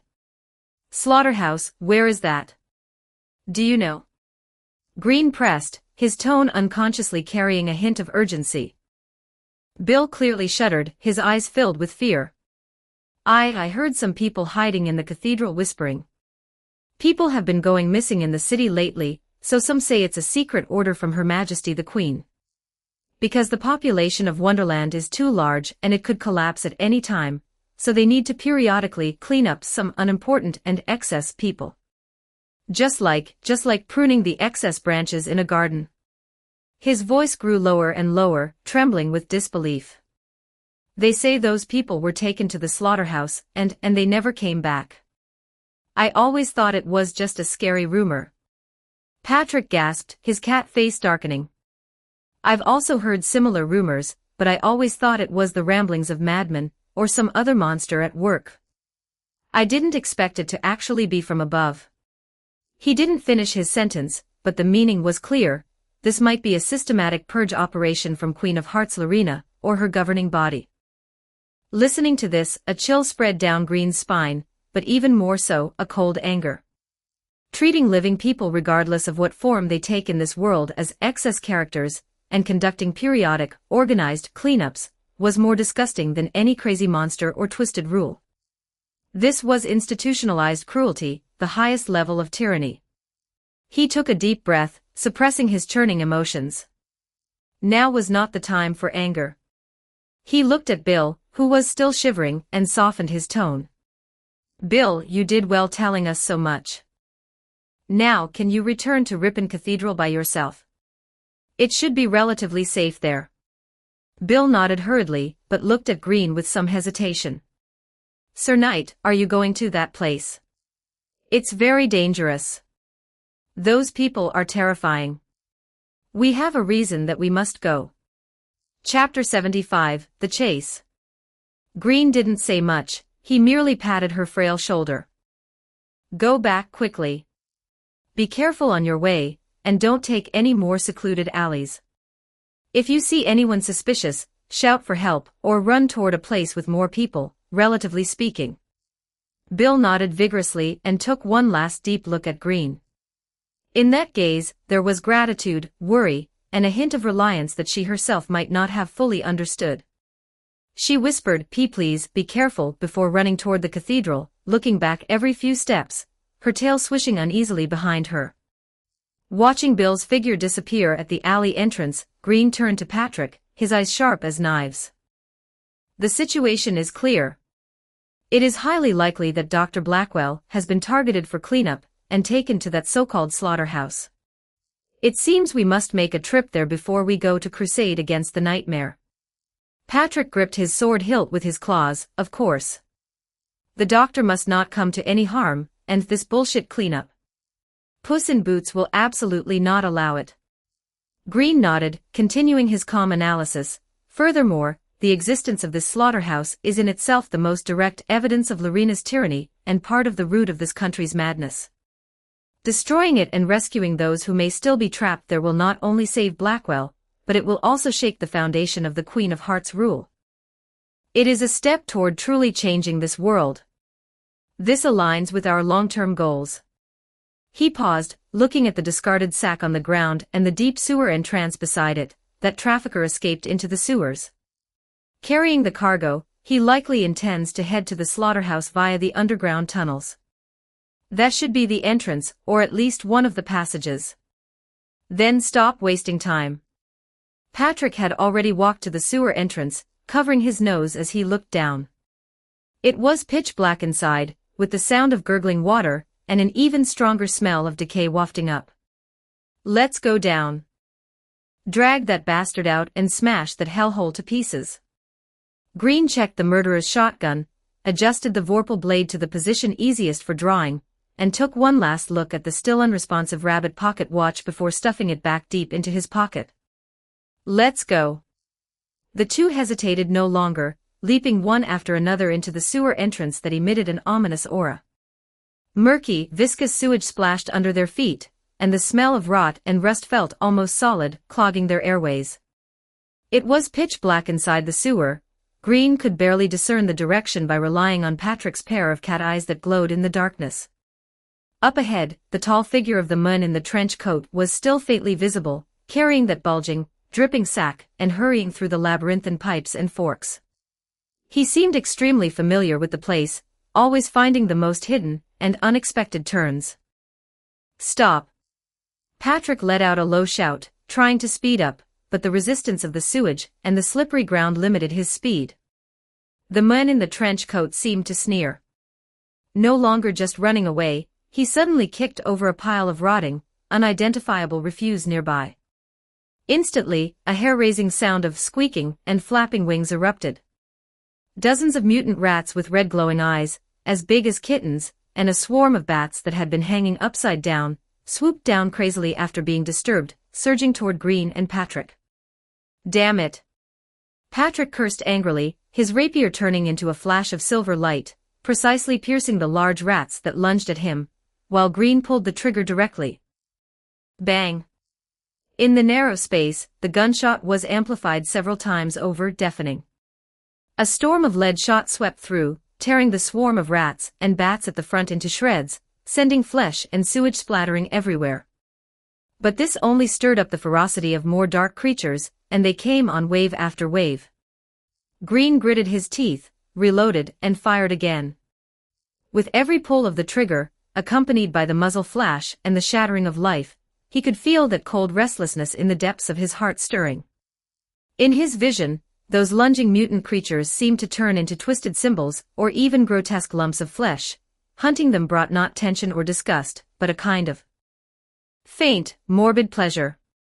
He wanted to see more destruction, hear more wailing, and use the weapon in his hand to grind every obstacle into dust. Green.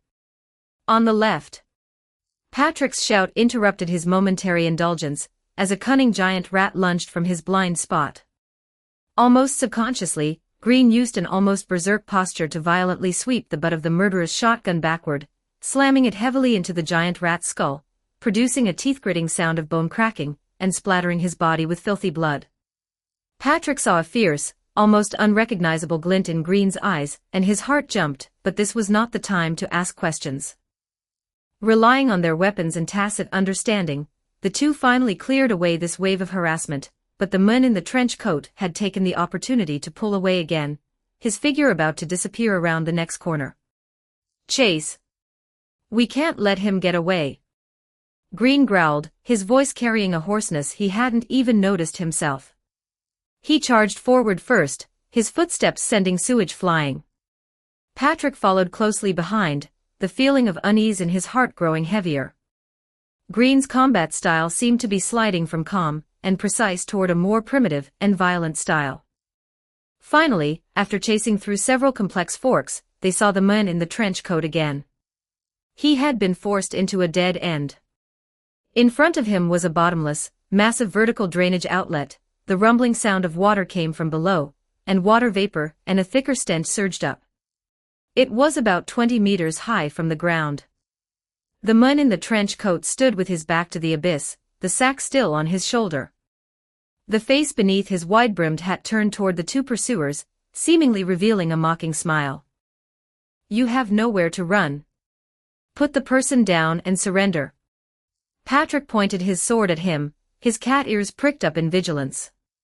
From such a height, carrying a person, he surely wouldn't dare jump. However, the man in the trench coat answered Patrick with his actions. Without even hesitating, he stepped back sharply 2 paces, and then, carrying the sack, he leaped into the dark, vertical abyss. "What?" Patrick was so shocked he nearly jumped. Green and Patrick rushed to the edge and peered down. Below it was pitch black, with only the massive roar of the water. Faintly, they could see the man in the trench coat falling into the rushing sewage below, creating a huge splash, but he seemed to be an excellent swimmer, or perhaps he was well prepared, as he quickly stabilized his body. He even carried the sack and swam vigorously in a certain direction against the current, then looked back up with a provocative glance before disappearing into the shadows of the winding waterway. 76 Chapter 76 It's You, Rabbit. Chapter 76 So It's You, Rabbit. Lunatic. Patrick spat. Green's gaze was cold. He didn't speak, merely quickly assessing the height and the condition of the water below. The current was swift, but the water looked deep enough. "Jump." He said only one word. "Are you sure? Who knows what's down there?" Patrick hesitated slightly. "If we don't jump, we'll lose him. Blackwell can't afford to wait." Green was concise. He took a deep breath, slung his shotgun over his back, shielded his head and neck with his hands, and leapt down. Patrick cursed and jumped after him. Splash! Splash! The freezing, foul sewage instantly engulfed them completely. The immense impact forced both of them to the bottom, only to be quickly swept forward by the turbulent current. Green felt a numbing ache in his legs, but it was nothing serious. He struggled to surface, wiped the sewage from his face, identified the direction, and began to swim vigorously with the current, heading in the direction where the man in the trench coat had vanished, with Patrick swimming nimbly beside him. After swimming some distance, a light appeared ahead, not daylight, but a faint glimmer that seemed to reflect off the water's surface. The current also became gentler. They swam out of the drainage outlet and entered a wider body of water, which seemed to connect to a large underground lake or an abandoned wharf area. Climbing onto the slippery stone steps at the shore, both were soaked through, with sewage dripping continuously from their armor and fur. Looking around, they had arrived in a completely unfamiliar place. The sky was even gloomier, and a cold, drizzling rain was falling. The surroundings were damp and dark, the ground uneven and pitted, with pools of murky water. The air was filled with a lingering fishy smell, mixed with the scent of water vapor and rotting wood. Scattered on the ground were overturned wooden barrels, broken fish baskets, rusted fishing gear, and even a small yellow wooden boat half sunken at the water's edge. Fish-shaped patterns painted with paint or something else could be seen everywhere. Damn it. We lost him. Green scanned his surroundings. The curtain of rain and the dim light provided excellent cover, and the man in the trench coat was long gone. What kind of hellhole is this? Green asked Patrick in a low voice while vigilantly observing their surroundings. Raindrops pattered monotonously against his armor. Patrick shook his soaked fur, sneezed, and sniffed the fishy air hard with his cat nose, his brow furrowed. I don't know exactly where the slaughterhouse is, but this place. I think I have some impression of it. This fishy smell, all this fish stock and gear on the ground. He tried hard to search his memory, but for a moment, he couldn't correlate the scene before him with a specific place name. The human trafficker isn't here for the moment, let's follow the road for a bit. The two moved along the slippery road, their feet stepping on scattered seashells and unknown scales. It was quiet all around, with only the sound of rain and water dripping from the eaves. Occasionally, they could see the blurred outlines of one or two stalls, but they were all empty. After navigating through maze-like alleys and vacant lots piled with debris for a while, the path ahead suddenly opened up, revealing a relatively orderly area. The floor was paved with light blue tiles with water ripple textures, and the walls were dark gray-blue bricks. It was clearly a fairly large indoor market. Although it was empty and silent at this moment, the bustle of the day could still be imagined. Wooden shelves and crates were stacked up, some covered with tarpaulins. Transparent refrigerated display cases gleamed with a cold light. Red and white-framed display counters were arranged in the center and on both sides, with dried or pickled fish and shellfish that hadn't been cleared away in time still remaining on the surfaces, emitting a stronger, pungent, salty smell. Tools were scattered everywhere, and some stalls even displayed daily necessities, tool parts, and other items unrelated to aquatic products. This indicated that it was not just a fish market, but had once been a comprehensive trading point. Oh, Billingsgate Fish Market. Patrick finally remembered, a look of realization appearing on his cat face. This is one of the largest trading markets in the Ludwig Lower District. It mainly sells aquatic products, but it has a bit of everything. Damn, no wonder it looked familiar. I've been here before to buy smoked fish. But at this time, he looked at the empty market. Most stalls probably closed up long ago, and the people have all left. Only those few who won't leave their stalls are probably afraid of losing their spots for the next day. Green's gaze quickly swept over the empty stalls and deep passageways. The human trafficker, carrying Blackwell, had likely blended into the depths of this complex market building, or used some secret passage here to head toward the real slaughterhouse. Split up and look for any hidden doors, cellars, or traces of human activity. Be careful. Green instructed in a low voice. Just as the two were preparing to split up and search for clues in the silent fish market. Oh my, it seems you haven't lost heart yet. A slightly familiar, gentle male voice, tinged with surprise and caution, drifted from the shadows on one side of the market. Green and Patrick turned their heads simultaneously, looking toward the source of the sound. A figure walked out from behind a stall filled with empty wooden barrels. He emerged from the shadows, creating a subtle one-sided standoff in the middle of the empty market with Green, who was soaked and disheveled yet unable to hide his sharp aura, and Patrick, who was crouched warily with a rapier in his claw. The other party's gaze swept over Green, landing on his stained armor, the fierce-looking shotgun in his hand, and the black cat with bristling fur beside him. Mr. Green, long time no see. It seems your journey is still full of surprises. His voice was gentle, carrying a trace of imperceptible exhaustion, but his articulation was clear and straightforward. Ah, so it's you, Benai. Chapter 77, Something to Envy. Green nodded in return, his tense nerves easing slightly at the appearance of an old acquaintance, though his vigilance remained. I certainly didn't expect to meet again in this place. This is my companion, Puss in Boots, Patrick. Patrick did not relax, his cat eyes scanning Benai up and down, especially focusing on those rabbit ears and the exquisite armor that felt southwest out of place in this filthy fish market. Rabbit. Rabbit Knight. You know each other. Benai didn't mind Patrick's unfriendly attitude. Instead, he smiled, a smile that softened his somewhat stern facial features. A pleasure to meet you, Mr. Patrick. I am Benai, a traveler and knight who wanders about recording stories. Since you are Mr. Green's companion, you must surely be extraordinary yourself. He turned to Green, his tone becoming serious. Seeing you both in such a rush, soaked to the bone, and searching through this empty market in the dead of night, have you run into some trouble?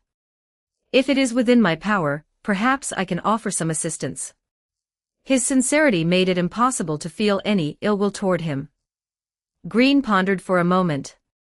Considering that Benai had fought alongside him before and was a man of integrity, and that an extra pair of hands meant a better chance of rescuing Blackwell, he briefly explained the human traffickers, the rumors of the slaughterhouse, and the possibility that Blackwell was in danger. Upon hearing this, a hint of gravity flashed in Benai's eyes, and his white rabbit ears flicked slightly backward, showing his disgust. To think such a thing. The slaughterhouse. In my travels, I have indeed heard this name mentioned vaguely, though I only thought it was an ordinary place for processing called livestock. I never imagined they were involved in such deeds, treating living people as mere items to be processed. He shook his head, his tone solemn. Such behavior violates the way of the knight, and defies human morality. Since Mr. Green wishes to save the innocent and eradicate evil, I am willing to offer what little help I can. He paused and explained.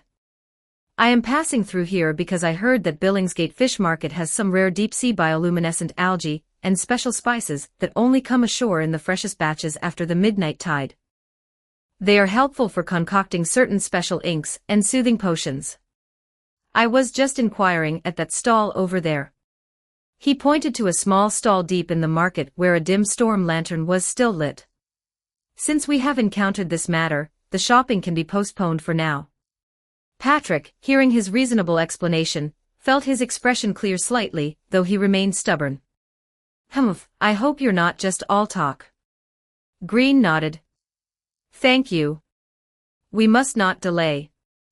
Let's split up to search the market for any hidden doors, cellars, or signs of frequent heavy transport recently. Stay vigilant. If you find anything, do not act rashly, regroup first. Understood. Benai nodded. His tall figure stood straight in the rain, water droplets sliding slowly off his armor.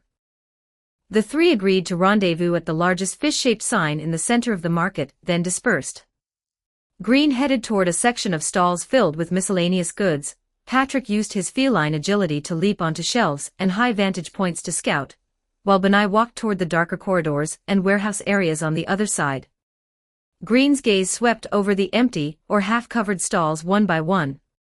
The fish market in the dead of night was not completely silent. A few scattered stalls were still lit, selling items unrelated to fish, coarse thread for mending fishing nets, waterproof tarpaulins, and even some old tools and household items of questionable origin. Clearly, some sort of gray market transactions catering to specific needs existed here even in the middle of the night. He saw a stall piled with old clothes, shoes, and socks. The proprietor was a fellow with a head like a dried salted fish, protruding eyes, and a flat mouth, who was yawning listlessly. Green stepped forward, trying to keep his tone sounding casual. Pardon me, do you know if there is a slaughterhouse nearby? Or have you seen any hidden doors that are rarely opened? The salted fish head merchant's protruding eyes rolled around, scanning Green's soaked knight's attire up and down. He spoke slowly, his voice like sandpaper rubbing together, delivered with a London accent. Slaughterhouse. Never heard of it. But Sir Knight, inquiring about information always requires some compensation, doesn't it? He rubbed his fingers together with obvious intent, his gaze darting toward the jumbled heap of old goods on his stall. Green frowned. He did not want to waste time on such a person, especially since the other party didn't look like they knew anything important. He turned to leave to ask at the next stall.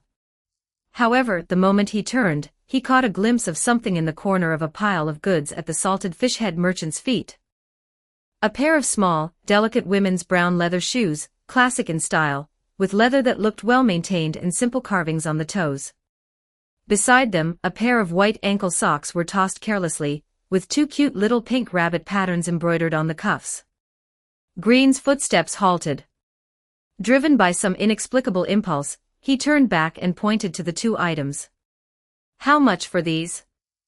The salted fish head merchant's eyes lit up, and he instantly perked up. He picked up the shoes and socks and began to boast, spraying spittle as he spoke. "Oh my! Sir Knight has a sharp eye. These shoes are made of fine calfskin. Look at this workmanship. These stitches. This style. They're hard to find nowadays. And these socks, pure cotton. Look at how cute these rabbits are embroidered. Together, let's say 10 silver coins. No, 15. Absolutely worth it." Green felt his empty pockets. He didn't have any money at all. He hadn't even eaten anything decent since coming to this place. He looked toward Patrick, who was sniffing around a barrel not far away. "Patrick, do you have any money on you?" Patrick turned his head, his cat face showing confusion. "Money? Where would I get money? It was all spent buying dried rations and repairing the scabbard." "Why are you buying this stuff? At a time like this?" He glanced at the women's shoes and socks in Green's hands, his expression becoming even more peculiar. Just then, Benai walked over carrying a small package wrapped in oil paper, evidently having finished his shopping. He had overheard the conversation, looked at the items in Green's hands, and then at Green's slightly embarrassed but determined expression. Without asking further questions, he reached into the leather coin pouch at his waist, counted out 15 silver coins, and handed them to the still chattering salted fish head merchant. "I'll cover his tab." Benai's voice was calm, carrying an unquestionable tone. The salted fish head merchant beamed with joy, hurriedly took the money, and shoved the shoes and socks into Green's hands. Green looked at Benai, somewhat surprised. "Benai, this..." Benai waved his hand, a faint, knowing curve appearing at the corner of his mouth. "It's nothing, just a few silver coins. Since Mr. Green has taken a fancy to them, they must have a purpose. Consider it a meager gift to celebrate our reunion, or perhaps an advance payment for us fighting side by side." He paused, looking straight at Green, his tone so sincere it bordered on blunt. "To be honest, I envy you, Mr. Green. Or rather, I envy this immortal body of yours." Green was stunned. Benai continued, his voice carrying a hint of imperceptible weariness. "Because I often have to face harsh environments, ferocious magical beasts, and unpredictable human hearts. Every battle, every decision, truly exposes my life to danger and wear and tear. I have to carefully calculate stamina, injuries, and supplies, and even consider whether I can find a safe place to rest after being injured. But you..." He looked at Green. "Your immortal trait allows you to focus more on the goal itself, without needing to be overly distracted by these trivial yet fatal consumptions. In my view, this is a kind of enviable freedom. 78 Chapter 78 Fish, oh fish, oh fish. Chapter 78, Fish, oh fish, oh fish. Green fell silent for a few seconds, carefully tucked the shoes and socks into his embrace, shook his head, and said in a low voice, "Immortality is not as wonderful as you imagine, Benai. It does not mean you won't feel pain, won't feel tired, or won't feel despair. It is more like a curse from which you cannot break free, forcing you to repeat the worst moments over and over again, without any promise of an end." And, recalling the inexplicable bloodthirsty agitation during the battle, his tone became even heavier. "Some costs might be harder to bear than death." Benai listened attentively, nodded, and without refuting, simply said, "I have learned much. It was I who thought too simply. Then, let us focus on what we can change right now." He brought the topic back. Green took out the blank Alice's Adventures in Wonderland, and the pages shimmered, swallowing the small box containing the shoes and socks into it. Patrick leaned over, his cat face full of curiosity. What on earth are you buying this girl's stuff for? Never mind that, just in case. Green vaguely brushed him off and looked back at the salted fish head merchant, whose attitude had become noticeably warm after receiving the money. Now, can you tell me where the slaughterhouse is? The salted fish head merchant rolled his eyes again, put on a fake smile, and pointed to a narrow alley on the west side of the market piled with empty wooden crates. Oh, it's over there. There's a back door that's usually locked, with a red cross painted on it. That might be the secret door you're looking for. Upon hearing this, Patrick immediately said, "Ha! Bullshit. I just came from that way, and I checked every door. Where is there any locked door with a red cross painted on it? There are only a few dilapidated sheds piled with trash." The salted fish head merchant's expression stiffened, and he quickly pointed to a shed on the east side with a broken sign that read, "Tool Rental." Oh. That might be me remembering wrong. It's over there. Behind that tool shed, there's a cellar door. Benai frowned slightly. I just returned from inspecting that area, and there is no cellar door, only an abandoned pickled fish pond. The salted fish head merchant's forehead, if a fish head can have a forehead, began to sweat, and his eyes darted around. Oh. What's going on? My memory is getting scrambled. Fish, oh fish, oh fish, oh fish. Oh my. It must be there. That's where we just came from. Green watched him, already understanding the situation, and sighed helplessly. Well, this salted fish head merchant, who looked like a realistic fish head from SpongeBob SquarePants, had no idea where the slaughterhouse was. He was purely spouting nonsense to swindle money, wanting to point to a random place to get rid of them so he could pack up and run away. Seeing the eyes of Green and his companions growing colder and colder, and Patrick's claws pressing onto his sword hilt again, the salted fish head merchant panicked completely. He suddenly raised his hand, pointed toward the market entrance behind Green and his companions, and shouted with all his might. Look! What's that? Green, Patrick, and Benai subconsciously turned their heads in the direction he pointed. However, behind them was only the empty, rainy market, and the shadows of swaying dried fish. Who the hell knows where that damn slaughterhouse is? The fish market is only this big and connects to it, so you guys can take your time looking. Run away. An exasperated, raspy roar came from the opposite direction. The three turned back sharply to see the salted fish head merchant abandoning even the junk on his stall, running for his life toward the dark alley at the other end of the market at an astonishing speed for a salted fish, using both hands and feet to scramble away. In a few bounds, he disappeared around the corner, leaving behind a mess of second-hand goods and a trail of wet footprints. Patrick was so angry his whiskers were crooked. That bastard. He played us. Benai shook his head, seemingly unsurprised by the behavior of such a street rascal, and said calmly. Although we did not get an exact location, his last sentence, "the fish market connects to it," might not be entirely without basis. This market has a complex structure, and the underground pipe network is even more tangled. It is not strange that there are secret connections to other areas of the city, including the possible slaughterhouse. Green also suppressed his anger at being teased and forced himself to analyze calmly. What he said in his panic might actually be true. The entrance to the slaughterhouse is very likely hidden underground in this market, or in some unknown connecting passage. We need to expand our search area and focus on checking sewer entrances, abandoned warehouse floors, and any place that seems closed off but has signs of recent activity. The sound of rain in Billingsgate Fish Market was pattering, carrying a salty, fishy vapor. Just as Green and his companions were refocusing their search direction due to the salted fish head merchant's farce, a dull, slow bell toll vaguely pierced through the curtain of rain, echoing through the empty market. Clang! Clang! The bell toll was not loud, but it carried a strange penetrating power that reached deep into the mind. Green felt a dull, secret throbbing in his temples, making his nerves, already taut from the tracking and inexplicable agitation, even more irritable.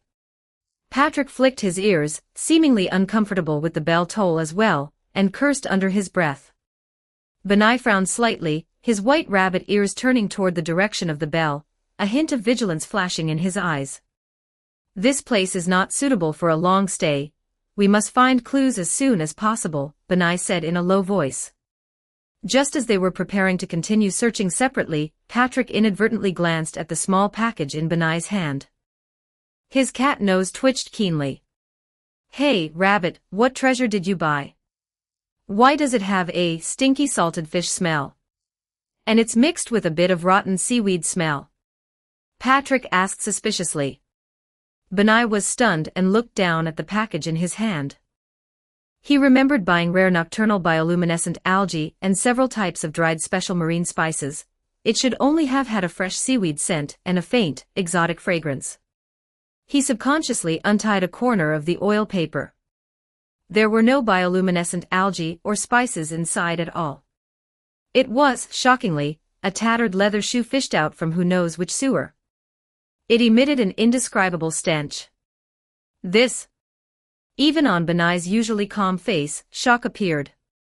He had clearly inspected the goods himself, paid for them, and had them wrapped. How could it have turned into this? Just as he was filled with shock and uncertainty, Green, beside him, had his eyes suddenly sharpen.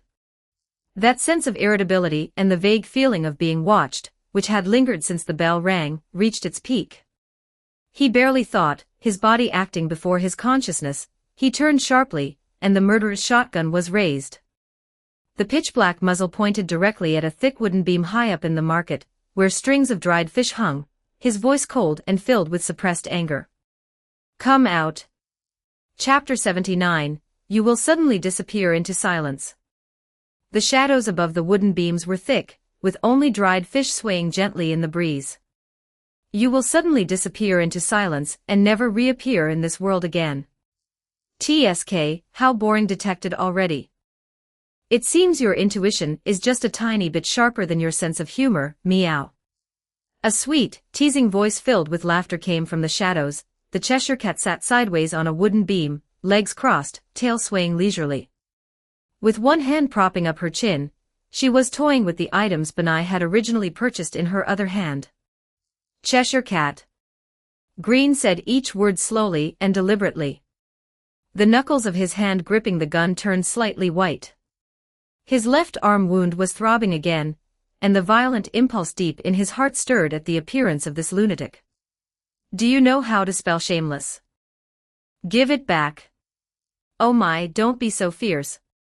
The Cheshire Cat blinked, her smile so bright it was infuriating. "I just thought what this rabbit knight bought was quite pretty, so I borrowed it to admire it for a bit. Who knew he was so careless that he didn't even notice the things in his hands had been swapped?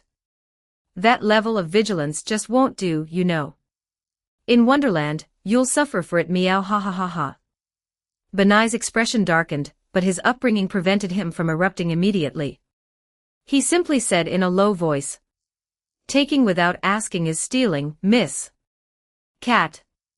Please return what belongs to me." "Stealing? How ugly that sounds. It's an exchange." The Cheshire Cat shook the glowing algae in her hand and pointed at the stinky shoes Benai had thrown on the ground. "Look, I left a return gift. Although the taste might be a bit unique." Green forced himself to stay calm. Dealing with this crazy cat, he couldn't let himself be led by her pace. "Give the items back, then get lost. We don't have time to play your boring games." "Boring?" The Cheshire Cat acted as if she had been stung pretendingly by the word, puffing out her cheeks. "Aren't you just playing hide-and-seek and save the princess games? How childish. It would be better to play with me." She seemed to have lost interest in the glowing algae and tossed them casually. The glowing algae and spice bags landed accurately toward Benai. Benai caught them instinctively and checked them quickly.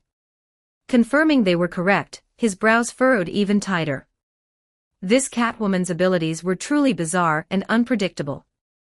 However, the Cheshire Cat's game was clearly not over.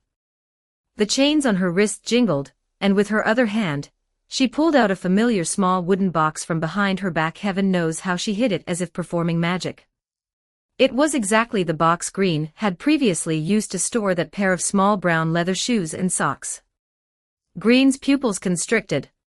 He had clearly stored that box inside the blank Alice's Adventures in Wonderland. Theoretically, only he could access the space within that book.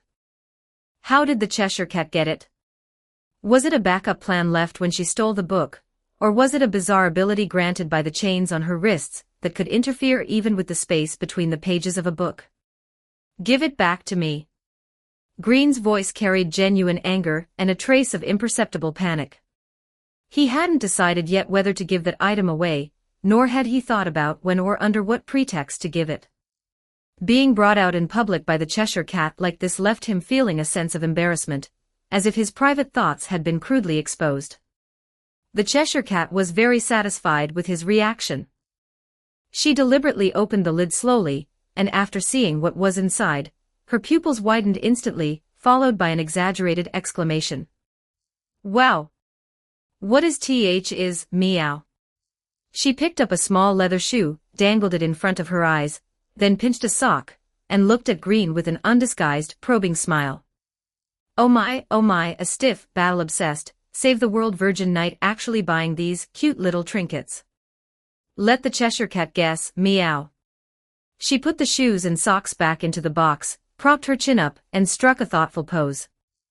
You definitely don't have a cross-dressing fetish. The Cheshire Cat can still tell that much, so the remaining possibilities are few. Is it missing someone? Could it be that blonde Alice you are always thinking of and searching the world for, wears a pair of shoes and socks just like these? Oh my, what a pure and specific fetish. Do you need me to help you look for her?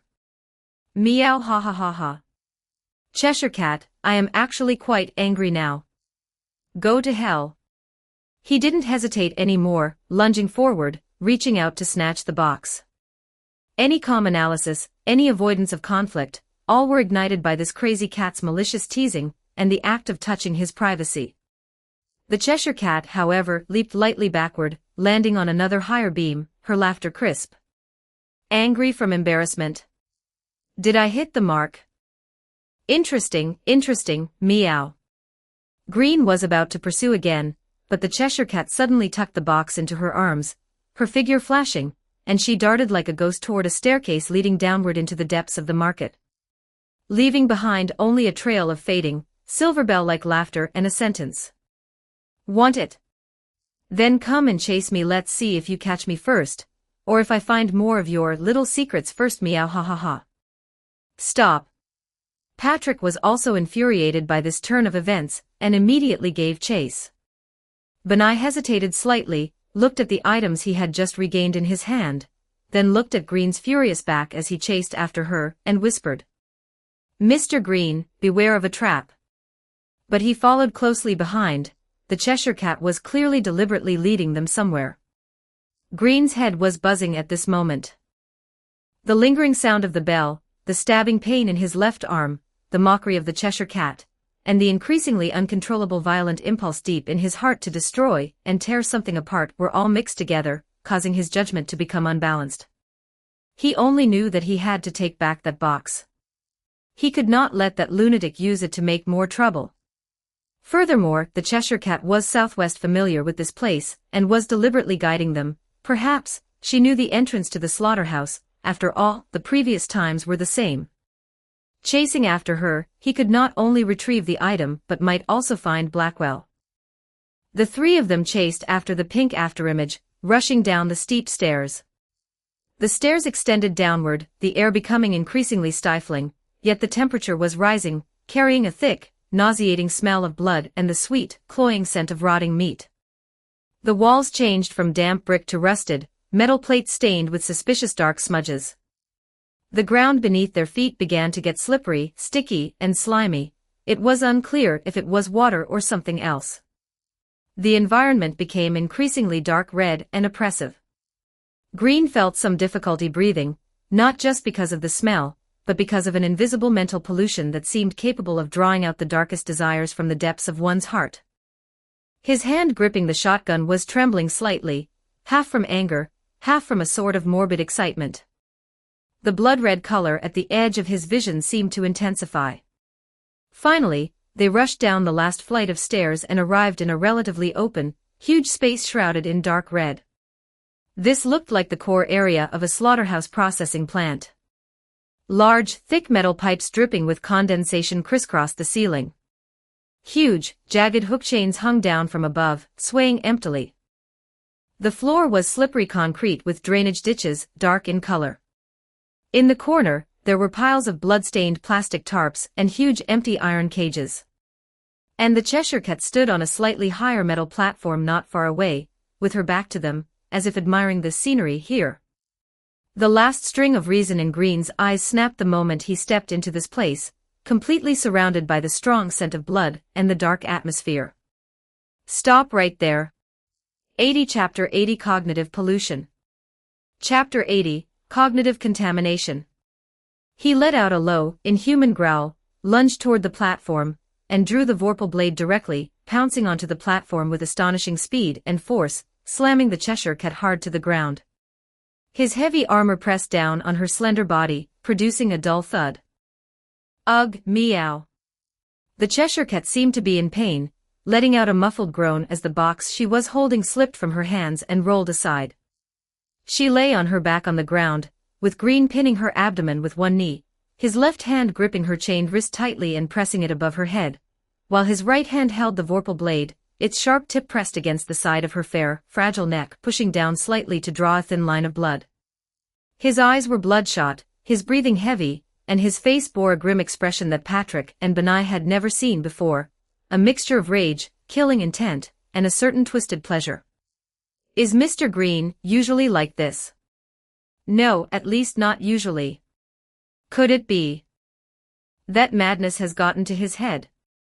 That can't be it, right? I've been with him for so long, and I'm perfectly fine. Then it must be an issue with Mr. Green himself. Let's keep an eye on him, and hope it's not the worst-case scenario. The Cheshire Cat looked up at the near-manic Green, but there was not much fear in her eyes. Instead, they shimmered with a strange light, looking like excitement, and yet also like pity. She did not struggle, only speaking softly in a voice that was almost a whisper. Oh my, look at you. Your eyes clouded by the grease of the story, your mind choked red by the blood of the characters, poor, pathetic, angry, falling apart. Mr. Protagonist, meow. She tilted her head slightly, signaling Green to look toward the area below the side of the platform, a corner shrouded in a huge shadow, her voice carrying a seductive whisper. Do you smell it? This sweet despair. Do you see it? Those accumulated results. This is the most real and common scenery in this kingdom. Aren't you going to say hello? Green subconsciously followed the direction she indicated, glancing out of the corner of his eye. Patrick and Benai had also rushed near the platform by this time, and following the direction the Cheshire Cat indicated, they looked toward that corner. The next moment, both of them were struck as if by lightning, freezing in place. Inside that open, massive, rusted iron cage, stacked high in layers, were nothing but processed human remains. Some barely maintained a human shape, but their limbs were twisted, their skin deathly pale, covered in bruises and strange cuts. Others had already been severed into pieces, piled haphazardly together, severed limbs, torsos, and even heads were crammed together messily, and congealed dark red blood had soaked the bottom of the cage, pooling into viscous puddles. The intense scent of blood and the aura of death were emanating from right there. That scene was like a corner of hell being crudely torn open and revealed to the living. Ugh! Patrick's face went deathly pale, his stomach churning violently, and he had to cover his mouth tightly to keep from vomiting, his cat eyes filled with extreme fear and anger. Benai also gasped, his red eyes contracting, the veins on the back of his hand gripping the sword hilt bulging, the color drained from his face, and for the first time, a crack appeared in his composed expression. It was replaced by the shock of facing cruelty that exceeded his perception. He subconsciously took half a step back, as if wanting to get away from that horrific scene. This is the slaughterhouse. These used to be living people, damn it, what do they take human lives for? Patrick's voice trembled. Insane and cruel. Benai squeezed the words through his teeth. However, Green, still on the verge of rage, looked toward that corner, but his face showed extreme confusion, bewilderment, and even an absurd expression. What are you talking about? What living people? He blinked his bloodshot eyes, then blinked hard again. In his eyes, what was piled high in that iron cage was not some terrifying human remains at all. It was clearly just piles of slaughtered, dehaired, and butchered fat pigs. Pig heads, pig trotters, pork ribs, pig hind legs, neatly arranged in the cage. It just seemed to have been left there for some time. Some parts were dark in color, oozing a bit of blood, and emitting that peculiar, rotten, sweet and fishy smell of meat left out for too long. Although the sight was not particularly pleasant, it was definitely just a scene of livestock being processed in a normal slaughterhouse, and it had absolutely nothing to do with human bodies or remains. These are clearly pigs. Green muttered subconsciously, looking in confusion at the Cheshire Cat beneath him, who wore a weird smile. He turned his head to look at the deathly pale Patrick and Benai, the rage in his heart forcibly washed away by this cognitive dissonance, replaced by a deeper chill and confusion. Why, what they see, and what I see, are completely different. What I see is pigs. And the hellish scene in Patrick and Benai's eyes was conveyed with absolute reality through their complexions, their voices, and their physiological reactions of almost vomiting. What we see is not the same. It is not an illusion. It is not a simple issue of lighting or angle. It is a fracture in cognition itself. The understanding, formed after this world projected onto his retinas and conducted to his brain, had developed a fundamental deviation from others, or at least from Patrick and Benai. My body, or rather, my perception, has a problem. Green loosened his hand, which was trembling slightly from overexertion, and slowly stood up. The stinging pain in his left arm remained, but the bloodthirsty rage was frozen and replaced by a deeper chill at this moment. He recalled the pleasure of slaughter that had surged during the battle, recalled the rabbit pocket watch inexplicably failing, and recalled his growing lack of confidence in the common sense of this world. All of this seemed to point in the same direction. Something deeper was eroding or awakening within him. This was not any mental illness he knew of in the real world. No, he could no longer blindly rely on the memories of reality. Since he had confirmed from the beginning that Green's memories had been tampered with, and even this identity itself might be questionable. Then, perhaps this abnormal cognition at this moment was a sign that the covered-up truth was seeping through. Or was it that the crazy rules of this world were starting to act more directly upon him, this abnormal existence? Who am I exactly? Am I Ryder Green? Am I Undead Green? Am I a character set in some story? Or something else, gradually revealing itself through this shell and name? Confusion poured in from the cracks of his cognition, giving him a momentary feeling of dizziness and helplessness. The Cheshire Cat vanished, leaving behind only the afterimage of her unsettling, signature smile, and a drifting whisper. A deviation in cognition is the starting point of madness. Oh. Only a madman can tell truth from falsehood. The more twisted things are, the more real they appear in the eyes of a madman. Wish you a happy hunt, confused protagonist. Green shook his head, forcing himself to break free from the panic of philosophy, or rather, existentialism. Now was not the time to delve into it. He bent down and picked up the wooden box containing the shoes and socks. The box was a bit dirty, but the contents seemed intact. He quickly checked it, confirmed that nothing had been tampered with, and then put it back into the blank Alice's Adventures in Wonderland. After doing this, he turned to Patrick and Benai, whose complexions were still awful. Hey, you two, Green began, his voice unusually dry and hoarse. He cleared his throat, trying to regain his usual composure. The thing I just saw, it's not the same as what you saw. What I saw was processed pork. Chapter 81. Tender and Juicy Mr. Chicken. Upon hearing this, Patrick and Benai whipped their heads toward him, their eyes filled with disbelief and shock. Pork. Patrick instinctively glanced at the iron cage, his face turning even paler. Are you sure? That was clearly. What I saw was definitely not livestock. Benai said in a deep voice, staring intently at Green, as if trying to confirm whether he was lying or losing his mind. I know. Green interrupted him. So my perception might be malfunctioning. The cause is unknown. But right now, that might not be the most important thing. He pointed to the pervasive scent of blood and the faint, distant roar of machinery mingled with muffled screams. Dr. Blackwell is still here, along with many others who were captured and treated as surplus population. Our primary goal is to save people, find the doctor, and then destroy this place. He paused, looking at Patrick and Benai with a determined gaze, despite the restlessness churning deep within him. I need your eyes to help me confirm the truth. And I. He tightened his grip on his weapon until his knuckles turned white. Am responsible for clearing the obstacles.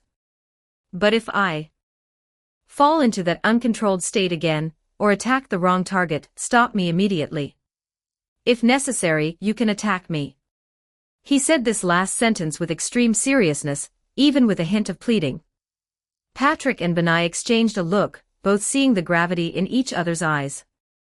Green's condition was clearly poor, but his determination and goal were unquestionable. Understood.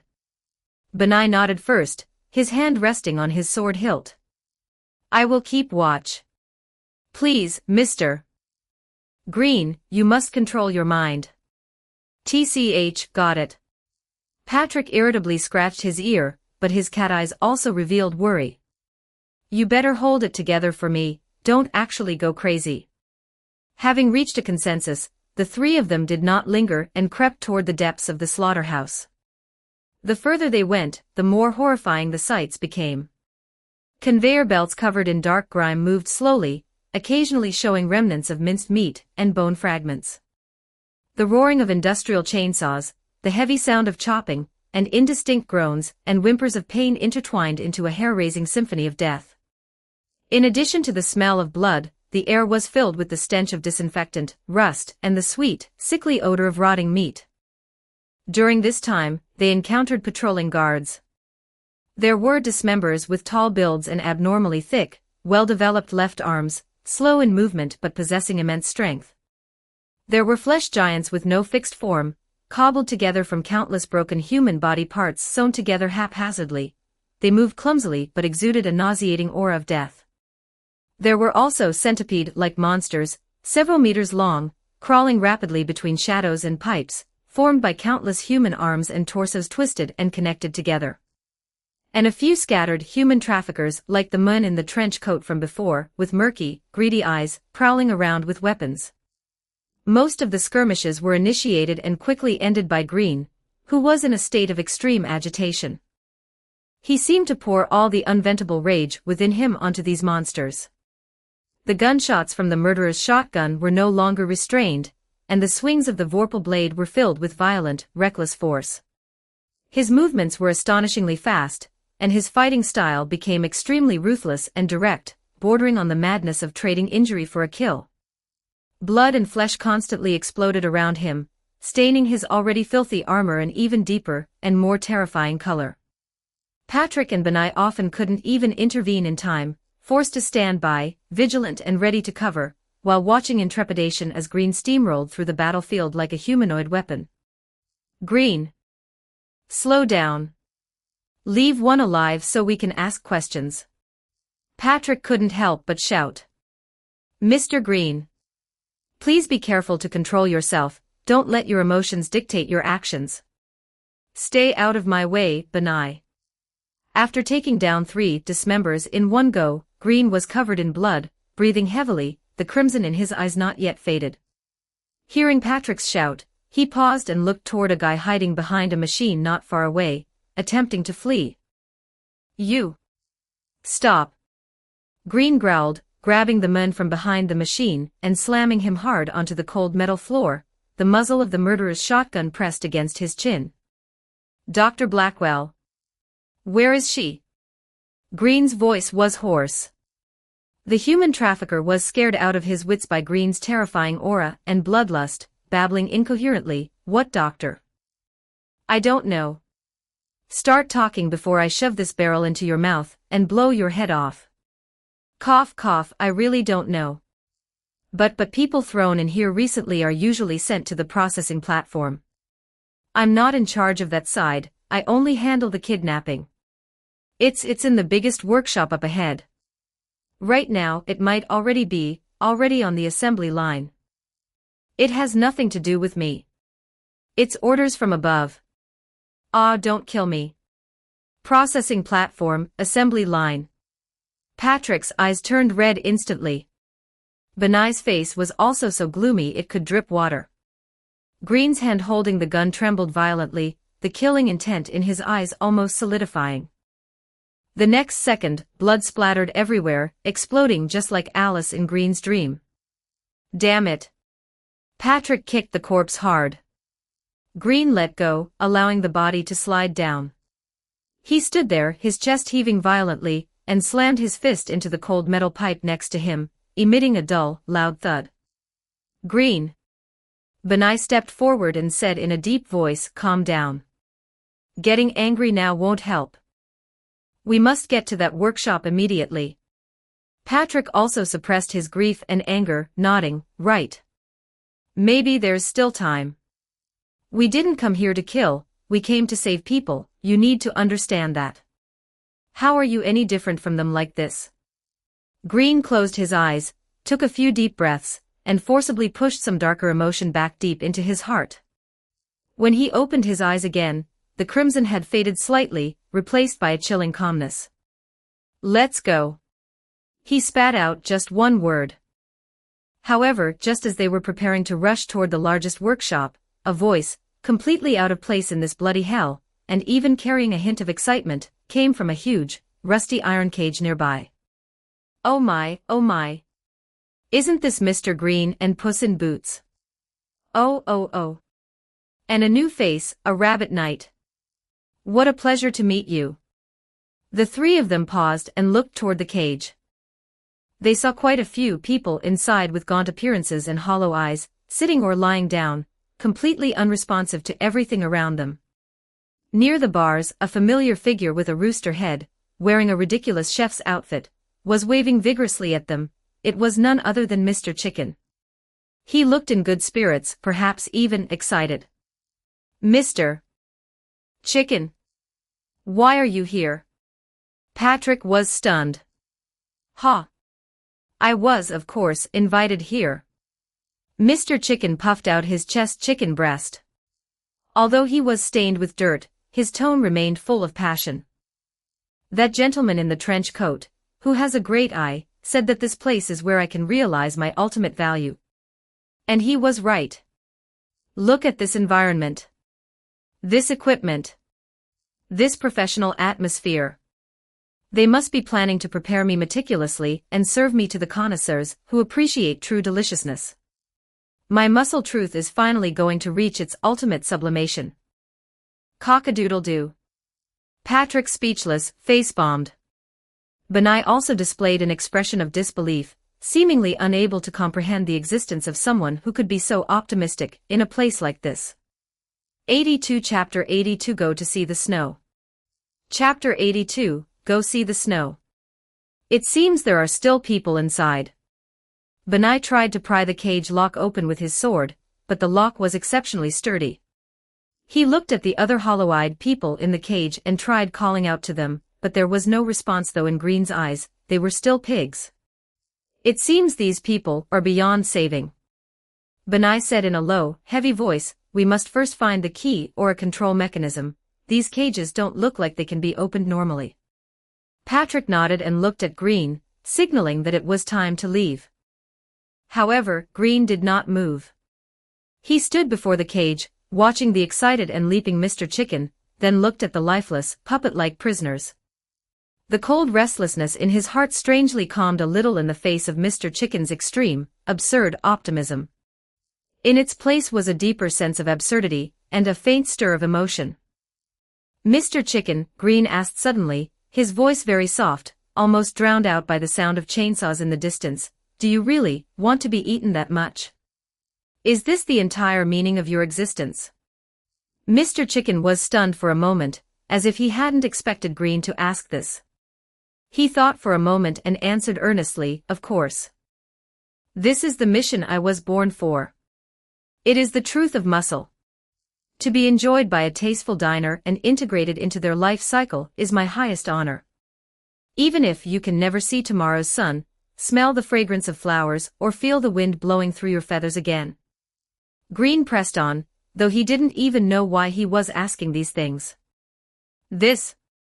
Mr. Chicken showed a hint of hesitation for the first time, his coxcomb drooping slightly. "Well, I haven't thought about that much. Ever since I gained consciousness, I've known that I exist to be eaten. Other things don't seem to have much meaning." Green looked at him in silence. This absurd chicken-headed creature, obsessed with being eaten, was in some ways living more purely and more pathetically than he was, an undead with chaotic cognition, a mysterious identity, and driven by various inexplicable emotions and missions. Then Green spoke again, this time with a hint of gentleness he hadn't even realized. "Before you are sublimated, is there anything you still want to do? Not about being eaten, but about something you yourself want to experience." Cluck. "Something I want to experience." Mr. Chicken was completely stunned. This question clearly exceeded his simple chicken life plan. He lowered his head, scratched it, and began to think hard. After a while, Mr. Chicken looked up. "Actually, I once heard Mr. Pork say that there is something called snow. He said it is white, cool, and shiny. It drifts down slowly from the sky, like feathers, but melts when it touches body heat. It covers everything in white, it's very clean, very quiet." He paused, and for the first time, his eyes revealed a childlike curiosity and longing. "I've been a bit curious for a long time. What is snow actually like? Is it really cold when you touch it? What does it taste like? If I could see snow with my own eyes before being turned into a delicacy, even just one glance would be enough." After saying this, he seemed to feel that this wish was too extravagant, too inconsistent with his status as an ingredient. "Of course. I was just thinking out loud. The most important thing for me is still to be eaten. Please don't mind." Green listened quietly. In this living hell filled with bloodshed, madness, cognitive dissonance, and despair, the most secret wish in the heart of an absurd chicken-headed creature about to be slaughtered was actually to see the pure, cold snow he had never seen before. This wish was ridiculously small, yet so pure it stung the heart. At this moment, the rage, confusion, and bloodthirsty impulses in Green's heart were strangely smoothed over by this absurd and tiny wish. He looked at Mr. Chicken's eyes, which were shining slightly from talking about snow, and was silent for a moment. Then, he spoke to the chicken head in the cage in an unusually calm tone, clearly saying, "Let's go see the snow." Cluck. Mr. Chicken was stunned, and Patrick and Benai also looked at Green in surprise. "I will take you to see the snow, I promise," Green repeated, his gaze firm. "After I finish things here, find Blackwell, and do what I must do. I promise you, I will make sure you see what snow is like with your own eyes." He could not understand Mr. Chicken's obsession with death, just as he could not fully understand everything happening to himself. But under the other's absurd logic, this simple curiosity about snow was like a faint but real light shining into his mind, which was shrouded in bloodshed and madness. Perhaps helping this absurd fellow realize this pitifully small wish could also allow him, in this twisted journey, to grasp a bit of warmth and meaning that belonged to a person, rather than a character or a monster. Really? Lord Green. Are you really willing to take me to see the snow? Wow. That's wonderful. Thank you. Sob. I will definitely try hard to keep my meat tender and delicious until the day we see the snow. And then I will be eaten without regrets by you, or by any diner who knows how to appreciate it. Wah! He cried with snot and tears, yet smiled like a child. Patrick and Benai watched this scene with complicated feelings, but they did not interrupt. In this hell, such an absurd promise was perhaps a trivial yet precious thing that supported people to keep going. Wait, step back a little, let me open this thing. Mr. Green, this cage has a special structure, there are magic runes on the lock, it's not something brute force can. Benai's words were interrupted by Green's hoarse voice before he could finish. Then I'll break it. Before the words had even faded, Green had stepped forward, gripping the vorpal blade with both hands. Click, boom. The refined iron bars, as thick as an adult's arm, were cleanly severed and sent flying by these 3 slashes. The bars hit the ground with a huge roar, kicking up dust. The cage had been violently broken open, leaving a huge gap. The rest of Benai's words stuck in his throat, his eyes filled with undisguisable shock. He stared fixedly at the dark silver sword in Green's hand, then looked at the clean, decisive slash, his voice trembling with disbelief. This sword, this technique, is it Vorpal's sword? And this triple slash, where did you? Hey. Now is not the time to ask that. Patrick suddenly warned in a shrill voice, his cat ears perked up, pointing toward the direction on the other side of the corridor where an even thicker smell of blood and oil was wafting over. Something is coming. It's dangerous. Almost at the same time as Patrick's voice fell, Green had already moved. He spun around violently, raised the murderer's shotgun, and pulled the trigger toward the depths of the shadows. Bang! Chapter 83, The Slaughter Game. Gunfire illuminated the corridor. A storm of lead pellets roared into the darkness, but was met with the harsh sound of metal grating against metal, sparks flying, and the clanging of bullets being deflected. Immediately following were heavy footsteps and VRRRRM, VRRRRM, VRRRRM. An industrial chainsaw was started, its high-speed rotation emitting a frenzied whine. Accompanied by the sound of the chainsaw, a deep, hoarse, dreamlike male voice approached from the shadows, intermittently humming and muttering. The friendship between the beaver and the butcher was unprecedented. It was the same in winter as in summer, you would never see them walking alone. The beaver, affectionate and more moving than tears, said, "What you learn in 10 minutes is more than what you learn in 70 years of schooling. This is the song of the Jabberwocky. I say it 3 times and the evidence is sufficient. 2 + 1 equals, if only it could be calculated with fingers. Even if there is an occasional quarrel, unavoidable in the human world, the song of the Jabberwocky will return to the heart, cementing friendship forever." A huge, bloated figure stepped into the range of the dim light. It was a person, or at least it had been once. He stood over 2.5 meters tall, wrapped in dirty, matted dark animal skins, covered in layers of dark red, blackened bloodstains and grease. His face was covered in wild, matted hair and dried blood crusts, making his features indistinguishable. Only a pair of eyes glowed with a kind of twisted, joyful red light.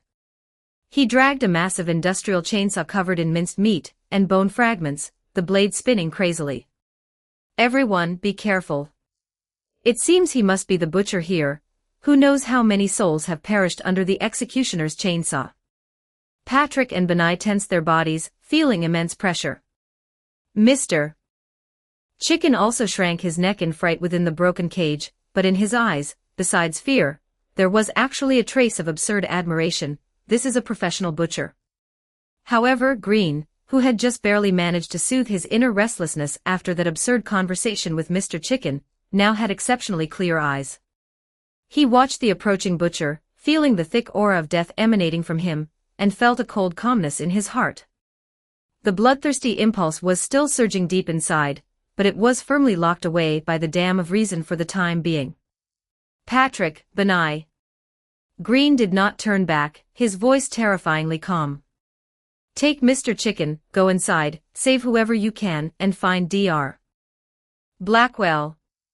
She might still be alive, at a processing table or some temporary detention point.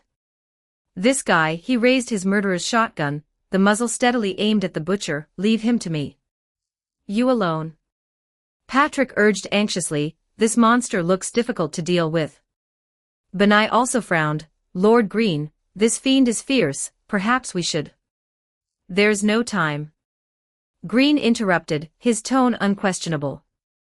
"For every extra second we delay, Blackwell and the people inside are in more danger. The faster you act, the less pressure I have, and also.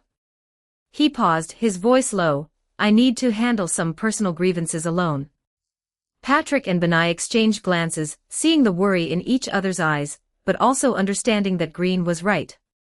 Splitting up was the most efficient approach. You be careful. If you can't hold out, retreat. Don't fucking fight to the death. Patrick gritted his teeth, and turned to call Mr. Chicken, let's go. Stupid chicken. Lead the way. Do you know how to get around in here? I think so. I secretly memorized the path when I was brought in. Mr. Chicken quickly scrambled out through the breach. Lord Green, please stay alive.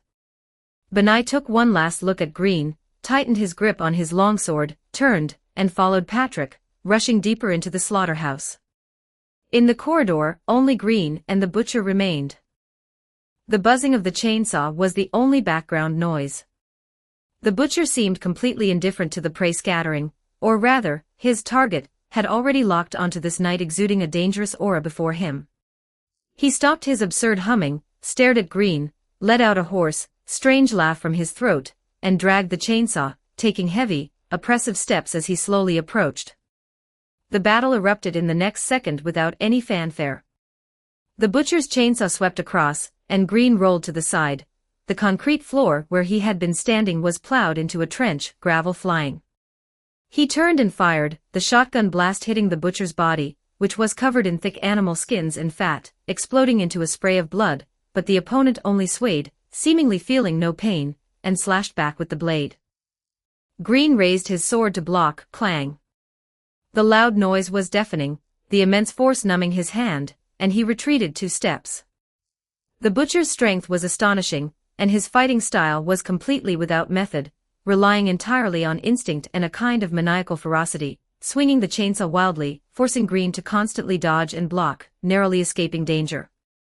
The restlessness in his heart was ignited again by this intense struggle. Green's movements began to accelerate, and his strength increased, but the price was that the string of reason was stretched tight again. In his mind, those chaotic thoughts, doubts about his identity, and cognitive biases surged up like a tide, interfering with his judgment. And just then, the voice of the Cheshire Cat echoed directly deep in his mind, unseen, only heard, accompanying the butcher's frenzied attacks, doubly torturing his spirit. Have you heard the story of the children's slaughter game? A pair of brothers imitated their butcher father. They started a slaughter game, and the older brother, playing the butcher, stabbed the younger brother, who was playing the pig, in the throat, killing him. Green gritted his teeth, dodged the chainsaw's thrust, and the vorpal blade sliced a gash under the butcher's ribs, thick black blood gushing out. The mother, who was holding her newborn baby from a while ago while bathing in the bathroom, heard the younger brother's cry of agony and rushed to the scene, and in her overwhelming agitation, she stabbed the short knife from the younger brother's throat into the older brother's heart.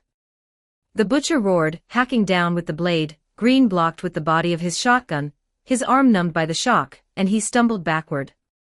And at the same time, due to negligence, the baby also drowned in the bathtub, and the mother, out of overwhelming grief, hanged herself and died.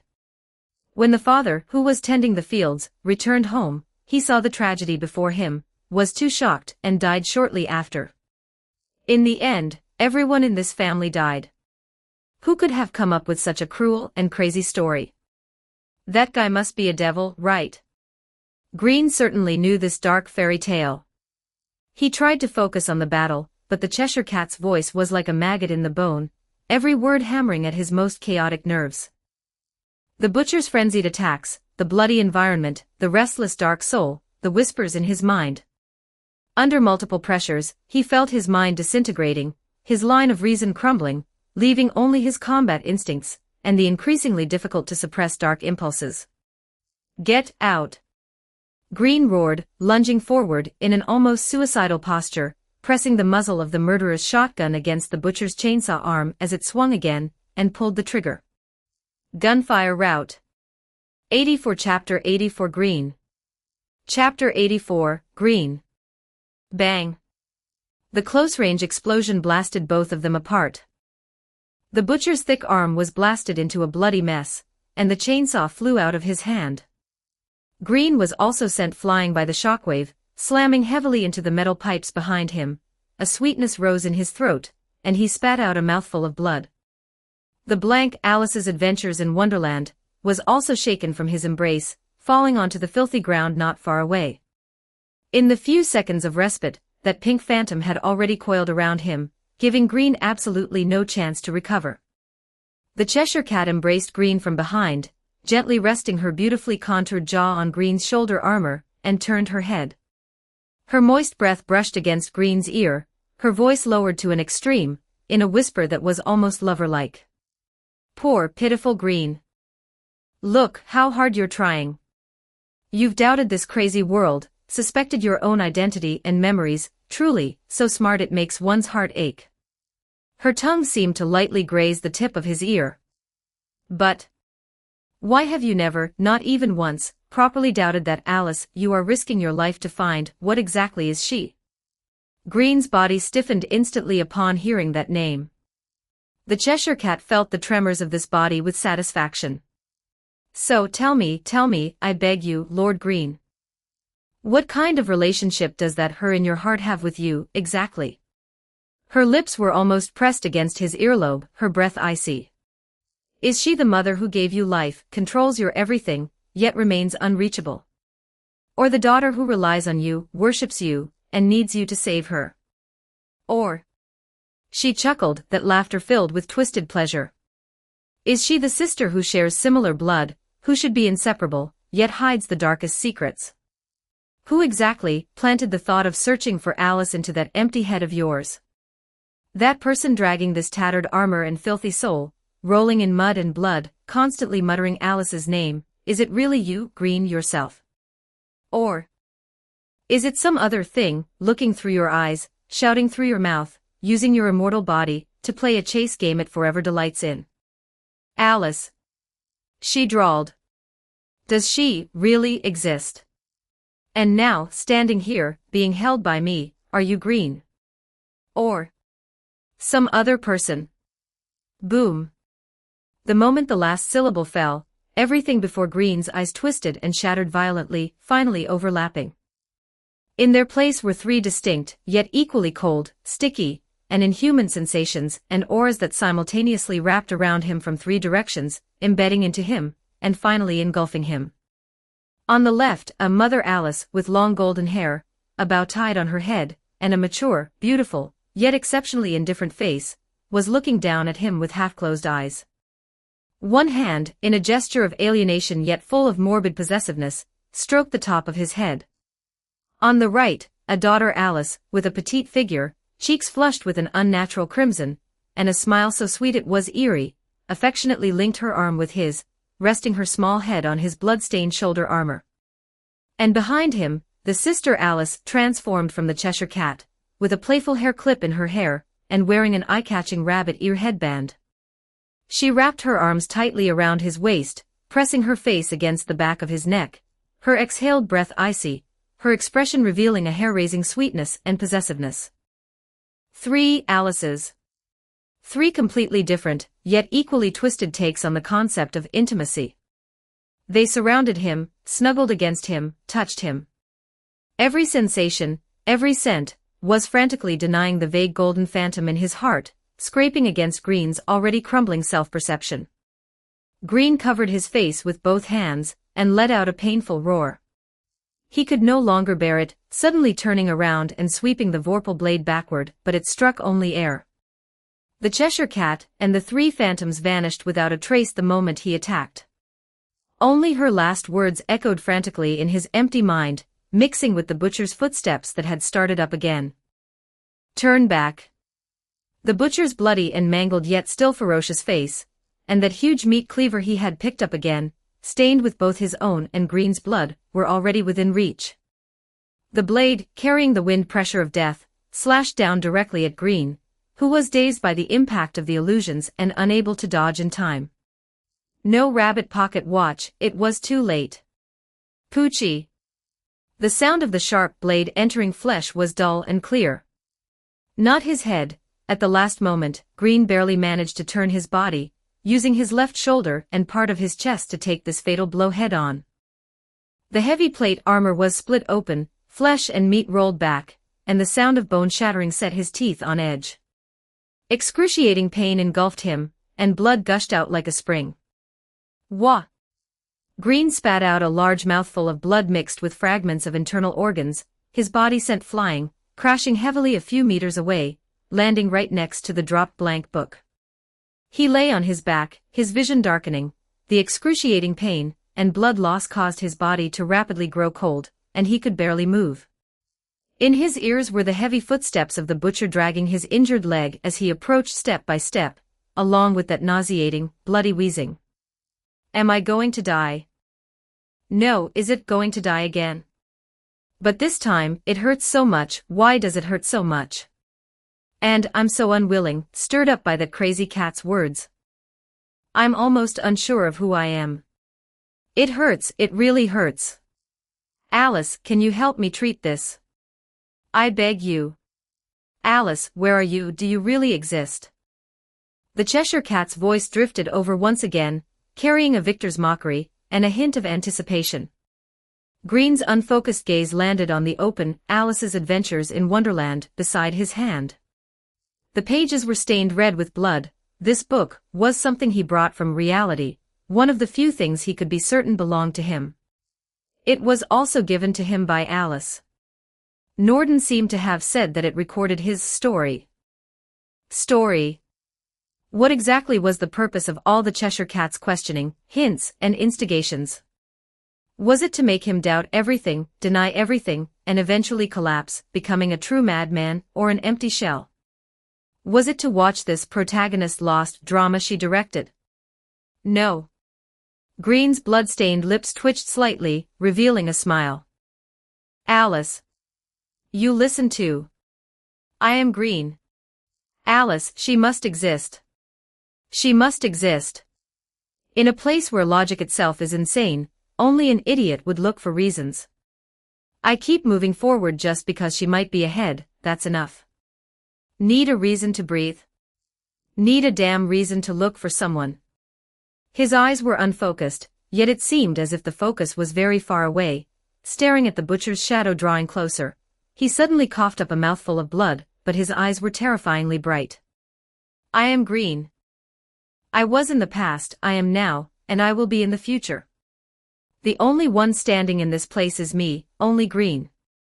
As long as I can still take a step, still think, and still remember clearly that I must go find that golden answer. Then I am still Green. I am destined to be Green. Only Green remains. Alice, she must exist. She must exist. He grinned, revealing teeth stained red with blood, his smile as ferocious as a demon's. At this moment, all self-doubt, cognitive confusion, and identity anxiety were burned away by this almost paranoid self-affirmation that erupted from the desperate situation. And the Cheshire Cat's words instead became the final raging fire that tempered his will. He didn't want to be some other person, didn't want to be trapped in the puzzle of who am I. At least I am Green right now. As for the rest, wait until I survive and finish what I'm doing before I figure it out. Actual action proves everything.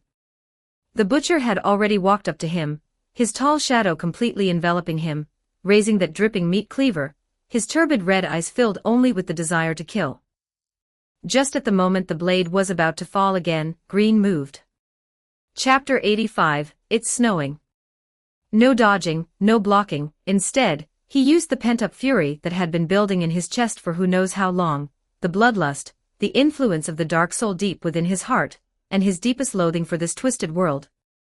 All of it transformed into a torrent so scorching it threatened to ignite his very soul. He thrust his hands out violently, gripping the butcher's thick neck in a death choke, his 10 fingers sinking deep into that filthy, greasy flesh. Gah! The butcher seemed not to have expected such strength from a dying man, and his movements faltered for a moment. Immediately after, a sudden change occurred. Centered on Green's body, a spark of dark red fire burst forth, followed by a thunderous boom. Flames interwoven with deep blue, dark red, and ghastly white erupted from every pore and every wound on Green's body.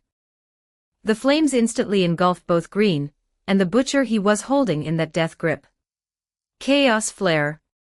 In the Library of Dreams, among the magic books Norden had piled into a small mountain, was a torn page from a book recording forbidden destruction magic that he had once glanced at unintentionally.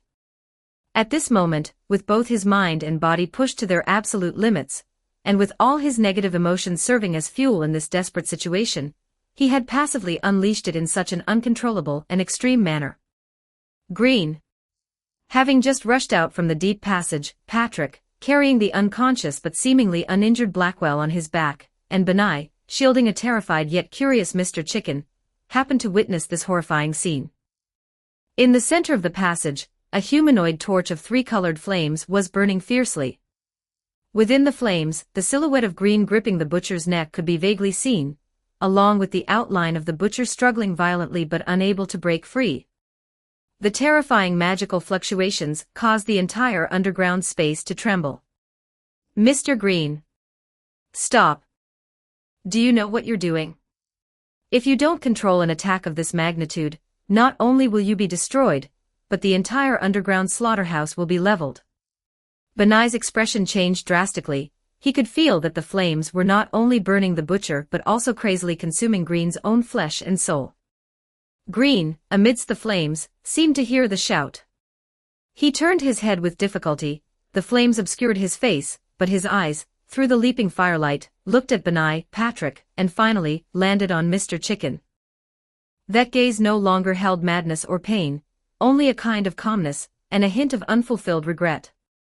He opened his mouth as if to say something, but only the crackling of the bursting flames came out. The next second. Boom. The chaos flare, having built up to its peak, erupted violently. A 3-colored pillar of fire shot into the sky, centered on Green and the butcher. The violent magical energy expanded crazily outward in a spherical shape. Wherever it passed, metal melted, concrete disintegrated, and pipes twisted. Get down. Benai roared, using his body to shield Patrick and Blackwell as he threw himself to the ground. Mr. Chicken was also so frightened that he found a place to crouch down and cover his head. The explosion instantly drowned out everything, and the shockwave swept through the entire underground slaughterhouse. The soil layer and structure overhead groaned under the unbearable strain, countless cracks spread, and large chunks of rock and dirt fell with a rustling sound. The explosion lasted for several seconds before gradually subsiding. Dust and smoke filled the air, and the pungent smell of burning, and the scent of magical residue permeated every inch of the space. Overhead, the area directly hit by the explosion had actually been blasted open, creating a massive hole leading directly to the surface. Patrick coughed as he struggled out from under Benai, his face covered in dust, and looked anxiously toward the center of the explosion. There, only a charred, several-meter radius crater remained. At the bottom of the pit lay a pile of completely carbonized humanoid charcoal, barely recognizable as the butcher's massive outline. He was well and truly dead. Not far from the charcoal, a figure stood motionless, charred all over and smoking, with most of their clothing and armor melted or burned away, revealing the severely burned and festering skin underneath. It was Green. He was still alive. Green stood in place, charred all over, his skin fused with melted armor, revealing bloody, mangled wounds where even charred bone could be seen. He was slightly hunched, his left arm hanging unnaturally, and every weak breath triggered excruciating, tearing pain throughout his wounds. Green. Patrick was the first to rush forward, his feline face filled with shock and fear. He wanted to touch him but didn't dare. Benai followed closely behind, his red eyes constricted, his hand already on his sword hilt, though he didn't know who to draw his sword against. The Green before them looked little better than the pile of charred butcher on the ground. Mr. Chicken also recovered from the shock and actually muttered, "Lo Lord Green, you're roasted even more thoroughly than I am." That heat was just too intense. Green managed to turn his neck, which was almost glued shut by blood scabs, to look at them.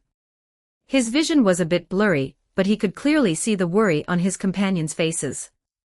He opened his mouth, his voice hoarse and broken, squeezed out from his throat. "Don't come over. Patrick and Benai paused in their steps. I'm about to die. Green spoke with exceptional calmness. He could feel that the chaos flare had not only incinerated his physical body but also brought a searing, corrosive sensation to his soul. That power had drained something away, leaving behind a kind of cold emptiness. The undead's powerful self-healing ability only served to deepen the pain, yet there was no sign of the wound's healing at all. Just go back, he added with difficulty, his gaze sweeping over the three of them. You go first. Leave here. Go to a safe place. Patrick, take care of the doctor. Benai, I leave it to you. He paused, his charred fingers seemingly wanting to lift to point at Mr. Chicken, but in the end, they only moved slightly. After speaking, he closed his eyes, no longer looking at them, nor attempting to maintain his standing posture. The pain in his body seemed to be fading away, and a deep sense of exhaustion and relief quietly permeated him. Patrick wanted to say something more, but Benai gently pressed his shoulder. The Rabbit Knight took a deep look at Green. In those eyes were understanding, respect, and a hint of sorrow. He slowly shook his head and whispered, respect his choice. Let's take the doctor and this Mr. Chicken and leave first. This is no place to linger. Just at this moment, Green felt something cold and soft fall gently onto his scorching, agonizing cheek. 1 speck. 2 specks. More and more. He opened his eyes in a daze and looked up. Through the huge hole blasted in the ceiling, leading to the night sky, there were no gloomy rain clouds, but rather tiny white crystals dancing all over the sky. They drifted down slowly and silently, looking so abrupt and yet so sacred, against the dark red, broken backdrop of the slaughterhouse and the smoke that had not yet dissipated. It was snowing. The fine snow fell on Green's charred skin, bringing a trace of coolness that was insignificant yet incredibly clear. Snowflakes landed on his broken eyelashes and on his cracked, blood-stained lips. Light, whether from the sky above the hole, or the faint glow carried by the snowflakes themselves, softly enveloped his broken body. Snow. Patrick froze, looking up. Benai also stopped, his rabbit ears twitching slightly as he caught a snowflake, watching it melt rapidly in his palm. As for Mr. Chicken, he had completely frozen up. He stretched his neck, his warm yellow chicken eyes opened to their limit, and his pupils reflected the swirling whiteness filling the sky. A snowflake happened to land on his upturned beak, the icy sensation so real. 86 Chapter 86 Dark Soul. Chapter 86, Dark Soul. What is this? Mr. Chicken let out a sudden, off-key crow, waving his hands wildly. These white things. Ah. So this is snow. Amazing. I have never seen something so beautiful. Like a child seeing candy for the first time, he tried to catch them, to cup them in his hands, watching the snowflakes linger on his feathers for a moment before melting quietly, leaving behind a touch of moist chill. He spun in circles, hopping about nearly tripping over, his voice filled with pure, almost overflowing happiness. This is so much more beautiful than rain, or anything like that. Surely, this must have been sent down by the gods in heaven. I feel my heart is filled with happiness right now. He turned abruptly toward Green. Although Green's current appearance was horrifying, Mr. Chicken's eyes held only endless gratitude and fervor. Lord Green. Thank you. Really, thank you so much. You let me see the snow. As a return gift. He puffed out his chest, his tone solemn and earnest. Please kill me and eat me. Being able to taste the meat of this country is very lucky for you. And for me too. I am very happy to be eaten by a friend. The only response was the soft rustling of falling snow and Green's increasingly faint breathing. Mr. Chicken blinked, seemingly realizing that Green was in no state to complete the cooking. He quickly changed his tune, his tone remaining cheerful. Ah. You can't do it right now, can you? That's okay. Once you've recovered. When there's a chance, let's meet again. I must let you taste the freshest. Mr. Chicken. Green suddenly spoke, interrupting him. The voice was very soft, yet exceptionally clear. Mr. Chicken immediately shut his mouth and looked at Green attentively. Green did not look at him, using his last bit of strength to speak slowly. Live on, don't think about dying. As the words fell, Green's broken body could no longer hold on and slowly fell backward. But before he touched the cold, filthy ground, his body began to disintegrate and dissipate. There was no charred corpse left behind, only pale blue starlight, softer and more serene than the snowflakes, drifting out from every part of his body, spiraling upward, intertwining with the falling snow, and finally dissipating completely into the cold air. Only a small patch of dark residue remained on the ground, gradually being covered by the snowflakes. Mr. Chicken stared blankly at the place where Green had disappeared, then looked up at the still falling snow. For the first time, something more complex and moist, transcending the philosophy of ingredients, quietly welled up in his eyes. Warmth, dryness, absolute tranquility. The reassuring, faint scent unique to old book paper. Green opened his eyes. No excruciating pain, no smell of char, no blood. He sat unscathed at the heavy reading table in the Library of Dreams, wearing that set of casual shirt and trousers that belonged to reality, soft and comfortable. Exhaustion. Exhaustion that seeped into the marrow and permeated his soul, wrapping around him like a tide. Not just physically, but mentally, it felt like he had been hollowed out and then forcibly stuffed with a pile of heavy, chaotic fragments. He just wanted to sit there like this, close his eyes, and think of nothing, letting the eternal peace of the library wrap around him, even if only for a moment. However, a gentle gaze with a strong sense of presence remained fixed on him. Green turned his head slightly and saw Norden sitting in the chair next to him. She was still wearing that simple white robe, her silvery white braided hair hanging over her chest, her bare feet touching the floor lightly. She was currently gazing at him intently, her eyes filled with undisguised concern and heartache. Being looked at so directly, Green's desire to slack off and rest vanished. He sighed, raised his hand to rub his still throbbing temples, and looked at Norden with a weary face. Miss Norden, you're looking at me like that, I can't rest. Norden seemed startled, and two faint blushes flew across her fair cheeks. She averted her gaze and began to clumsily tidy up the non-existent dust on the book pages on the table, her voice as soft as a mosquito's buzz. Sorry. I was just a little worried. You look very tired. She was clumsily covering it up, a far cry from the calm and elegant administrator image she usually projected, yet it revealed acute awkwardness. Watching her like this, the heaviness and fatigue in Green's heart seemed to be dispelled a little. He knew that Norden must have seen everything that happened just now. She was always here, watching him, guarding him. Yeah, a little. Green did not deny it, leaning back against the chair, his gaze fixed on the soft halo on the ceiling. However, returning here, I feel much better. Norden quietly breathed a sigh of relief, sat up straight again, folded her hands on her lap, and resumed her quiet, poised demeanor, though the tips of her ears were still slightly flushed. She looked at Green with clear eyes, waiting quietly. She knew that Green must have many questions right now. Green was silent for a moment, seemingly organizing his thoughts. Finally, he chose the most direct question. Miss Norden, when I was fighting before, and when I saw those people, I felt very abnormal. It seemed like there was another me, or rather another emotion, influencing me. Very violent, very bloodthirsty.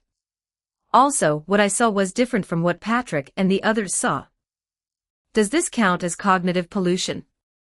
Norden listened quietly, with no surprise on her face. She took a light breath, her voice soft and clear. Lord Green, have you ever felt that your memories are not completely coherent?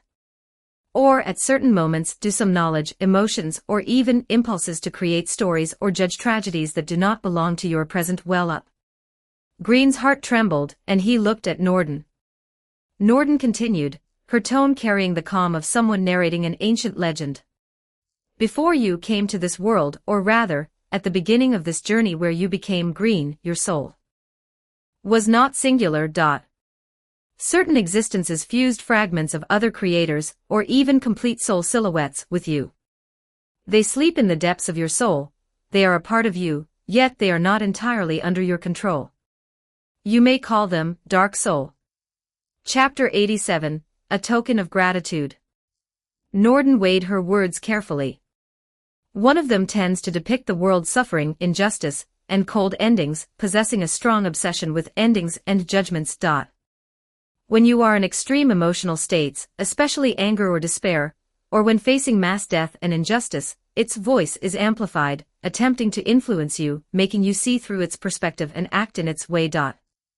That is, to use violence and destruction to write what it considers the correct ending. What you saw might be it attempting to beautify or rationalize the horrors you couldn't accept, acting like a cognitive filter to protect you, or catering to its own cold interpretation of the story. She paused, her orange-red eyes looking deep into Green's. This is the root of your previous abnormal state. It's not that you've gone mad, Lord Green. It's that another tenant in your soul is trying to speak. It meant that there was more than one soul in this body. The library was silent. Green didn't speak for a long time. He lowered his head and looked at his hands. Dark soul, fragments of other creators. So that was it. It seemed to be the case. It appeared someone had added extra ingredients to him, even discarding his original parts without his permission, and he certainly didn't agree with that. Perhaps that guy was the culprit behind the current situation and the subsequent series of events. Those cold killing intents, the keen sensitivity to tragic structures, and that twisted cognition, everything now had a reasonable explanation. This wasn't a disease, but a part of his composition. Contrary to Norden's expectations, Green did not show fear, anger, or a breakdown. He let out a long sigh, his shoulders even relaxing a bit. So that's how it is. Green's voice was very soft, carrying a sense of relief. I'm glad you could tell me these things. So it's not that I've turned into a monster, but that I've carried a monster with me all along. It's just that now, it has started to wake up. He raised his head and looked at Norden. His dark green eyes were weary, but they also held the clarity of someone who had recognized reality. Knowing the reason is better than losing control for no reason. At least I know what to be vigilant about, and what to fight against. Since it is a part of me, then I must learn to coexist with it or manage it. Norden looked at him, a flash of admiration and deeper heartache in her eyes. She nodded gently. It is for the best that you think this way. Your previous battle, especially the end. You used your own will to suppress its restlessness and even utilized its power. That was truly remarkable. The topic seemed to come to an end, but Green still had things to say. After all, everything he had just experienced was too bizarre. He felt like he had schizophrenia, and needed to temporarily suppress these thoughts. Green looked at Norden's quiet, beautiful face, and the two began to chat just like that. They talked about many things, such as Mr. Chicken, Patrick, or Benai, and finally mentioned Alice. Norden listened quietly, her eyes reflecting Green's serious face. When he mentioned Alice, her fingertips curled imperceptibly. She did not refute, nor did she interrupt with those lessons or riddles, but simply said softly. The journey of seeking the truth itself is where the meaning lies, Lord Green. No matter what is found in the end, what you have experienced, chosen, and borne all constitute the unique you. I will always be here, lighting the way back for you. The atmosphere became subtly warm and heavy. Green shook his head, seemingly wanting to shake off this emotion. He took out the rabbit pocket watch and handed it to Norden. By the way, this suddenly stopped responding earlier. Is it broken? Norden took the rabbit pocket watch, her fingertips brushing over the case, and shook her head. It is not broken, Lord Green. The number of times it can be actively activated daily is limited, and the mental energy consumed each time increases. You have used it frequently recently and experience high-intensity combat, and a shock on the soul level, so feeling exhausted, and it being temporarily unusable is normal. It needs time to recover along with you. She gently placed the rabbit pocket watch back into Green's hand. Their fingertips touched and immediately separated. And there is the chaos flare, the ability you used earlier when fighting the butcher. Norden's tone carried a hint of disbelief and admiration. That is no ordinary magic. I remember you had only glanced at it between the pages, to be able to comprehend it on your own in a desperate situation and cast it in that way. You used it to severely wound your opponent and also scorch that restless dark soul, winning the victory for yourself. I am very happy for you. Her cheeks were flushed again, as if she wasn't used to giving such direct praise. However, she changed the subject, her eyes revealing anticipation. This also shows that you have the potential to learn deeper powers. There are many books in the library recording practical skills and magic. If you need, I can. Not for now, Norden. Green interrupted her, his tone carrying undeniable weariness and clarity. My mind is very chaotic right now.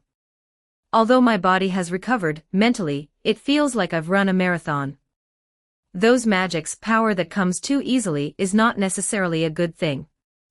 I need to digest what I have already obtained first, as well as the voice inside my body. Blindly pursuing more power might make me more dependent on them, or let those voices find more cracks. Once I clear my head and get a firm footing, I'll come back to you to learn some life-saving techniques.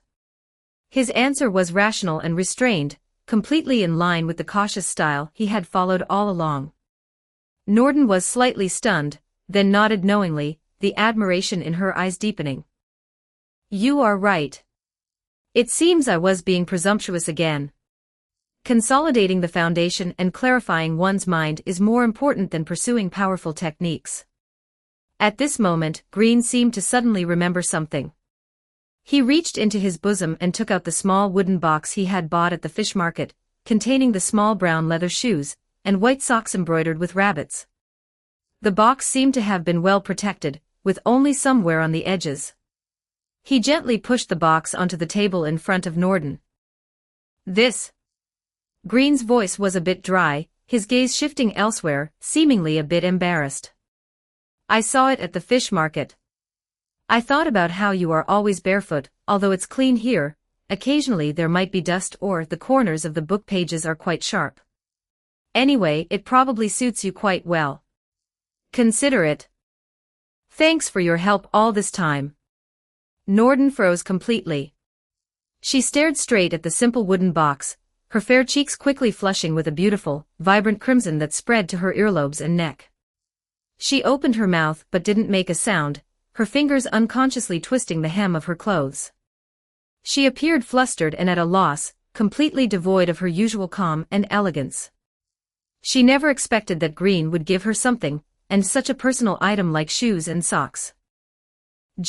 Lord Green, this is too inappropriate, I mean, in this situation. Norden's voice was as thin as a mosquito, with a noticeable tremor. The white bear, which had been playing dead in the corner, could finally no longer hold it in. It covered its mouth with its paw, letting out snickering laughter that came through muffled. Oh my, incredible, has the wooden knight finally figured it out. Actually knowing how to give a girl shoes and socks. And to our Miss Manager who is always barefoot tsk, this eye for detail, these thoughts. Norden's face flushed even redder from the white bear's words, so embarrassed she almost buried her head under the table. She glanced at Green quickly, then looked away as if burned. Green was also a bit embarrassed by the comment and coughed, trying to normalize the atmosphere. I just thought you might need them. No other meaning. If you don't like them, or don't need them. No. I like them. 88 Chapter 88 Intimacy. Chapter 88, Intimacy. Norden jerked her head up and blurted out, her voice much louder than before. After speaking, she realized she had been too excited, causing her face to flush even deeper. She added in a voice as soft as a gnat's buzz, Thank you. I like it very much. She looked at the box, then at Green, her eyes shimmering with moisture, filled with emotion and shyness. She reached out, her fingertips trembling slightly, and gently opened the lid.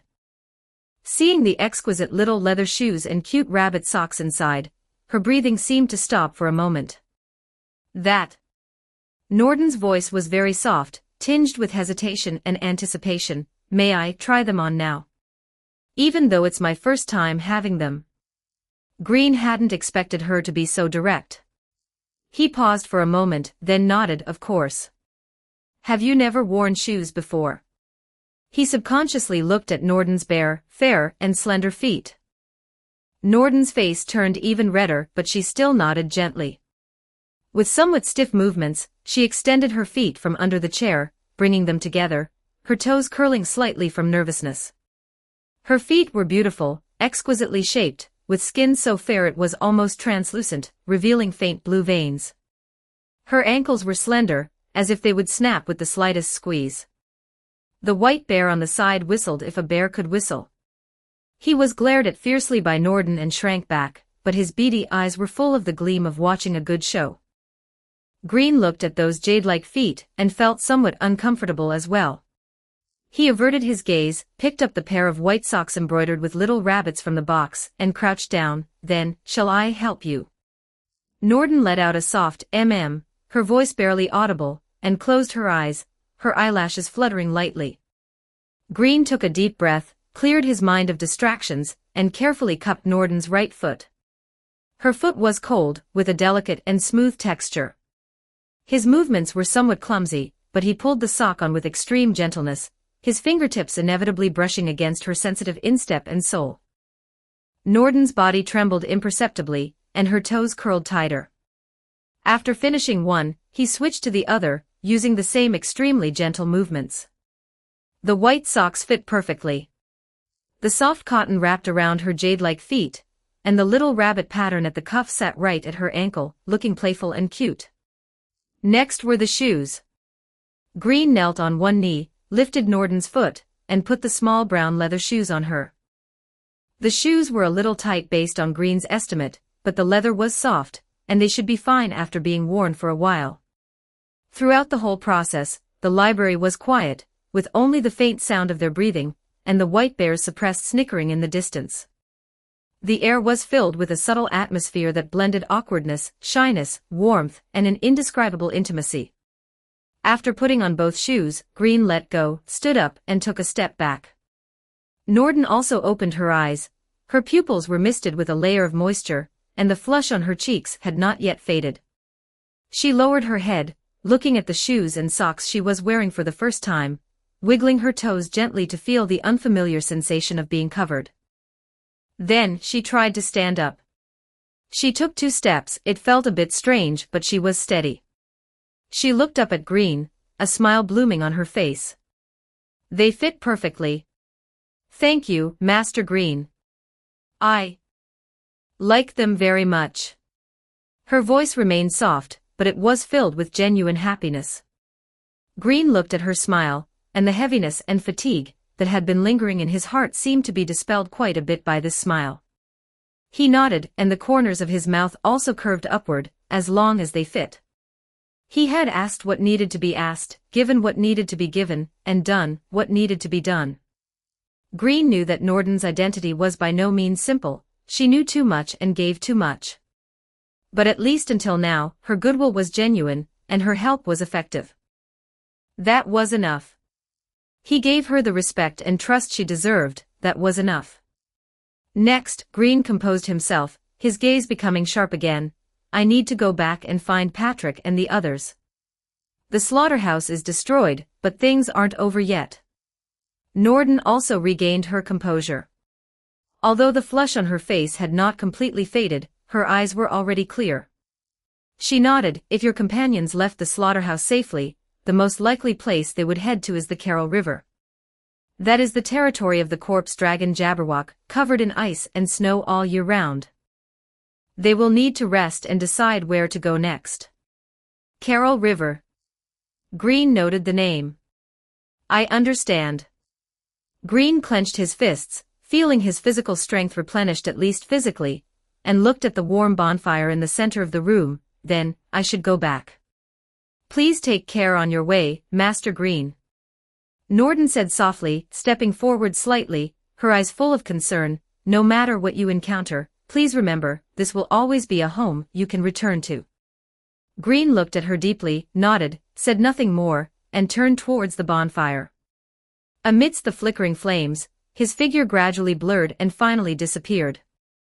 The library returned to silence. Norden stood in place, looking down at the brand new shoes and socks on her feet. After a long while, she reached out her fingertips and gently touched the silly smiling rabbit embroidery on the cuff of the socks, a smile blooming on her face that belonged only to her. The white bear rolled over, lay at her feet, looked up at her, and said leisurely, "Well, now your soul has been hooked away." Norden did not refute, the flush on her face only spread quietly. She looked at the lamps hanging on the wall and silently recited in her heart, "No matter how dark and desperate the path ahead is, please, you must find your answer, Master Green. And then, come back to me." The light of teleportation enveloped his whole body, and the familiar sensation of weightlessness and spatial distortion arrived. Green sank his consciousness into that blank Alice's Adventures in Wonderland, preparing to take a short rest during the brief journey as usual. However, this time, an unprecedented fatigue originating from the depths of his soul appeared.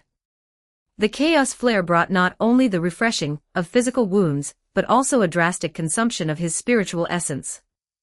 All the dark emotions that had been forcibly suppressed in the slaughterhouse, and then vented through suicidal attacks, as well as the continuous high-intensity battles, decisions, and the resistance against the noise within his body. All of this, in the slack interval of safe teleportation at this moment, turned into surging sleepiness and drowned his consciousness.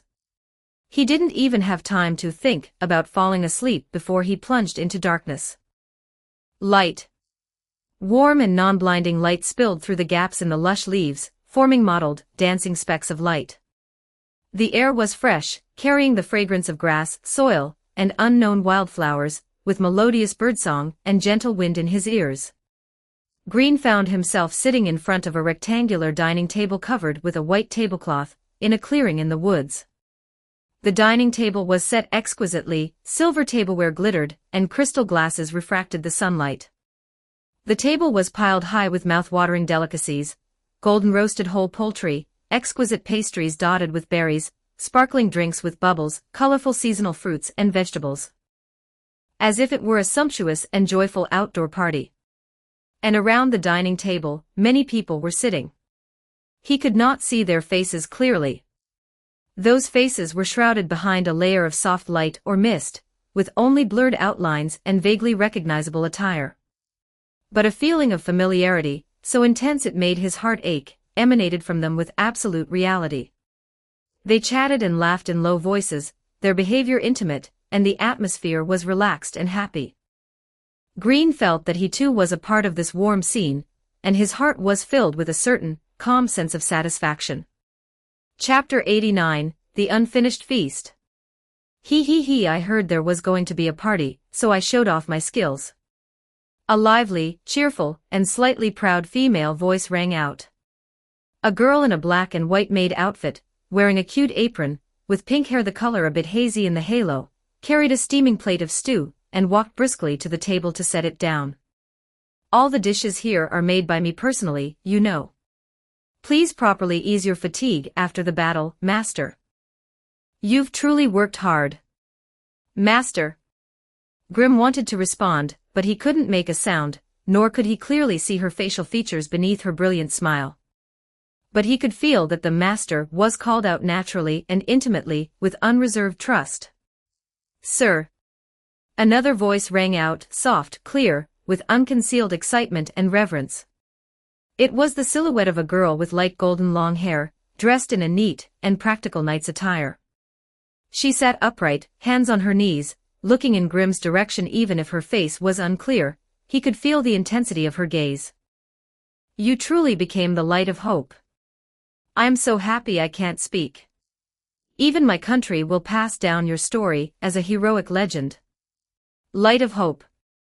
Legend? Grim felt confused, yet there was a vague sense, like a profound emotion from a distant past. "Sir." A third voice, gentle, shy, with a sacred aura.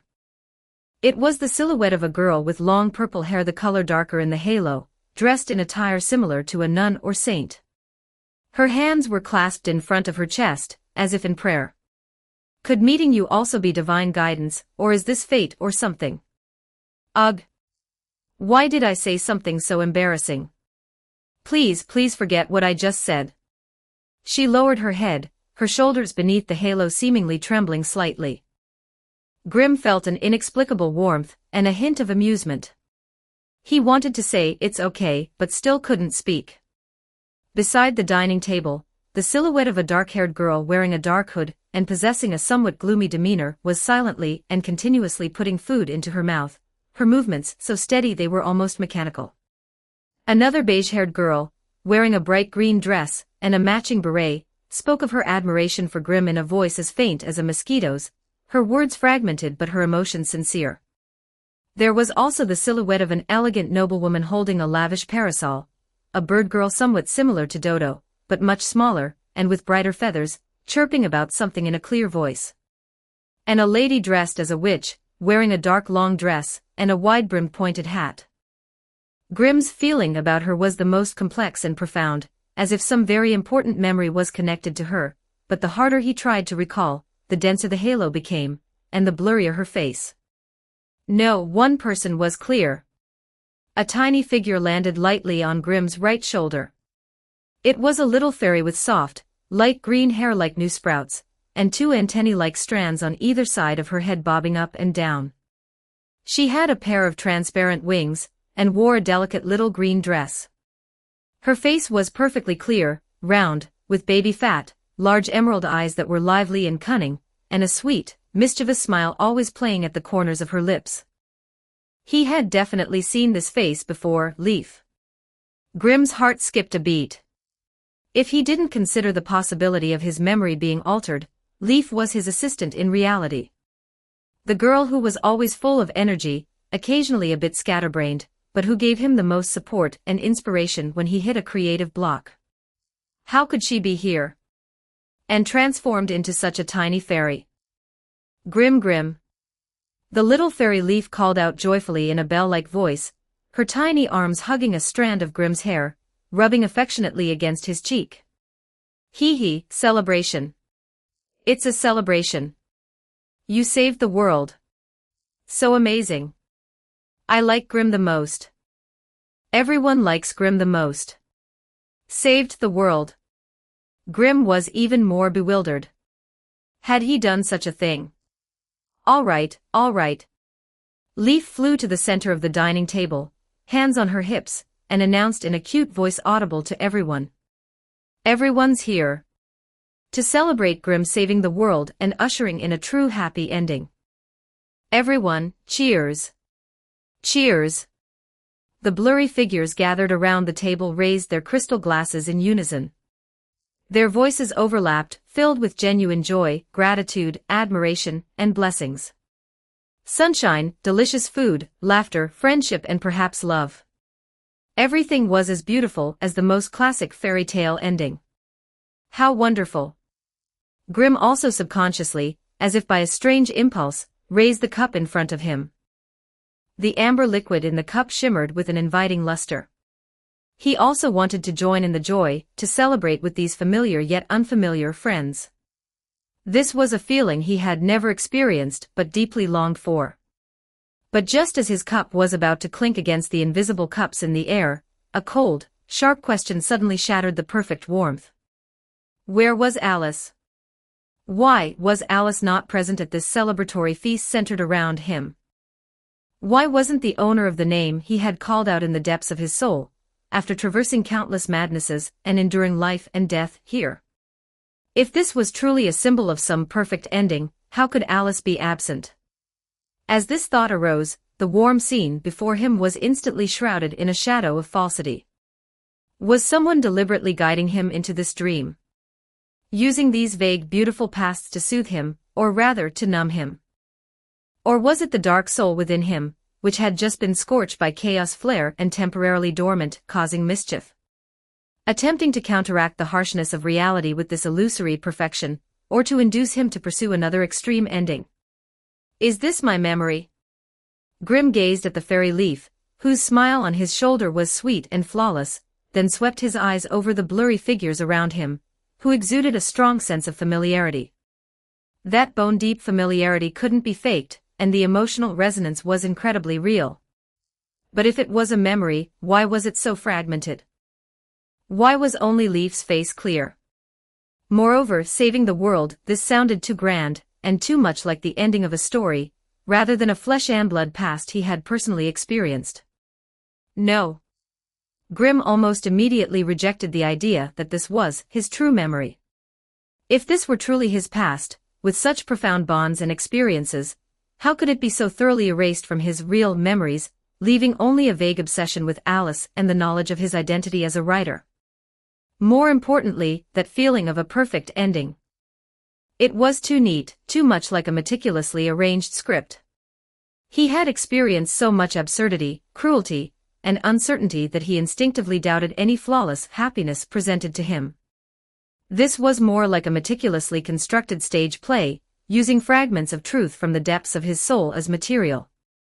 The actors might have truly existed, and the plot might have had prototypes, but the overall direction and presentation, this celebration of saving the world party, was filled with some external, purposeful interpretation. Whose interpretation? Leaf's? Or 90 Chapter 90 Sister. Chapter 90, Sister. The dream came to an abrupt end at the very moment he raised his glass to drink, filled with suspicion. Cold and hard, the air smelled of mold mixed with the scent of aged stone and earth. Grim opened his eyes abruptly, his heart still pounding from the eerie beauty of the dream's end and its sudden interruption. Within his field of vision was a low, rough stone-vaulted ceiling, with dark green moss growing in the crevices. Beneath him was a hard wooden board, covered with a thin layer of reasonably clean but rough hay. The air was cold and damp. He was lying on a crude wooden bed, covered by a thin blanket. His first instinct was to check his body. The knight's armor was gone. He immediately checked the blank book in his consciousness. Inside the page space, the vorpal blade, murderer's shotgun, rabbit pocket watch, and various odds and ends were all safely there. However, the knight's armor he had worn on the outside, which had been completely destroyed in the chaos flare, naturally could not be restored, nor was there any need for it to be. He was currently wearing a clean, soft cotton shirt and trousers, the style identical to his casual clothes in reality, and what he had been wearing in the Library of Dreams, with a comfortable texture. This was clearly Norden's doing. She was always so thoughtful, knowing the various awkward situations he might face after resurrecting, such as being stark naked, and had prepared clothes for him in advance.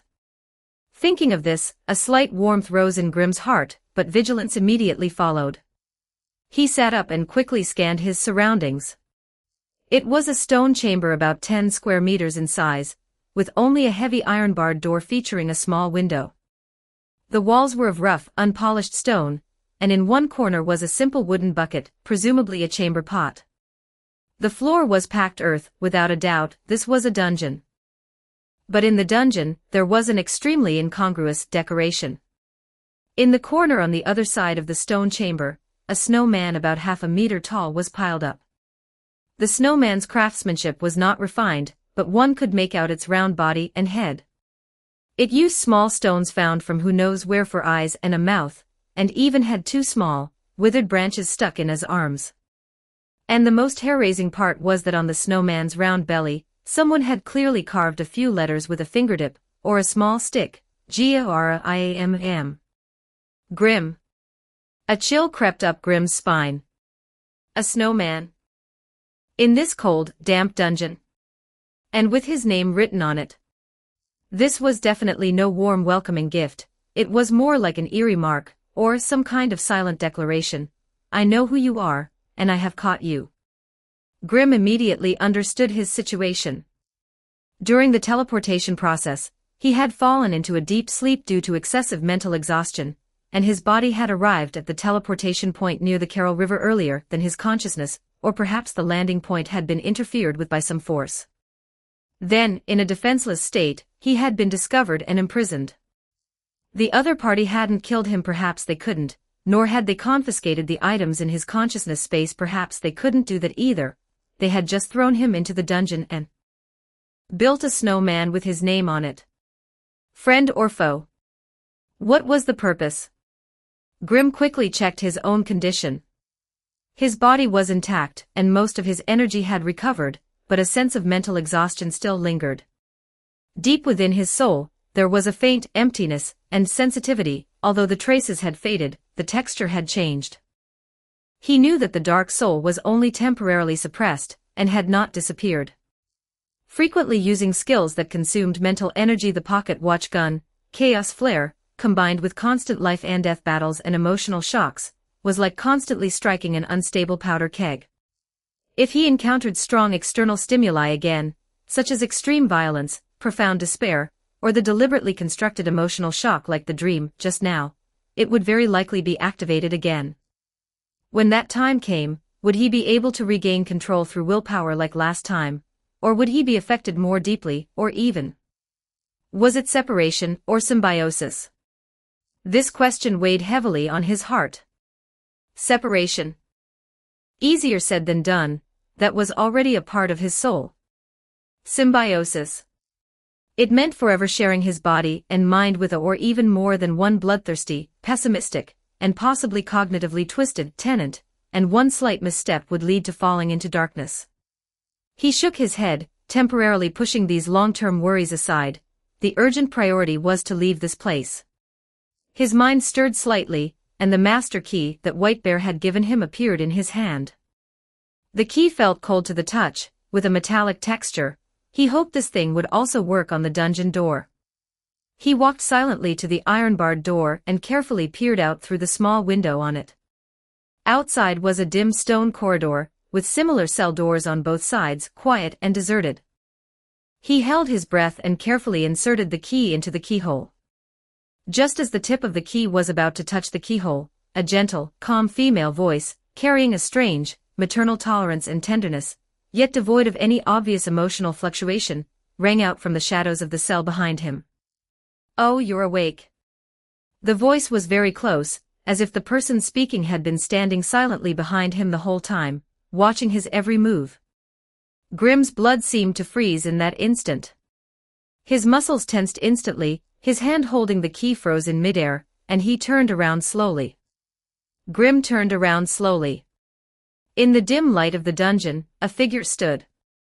Purple-black was the first impression she gave, not the color of her clothes, but an aura that lingered around her, as if from a rotting abyss or a midnight nightmare. Her skin was a lifeless grayish-white, and winding, dark, curled long horns grew from amidst her silver-white hair that hinted at dark purple, forming an ominous arc. Most striking were the suture marks and bandages covering her entire body. They were not wrapped neatly, but wound around her in a way that was full of eerie beauty. The bandages, combined with a small amount of torn fabric, extremely boldly outlined her graceful, almost exaggerated body curves. Her proud breasts were barely wrapped by the bandages, her waist was slender, her hips and legs were full, and the exposed grayish-white skin formed a shocking contrast with the bandages. This attire was less of a concealment and more of an emphasis, a declaration filled with contradiction and aggression, blending damage, bondage, and sexiness together. Her face wore a gentle smile.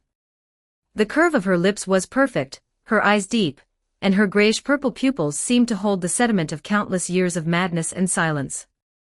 This smile was not warm, instead, it exuded an inhuman, maternal tolerance and scrutiny, mixed with undisguised danger and allure. Mysterious, powerful, dark, beautiful, and extremely dangerous, this was the judgment Grim made instantly. He did not relax in the slightest because of her stunning appearance or that seemingly gentle smile. His muscles remained tense, his mind highly focused, and his fingers gripping the master key tightened slightly. Seeming to notice that her sudden appearance had startled Grim, the woman tilted her head slightly, her smile deepening. Her tone was apologetic, her voice gentle and calm, yet without any obvious fluctuation. "Oh my, did I scare you? Sorry, little brother. Sister didn't mean to." Chapter 91, Friends. Little brother. Grim raised an eyebrow slightly. It seemed his relatively young face and his clean, casual attire had led her to a misunderstanding. He couldn't be bothered to correct this mistaken address, it was inconsequential. "Did you bring me here?" Grimm spoke, his voice calm and devoid of emotion, as his gaze swept across the dungeon before finally landing back on the woman. "Aha." The woman nodded lightly, her grayish-purple eyes staring at Grimm without blinking, as if she were admiring an interesting piece of art. "I saw you lying in the snow outside, motionless, and was afraid you might catch a cold, so I brought you back. Aren't I kind?" "Who are you?" Grimm pressed, while secretly observing the structure of the dungeon and the woman's positioning, looking for a possible breakthrough. The woman just smiled and shook her head, her silver-white hair with purple undertones swaying gently with the movement. "Names, they aren't important. Anyway, you'll forget it soon enough, just like everyone else." Her words were meaningful, yet she avoided answering. Grimm felt a chill in his heart. He changed the question, "Do you know me?" I don't think so. We should be meeting for the first time, right?" The woman answered quickly, her smile unchanged. She tilted her head, revealing a thoughtful expression, but her eyes remained hollow. Grimm cast his gaze toward the snowman in the corner with a name written on it, his voice dropping. "That snowman, you built it. The name on it, you wrote that too, Grimm. That's my name. This coincidence is just a bit too convenient." The woman followed his gaze, and a trace of barely perceptible amusement flashed across her face. She continued to speak in that same calm, gentle tone. "I did build the snowman. As for the name, I like to give every snowman I build a name. Flowers, stars, clouds, or just random syllables. This one, I just happened to think of the sound Grimm. It sounds nice, doesn't it?" "Happen to." Grimm sneered inwardly. At this time, in this place, she just happened to find him unconscious, just happened to build a snowman, and just happened to give it the pronunciation of his name. Yeah, right. This woman was lying, and she was doing it nonchalantly, even with a hint of mockery. There were no flaws in her expression, but Grimm trusted his intuition more. This mysterious, beautiful bandaged woman definitely knew who he was, and her motives were impure. "Although I am curious about your identity, I have things to do and must leave." Grimm stopped dwelling on the question of the name, stating his position directly while turning slightly to continue picking the lock. Patrick and the others were still waiting. He didn't have time to mess around here with an obviously dangerous Riddler. However, the moment his fingers touched the key again, his vision blurred. He hadn't even clearly seen how she moved, only feeling a chill on his wrist. The master key had already changed hands, and was now being toyed with by the woman's slender fingers. What a special key. The woman examined the key, a flash of curiosity in her grayish-purple eyes, before looking at Grimm again with a smile that carried a hint of coquettish resentment. "Don't be in such a hurry to leave, little brother. I've been here lately, picking flowers, building snowmen. But playing with these things alone is so boring." She took a small step forward, closing the distance, and the scent, a mixture of old bandages, cold ice, and a faint, sweet, rotting smell, became clearer. She leaned down slightly, her pupils peering deep into Grimm's eyes, her voice dropping lower, carrying an irresistible magnetism that mixed maternal gentleness with a hidden possessiveness. "If you're willing to be my friend, I would be very happy." Her eyes were saying stay, but Grimm could feel the cold sense of imprisonment beneath that gentleness. The key was in her hand, and he had no defensive gear on him at the moment, only a thin set of clothes. The opponent's identity was a mystery, her strength unfathomable, at least her speed far exceeded his, and she had not yet shown direct malice. Fighting hard was unwise, and provoking her was even more dangerous. Grimm quickly weighed the pros and cons. He needed time to recover, he needed information, and he needed a relatively safe environment to think of a countermeasure. Since she was currently showing a seemingly friendly attitude of detention, he might as well go with the flow. His tense body relaxed slightly, and his face revealed a perfectly measured look of helplessness and compromising fatigue. "Friends?" Like this, friends locked in a cell. This is too heartbreaking. The woman's eyes lit up, and her smile suddenly brightened, her dull face becoming a bit more vivid. How could you be locked up? I'm just inviting you to be a guest. Since you've agreed to be friends, then come out. She flicked her finger lightly, and the master key traced an arc through the air, clinking as it precisely unlocked the cell door from the outside.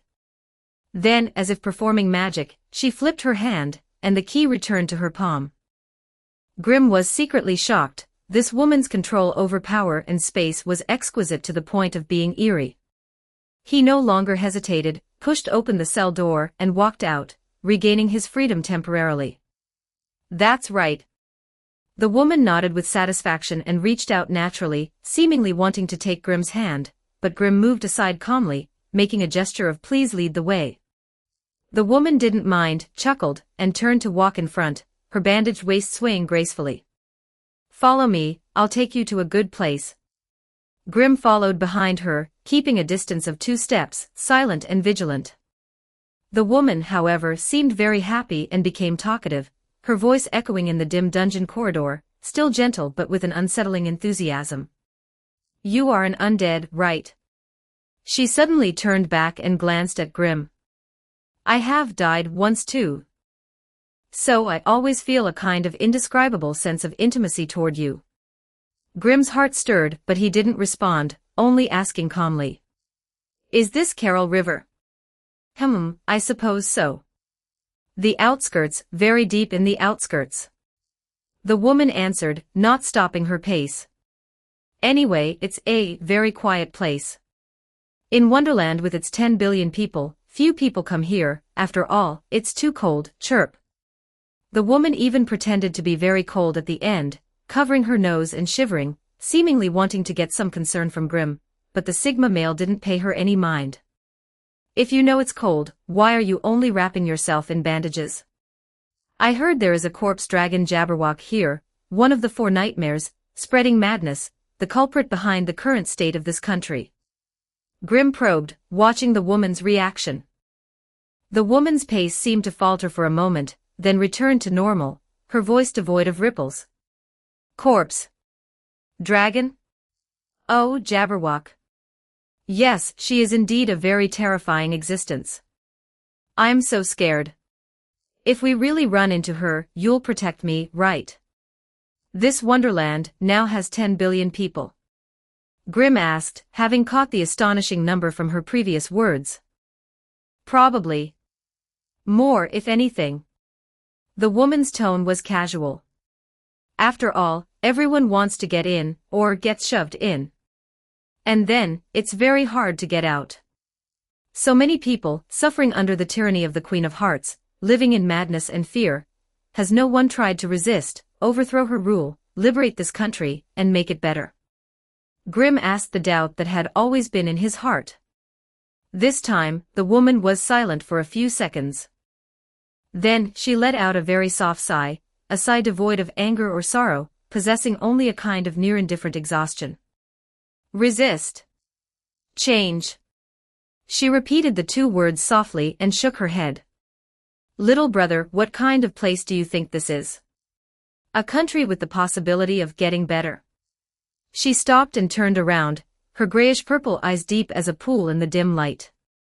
The rules here are distorted from the very bottom. Madness is not a disease, it is the soil. Tyranny is not an exception, it is the norm. Population is not a burden, it is firewood. Trying to establish order here, pursuing goodness, is like trying to build a castle on quicksand, seeking peace in a nightmare. It's not that no one has tried, but in the end, they either become a part of the firewood, or become a part of the soil. Here, there is no liberation, only different forms of madness, and an eternal cycle. 92 Chapter 92 Neck-Exploding Dragon. Chapter 92, The Jabberwock. Her words were cruelly calm, yet they seemed to tear away a layer of tender or cruel disguise from this kingdom, revealing the cold, nihilistic essence beneath. Green felt a chill. I see. Then. Alice. Green changed the subject. Have you heard of a blonde girl named Alice? She might be in the Mirror Kingdom, Quinland, right now. The woman blinked, a thoughtful expression appearing on her face, before she shook her head regretfully. Alice. Quinland. I haven't heard of them. Sorry, I can't help you. Afterward, no matter what specific information Green asked about regarding this kingdom, the distribution of power, or details about other nightmares, the woman responded with I don't know, I don't remember, or it's been too long, I've forgotten. Clearly, she was unwilling, or unable, to provide more useful information. Green also realized that since he had decided to play along as a friend, for the time being, pressing her further might be counterproductive. He softened his tone, carrying a hint of apology. I asked too much. Sorry. The woman smiled immediately. It's okay, friends don't really need to know that many things. As long as we are together and talking, it's fine if possible, we could hold hands, or hug, or something like that. They passed through the winding corridors and climbed upward, eventually leaving the cold dungeon, and arriving at a forest clearing covered in a thin layer of snow. The snow had stopped but the sky remained gray and hazy. There was no snow in the clearing, only an extremely huge, old tree with gnarled branches and no leaves, standing there all alone. Seeing this tree, and the surrounding environment, Green's heart skipped a beat. A strong sense of déjà vu surged in his heart, an indescribable mixture of familiarity and trepidation. The woman walked to the tree, sat casually on the exposed roots, and patted the spot beside her, signaling Green to sit down. Green hesitated for a moment, then walked over, but he didn't get too close, sitting down while maintaining a safe distance. You look so good. The woman propped her chin in her hand, unabashedly examining Green from his brows and eyes to his lips, then to his neck and fingers, her gaze so focused it was almost like licking him. Surely, before coming to this world, many girls must have liked you, right? Do you have a partner? Or are you already married? Green felt somewhat uncomfortable under her gaze, but it didn't show on his face, he just replied indifferently. I am a storyteller. Most of my time is spent holding a pen, facing manuscript paper, occasionally smoking and staying up late, worrying about plots and sales. I don't have that many romantic encounters. He paused and added. Besides, I find staying alone to be quite peaceful. This was the truth. Whether it was the writer Green of the past or the traveler knight Green of the present, he maintained a cautious, and even distant attitude toward overly complex interpersonal relationships, especially intimate ones. Writing stories, how wonderful. The woman seemed very satisfied with this answer, her smile becoming even gentler. A quiet person must write beautiful stories, right? Green did not want to continue on this topic. He looked at the sky. Although he didn't know the exact time, his intuition told him it was getting late. I should go. My companion is still waiting for me, and you don't seem to know much about the current Wonderland. If I keep asking, I'm just wasting both of our time. Oh my, leaving so soon. The woman looked disappointed, but she didn't stop him, only lowering her eyes with a touch of loneliness. I have indeed been disconnected from society for too long. Many things seem to be behind a layer of fog, I can't remember them clearly. If there's anything I've always remembered, it's only this. She suddenly raised her head, a strange gleam flashing in her eyes, and spoke softly, reciting a verse in a chanting tone. 'Twas brillig and the slithy toves did gyre and gimble in the wabe, all mimsy were the borgovs and the mome raths outgrabe. After finishing, she tilted her head playfully and looked at Green. He scared. I don't really understand the meaning of this poem myself, but ever since I was born, this poem has been swirling in my mind. I can't forget it at all. Green's body stiffened slightly the moment he heard the first word. This poem, of course he remembered it. It was called Jabberwocky. He stood up slowly, with his back to the woman sitting under the tree. Inside his chest, his heart beat slowly and heavily. A cold wind blew through the forest clearing, whipping up scattered snowflakes. He did not turn around, and in a clear, steady voice, he continued reciting the poem from where the woman left off. Beware the Jabberwock, my son. The jaws that bite, the claws that catch. Beware the jubjub bird, and shun the from Eos Bandersnatch. The verses echoed through the empty forest clearing. The woman sat on the tree roots, the gentle smile on her face seeming to freeze. Green continued to recite, his voice low but piercing through the silence. He took his vorpal sword in hand, long time the manxome foe he sought, so rested he by the tumtum tree, and stood a while in thought. The tumtum tree. Green's gaze swept over the huge, ancient tree behind him. So that was it. And as in uffish thought he stood, the Jabberwock, with eyes of flame, came whiffling through the tulgey wood, and burbled as it came. When he reached this part, Green's voice suddenly rose, carrying a hint of icy sharpness. 1, 2. 1, 2. And through the vorpal blade went snickersnack. He left it dead, and with its head he went galumphing back. And hast thou slain the Jabberwock? Come to my arms, my beamish boy. O Frabius day. Calloo. Calais. He chortled in his joy. Finally, he repeated the opening stanza, bringing this absurd and violent epic to a close, and completely unveiling the answer to the riddle. 'Twas brillig, and the slithy toves did gyre and gimble in the wabe, all mimsy were the borgovs, and the mome raths outgrabe. As the last syllable fell, the forest clearing fell into dead silence, with only the wind moaning. Green finally, slowly, turned around. All the exhaustion, compromise, and feigned calmness on his face had vanished. In their place was an icy sharpness that came from insight into the truth, and an absolute gravity in the face of a legendary existence. He looked at the bandaged woman still sitting under the tree roots, no longer using you or any other pronoun. He clearly recited the true name that had followed him like a shadow ever since he stepped into the boundaries of the Carroll River, a name that symbolized decay, lingering resentment, and ultimate madness. The evil dragon whose head was once severed by a hero, Jabberwock, nice to meet you. I am Green, and I have come to kill you. Chapter 93 Carroll River. Slaughterhouse ruins, a little earlier. After Green dissolved into blue sparks, what remained was a silence filled with the stench of burning, blood and fresh snowflakes. Patrick wiped his face fiercely and hoisted Blackwell, who was on Mr. Chicken's back, a bit higher. The doctor was still unconscious, her face pale, but her breathing was steady. Her signature bird beak mask was gone, revealing a delicate yet obviously tired and gloomy face. With faint dark circles under her eyes, she looked like a tired older sister who had been staying up late for a long time, possessing a detached air. Damn it, that bastard, he always has to go all out like this. Patrick cursed under his breath, unsure if he was cursing Green or this damned world. Let's get out of here first, Benai said in a deep voice, scanning the depths of the ruins, from which ominous sounds kept emanating with vigilance. He glanced at Mr. Chicken, who was still staring blankly at the falling snow, tears still wet in his warm yellow eyes. You keep up too, don't fall behind. Oh, okay. Mr. Chicken nodded hurriedly, wiped his eyes, and trotted to keep up, though he couldn't stop looking up at the sky. Stop looking, let's move. You'll have plenty of time to look to your heart's content later.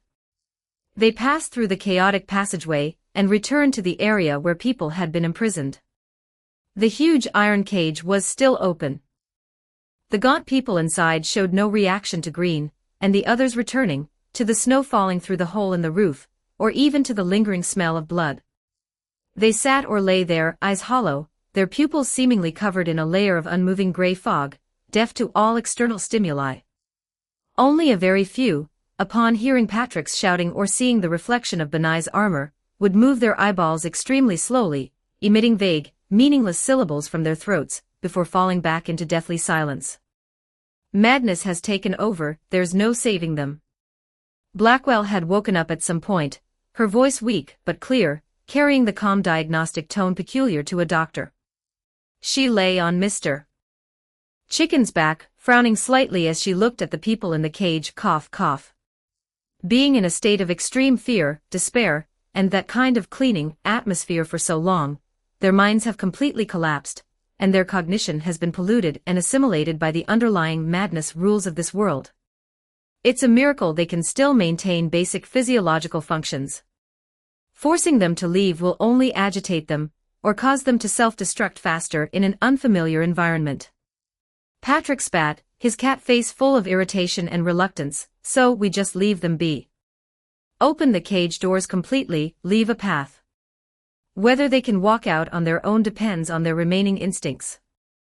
Benai made the decision, his tone tinged with a hint of reluctance, but more so with cold realism. He swung his longsword, hacking away several obstructing half-collapsed obstacles, clearing a relatively unobstructed path to the outside. Mr. Chicken also helped clumsily, using his table knife and fork to pry open some stuck small debris. Blackwell directed Patrick to find a small amount of clean drinking water and easy-to-swallow paste-like food, probably some kind of emergency nutritional paste from some not completely destroyed storage points, placing them in conspicuous locations near the cage exit. After finishing this, the four of them did not linger, following the relatively safe evacuation route Benai had previously scouted, leaving this living hell. When they finally crawled out from another hidden exit and breathed in the cold but relatively fresh air outside, everyone, including Mr. Chicken, couldn't help but let out a long sigh of relief. The sky was gray and fine snow was still falling silently. They were on a slope covered by sparse coniferous forests, with frozen soil and snow under their feet, the dark green river visible in the distance, and the mist-shrouded mountain shadows further away. This is the outskirts of Carroll River. Benai identified the direction, his rabbit ears twitching slightly in the cold wind. We are near the edge now, but it's relatively safe. If Mr. Green returns, he should come to this area. Then let's find a place around here to wait for him. Patrick said immediately, helping Blackwell down from Mr. Chicken's back and carefully seating her on a large, wind-sheltered rock. This ghost of a place is freezing, we need to build a bonfire. Doctor, how are you feeling? Blackwell leaned against the rock and rubbed her brow. She still looked tired, but her eyes had recovered their usual calm sharpness, though without the mask covering her face, that gloomy and detached air was even more pronounced. I'm fine, just some exhaustion and slight dizziness from the residual drugs. The mask that's lost, I'm not used to it. She subconsciously raised her hand to adjust the non-existent mask, her movements slightly stiff. We can find another mask. As long as you're okay.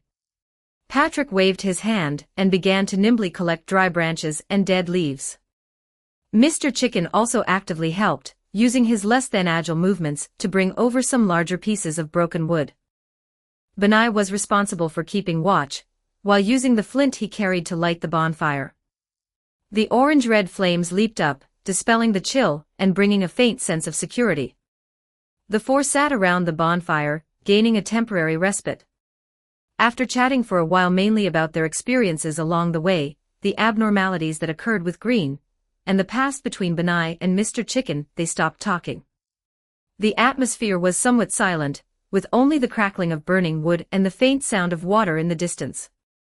Mr. Chicken couldn't help but speak up, looking at one, then another, finally settling on the leaping flames, his voice filled with dreamy emotion. Ah, the snow, it's really beautiful. Mr. Green didn't lie to me, although he went back, he said he would take me to see the snow again.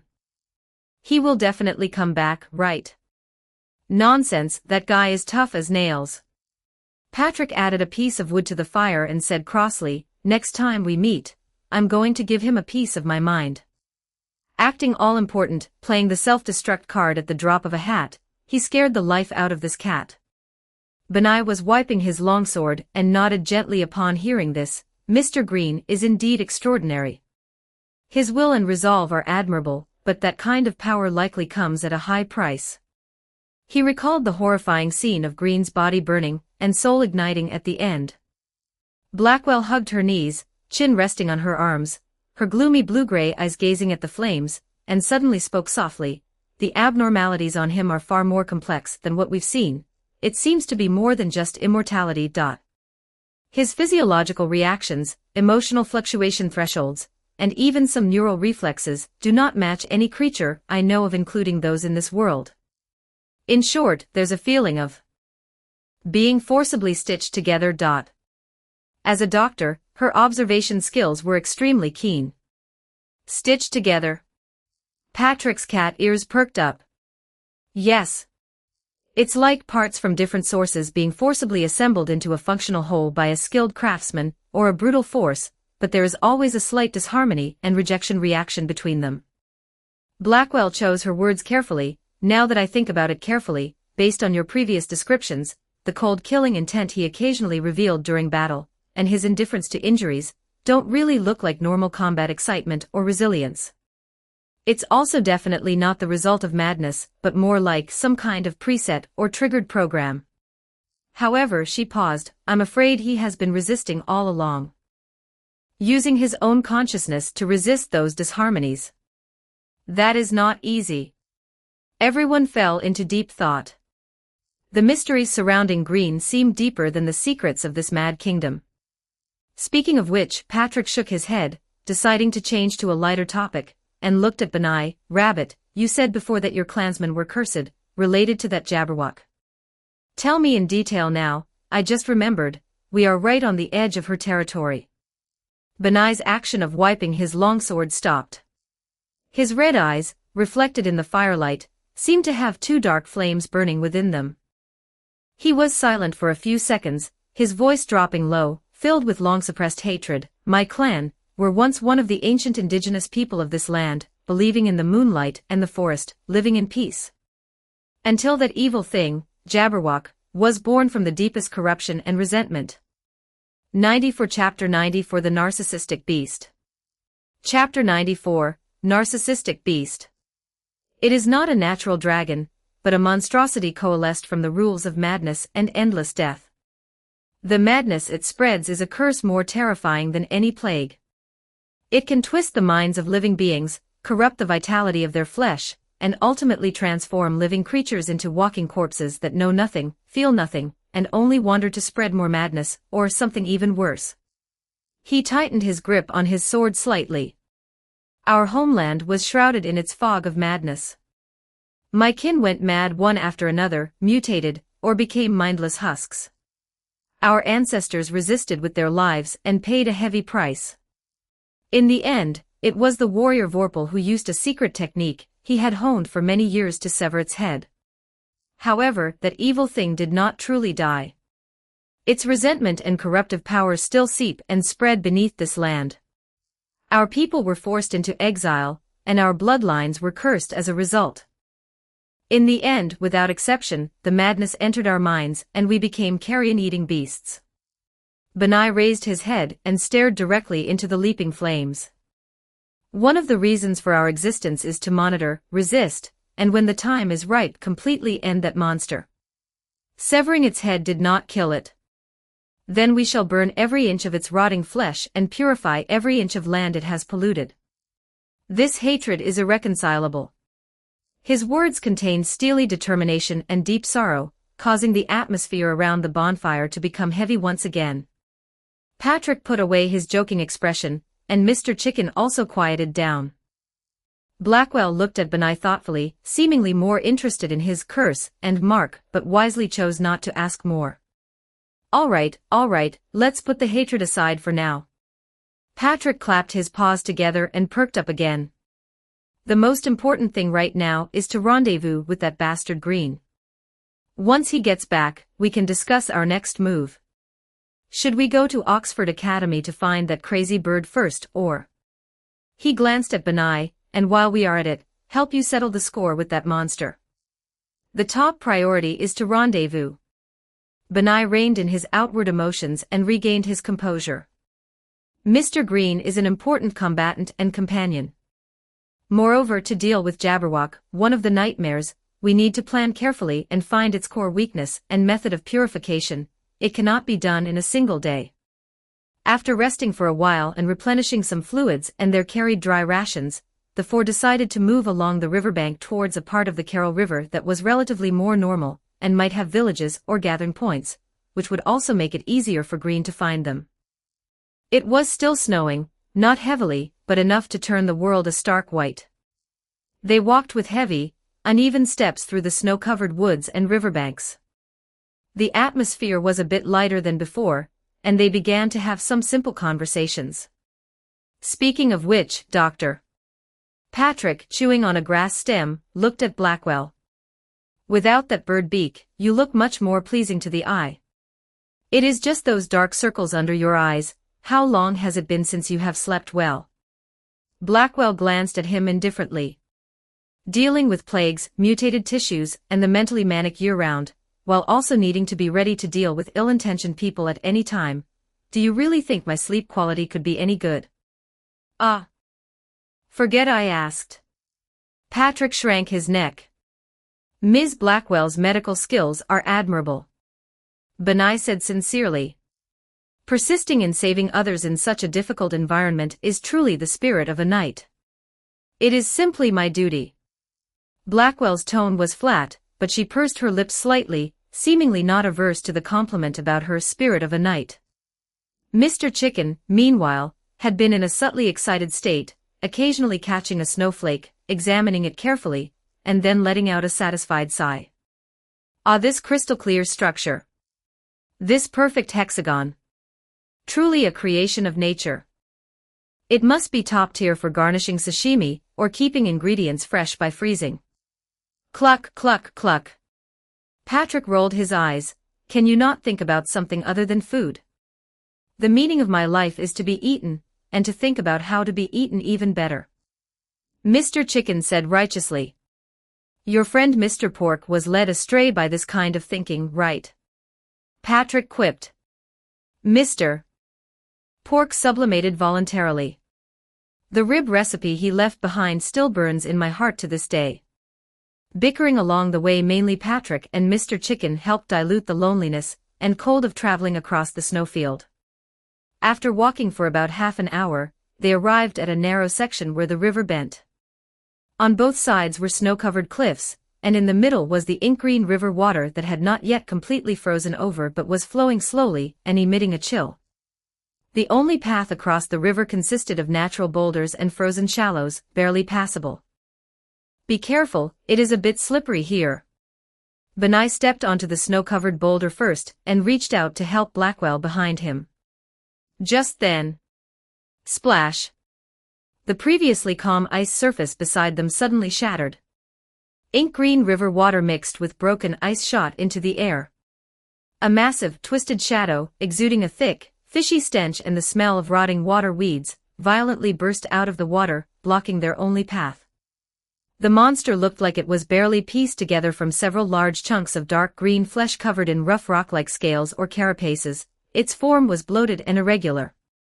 It had 3 terrifying, massive maws filled with interlocking sharp teeth, and dripping with slime, facing forward, left, and right respectively. From the sides of its body extended 2 huge, sickle-like forelimbs. Their inner sides were a glaring, evil orange-red, with edges glinting with a metallic, cold light.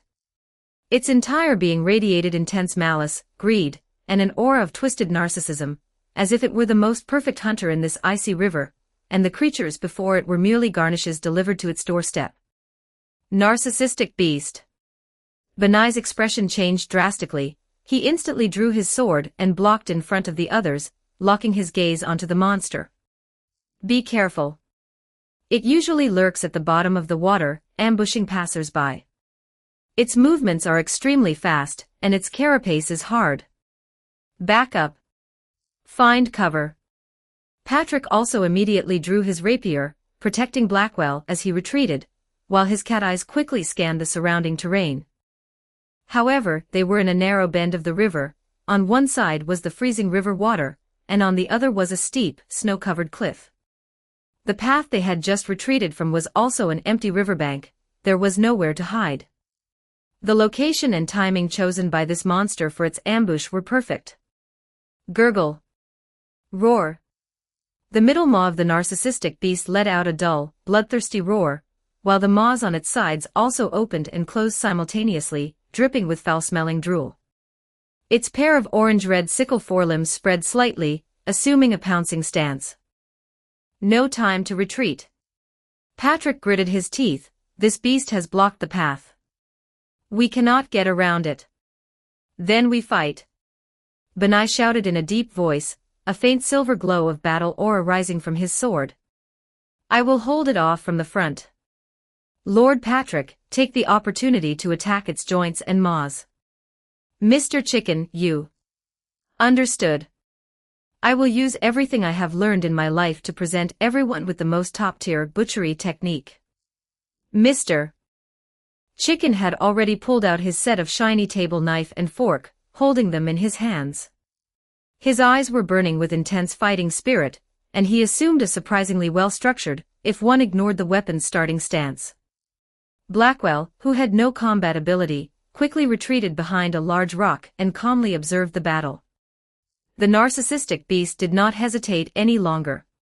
Its massive body, moving with a swiftness that belied its size, engulfed in a fishy wind and ice spray, swung its pair of terrifying orange-red sickles and slashed fiercely at Benai, who was bearing the brunt of the attack. The battle erupted suddenly between the frozen river and the snowy bank. And at this moment, in the distant Library of Dreams, or under an ancient tree elsewhere along the Carroll River, the confrontation concerning legends and truths between Green and the bandaged woman who called herself Sister had only just begun. The threads of fate tightened quietly in the snow and fire. Chapter 95, Evil Dragon Jabberwock. Green turned around and looked directly at the bandaged woman sitting under the tree roots, her smile unchanged. He clearly articulated that name. The air seemed to freeze at that moment. Fine snow fell silently, landing in the woman's silver-white hair with a purple tint, on the bandages wrapped around her grayish-white skin, and on the eternal arc of gentleness at her lips. Deep within her grayish-purple pupils, extremely subtle ripples seemed to pass, but they quickly returned to a bottomless calm. Oh my! Jabberwock blinked gently, her long eyelashes fluttering. There was no panic, violence, or hostility on her face from having her identity exposed, only a pure sense of curiosity, like a child who had discovered an interesting toy. You know this poem, the whole thing, oh. Her voice remained gentle and peaceful, carrying that strange, maternal tone. And you recited it word for word. Truly. A learned little brother. No, perhaps I should call you Mr. Green. Fufufu. She seemed to find this title interesting, the arc of her mouth deepening slightly. Green did not respond to her question about the title, but simply said calmly. This is a nonsense poem, full of made-up words and absurd imagery, but at its core, it is a simple story of a hero slaying a monster. In this world, it seems to be more than just a story. That's right. Jabberwock propped her chin on her hand. The content of the poem really happened. Poems, stories, legends, sometimes, they are remembered better and are more real than what actually happened. She withdrew her gaze, refocusing on Green's face, and asked curiously. However, in this situation, is it really okay to just blurt out who I am? Knowing that I am an evil dragon, one of the nightmares, a monster that spreads madness and brings death. She tilted her head slightly, her posture under the bandages remaining relaxed, even carrying a hint of lazy allure. Aren't you afraid that Big Sister here will eat you in one bite? Ow, although you look a bit unappetizing right now. She glanced meaningfully at the plain clothes Green was wearing. Green looked at her without a trace of fear, instead taking a small step forward, closing the distance. From the snowman with Green written on it, I had a feeling that something was wrong. It was too deliberate, yet too casual. You picked me up from the snow, didn't kill me or tie me up, but kept me under the name of a friend. You avoided your identity, and were vague about the current situation, yet you happened to remember a poem about Jabberwock. The aura on you, the sense of familiarity this place gives me, and that stale madness and silent resentment permeating deep within this land, all point to the same answer. He paused, his gaze like a torch. I said it directly because the probing was enough. Your reaction, or rather, the lack of a strong reaction, is the answer itself. If you really wanted to hide, or immediately turn hostile, there were too many opportunities and ways, but you chose this ambiguous gentleness. This makes one more vigilant than direct malice, and it also makes me feel that perhaps we can communicate in a different way. For example, using verses we both know. Green's logic was clear and thorough. He was not a terrified traveler, but an observer, an interpreter trying to find threads within the madness. Exposing her identity was both a showdown and a form of counterpressure, an attempt to break her sense of ease and control, and to bring the conversation to a more real level. Jabberwock listened quietly, the smile on her face never changing. After Green finished speaking, she gave a soft hum. Foo-foo, ambiguous gentleness, huh?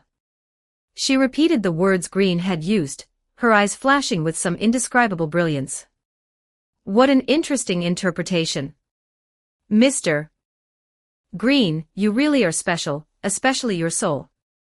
She stretched, her graceful curves exposed under the bandages, her movements as natural as if she were in her own backyard.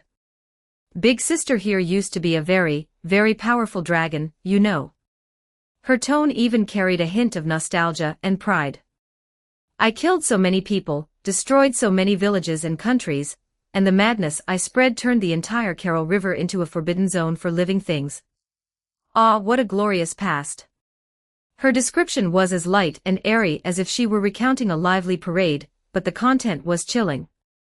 But she changed the subject, her tone becoming lazy and listless. Big Sister here is tired of it now, the fighting, the spreading of madness, watching those tiny creatures twist and deform in despair. It was fun at first, but after seeing it so much, it's just the same. I'm bored of it, it's nowhere near the sense of accomplishment that creation brings. She looked at Green, her smile incomparably sincere. So no need to worry, okay? Big Sister here won't hurt you now. Look, I even invited you to be a guest, gave you a place to rest, and I want to be friends with you. She blinked. Of course, if you insist on thinking there's a problem with that snowman, then consider it a welcome gift from Big Sister. A snowman with a name written on it, how cute. Green was non-committal about her explanation. An evil dragon tired of killing. He didn't believe a word of it. Perhaps there was some boredom, but it was more likely some deeper transformation that fit her logic of existence, or a disguise. You were once slain by the hero Vorpal, and then you cursed their clan. That did happen. Green cut to another key point, his gaze sweeping over the obvious stitching marks on her neck and left cheek. After you were resurrected, you restrained yourself. That's right. Jabberwock raised her hand and gently stroked her neck, her movements as gentle as if she were touching a lover's skin. Vorpal, that stubborn and dazzling little fellow. Holding that special sword, shouting slogans about justice and redemption, he finally managed to cut me here. It was quite painful, and dying was also quite uncomfortable. However, she lowered her hand, her smile unchanged. After dying once, it seems I've come to see some things differently. Fighting is so boring. Watching the snow, building snowmen, naming little flowers and grasses, counting the endless stars, days like these are very peaceful, aren't they? She described a life of seclusion that was almost idyllic. As for cursing the rabbit clan, it seems that did happen, but that was a long time ago. Aren't they living well now, and aren't they quite cute? That little Benai who always wanders around nearby, isn't he quite spirited? She just said these things so blatantly and nonchalantly. What does she take life for? Green suppressed the strong feelings of dissatisfaction in his heart and continued to ask. So that snowman, was it really just a coincidence? Green confirmed again, his gaze fixed on her eyes. It was. Jabberwock drew out her tone, with a hint of coquettishness. Big Sister here has built so many snowmen. There's one called Red Hat, one called Sue, one called him. What was the other one? Anyway, Green is just one of them. Who knew it would happen to be your name? Isn't this fate? She smiled with her eyes curved, as if she had discovered some huge coincidence, and was enjoying it. The atmosphere seemed less tense due to her almost shameless, gentle-to-the-end attitude. But the vigilance in Green's heart did not diminish at all. This harmless posture of the evil dragon was more unsettling than any baring of fangs and claws. She was like a mist wrapped in honey, you couldn't see the core, but you might drown and get lost in it unconsciously. Just then, Green. Green. Are you over there? Mr. Green. A few urgent shouts, filled with fatigue and anxiety, came vaguely from the other direction of the forest. It was the voices of Patrick and Benai. In between, there seemed to be the distinct, slightly off-key, cuckoo sound of Mr. Chicken. Immediately following, a series of slightly messy but rapid footsteps approached quickly, and several figures stumbled over. It was Patrick, Benai, Mr. Chicken, and Blackwell, who was being half-supported. 96 Chapter 96 Warriors. Chapter 96, Warrior. Green looked back. The four of them looked as if they had been through a bitter battle, their bodies covered in mud, ice chips, and various scrapes. However, Benai looked the worst. His beautiful silver-gray armor was covered in deep scratches. Most shocking of all, large areas of armor on his neck, shoulders, and arms, along with the clothing and skin beneath, had been brutally torn and stripped away by some terrifying force, exposing the bloody muscle tissue underneath. Although it had been bandaged, blood was still seeping through, making his already pale complexion, if one could even tell the complexion of a black rabbit, look even weaker due to blood loss. As for Mr. Chicken, although he was covered in dirt, he was still gripping his signature dinner fork in one hand, his warm yellow chicken eyes filled with post-battle excitement and a lingering desire for more. In that vicious battle with the narcissistic beast, the monster had lurked at the bottom of the water and launched a sudden attack with its sharp, scythe-like forelimbs and hard carapace. Benai, serving as the main tank, had confronted it head-on. Although he severed one of the monster's limbs, he was severely injured by the eerie suction and tearing force of the other scythe-like limb, which ripped away a large patch of furred skin along with some flesh, causing excruciating, piercing pain. Although they eventually succeeded in defeating the opponent, Benai's injuries were too severe, and Blackwell immediately began treatment. She suppressed her physical discomfort regarding the battlefield, quickly examined the wound, and determined there were traces of a mild toxin and some kind of corrosive energy. She made a decisive choice, using materials at hand to concoct a herbal paste on the spot from the narcissistic beast, applied it to Benai's horrific wound, and bound it tightly with the cleanest hemostatic cloth she could find. The medicine seemed to take effect immediately, the bleeding stopped, and Benai's expression of pain eased slightly, though his injuries remained severe and required further treatment. They dared not stay long and simply disposed of the monster's corpse. Mr. Chicken insisted on cutting off a few pieces of the most tender eye socket meat, and the chewiest tendons, saying he wanted to research new recipes. Afterward, they immediately followed the direction Green might have left in, along with Benai's vague sense of familiarity with this area, and gave chase. Then, they saw this heart-stopping scene before them. Green was standing unharmed under a giant tree. And right beside Green was that gray-white figure regarded as an immortal nightmare, evil dragon Jabberwock. Ignoring his severely injured body, Benai suddenly straightened his back and used all his strength to roar at Green, his voice cracking from pain and agitation. Mr. Green. Get away from her. Leave her. That dangerous evil dragon. That is Jabberwock. Benai's voice trembled with excruciating pain and monstrous hatred. He nearly broke free from Patrick's support, his blood-stained hands gripping his sword so tightly that his knuckles turned white. His eyes burned with rage that had almost materialized, locked firmly onto the bandaged woman under the tree. The blood feuds of generations, the suffering endured by his kin, and the hidden pain within his own bloodline erupted instantly at the moment he saw his enemy. Hey, hey, hey. Calm down, rabbit. You're just going to get yourself killed if you go up there now. Patrick hurriedly pressed down on Benai, his cat face full of anxiety and vigilance, his gaze darting rapidly between Green and Jabberwock. Green looked fine, and was even standing so close to that evil dragon. What is going on?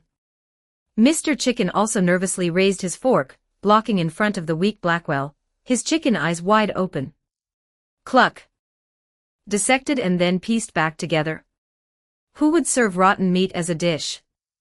Something like this should go to hell. Seeing his companions, especially Benai's miserable state, Green felt a shock in his heart. But he forced himself to remain calm, neither immediately rushing toward his companions nor drawing his sword against Jabberwock. Instead, he slowly moved 2 steps to the side, forming a triangle between himself, Jabberwock, and his approaching companions to avoid being caught in the middle and to clarify that he was not standing with the evil dragon. His gaze met Benai's bloodshot eyes, and he shook his head slightly, signaling him not to be impulsive, while his hand quietly rested on his waist where the blank book hung, from which he could draw his weapon with a single thought. Jabberwock ignored Benai's murderous roar and everyone's hostility, even letting out a soft nasal sound as if she had been amused. As she swept her gaze over Benai, her smile became even more gentle. Oh my, oh my. Isn't this Sir Benai? You're so badly hurt, how pitiful. Her tone remained full of affection. However, the way you look now, isn't it quite nice? The cute rabbit look suits you very well, he he he. She covered her mouth and giggled, her laughter echoing in the silent snow forest, yet it was more chilling than any roar. You. Benai trembled with rage, his wounds bursting open and blood soaking through the bandages. This seemingly complimentary remark was naked humiliation and mockery, instantly igniting the final fuse. Green. What is going on here? Patrick asked anxiously, noticing that Green seemed to know something. Green took a deep breath of the cold air, his gaze shifting from the grief-stricken and furious Benai to Jabberwock, who was still smiling like a flower. He knew the facade of peace had ended. As you can see. Green's voice rang out clearly, breaking the stalemate. This is evil dragon Jabberwock. One of the 4 nightmares, the culprit behind the curse on the rabbit race. She claims to have grown tired of slaughter, and is living in seclusion here. But. He paused and looked at Jabberwock. For the crimes already committed, for the suffering caused in the past, a single word like tired cannot erase it. He slowly drew the vorpal blade, its dark silver blade gleaming coldly in the snowlight. The blank book appeared in his other hand. I cannot forgive you on their behalf, nor can I accept your attitude of dismissing the curse and disaster as just the past. The fate and weariness you speak of are pale and powerless in the face of the bloody reality. He gripped the hilt, his eyes sharp as a knife. We can never be friends. At least, not friends at the cost of this twisted tranquility built upon the suffering of others. The stance was clearly drawn at this moment. Green chose to stand with his companions on the side of the living and the victims.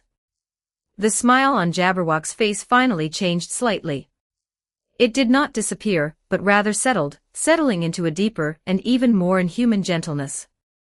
She sighed softly, the sigh carrying helplessness and a hint of joyful expectation. What a pity.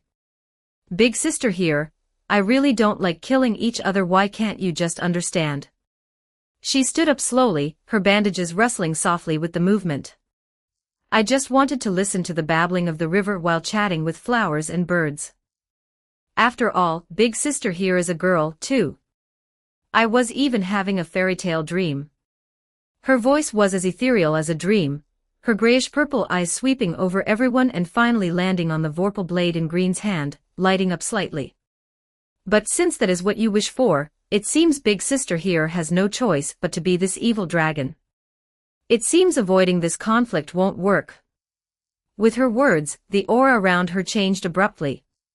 That lazy, ambiguous gentleness was instantly replaced by a massive, cold, and terrifying pressure mixed with the resentment of death and the essence of madness.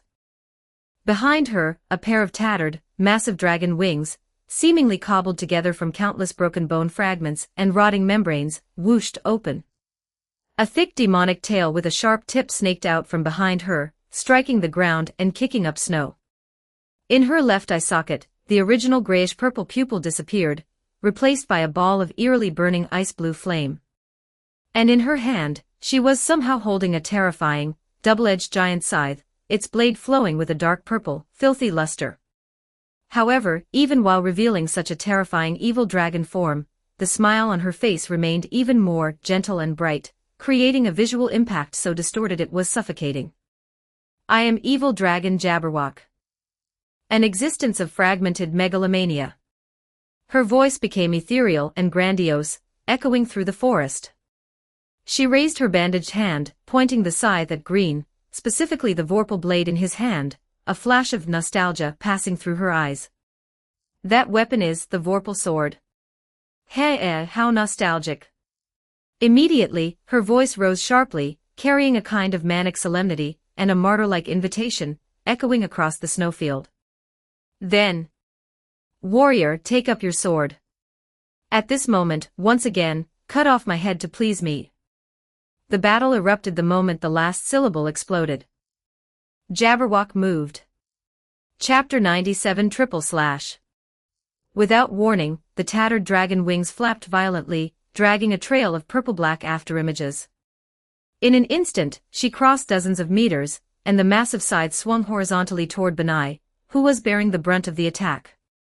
She saw that Benai was the most severely injured and held the deepest hatred, intending to eliminate this most unstable avenger first. Watch out! Green shouted sharply, but he was a little too far away. Benai had long since disregarded his own life or death. With a roar, ignoring his severe injuries, he poured his remaining battle aura frantically into his longsword. Silver light surged, and without dodging or retreating, he met the scythe head-on with a strike. Trading injury for injury, life for life. Clang! The deafening sound of metal clashing rang out across the wilderness. Benai spat out a mouthful of blood, the webbing between his thumb and forefinger split, and his longsword nearly slipped from his grip.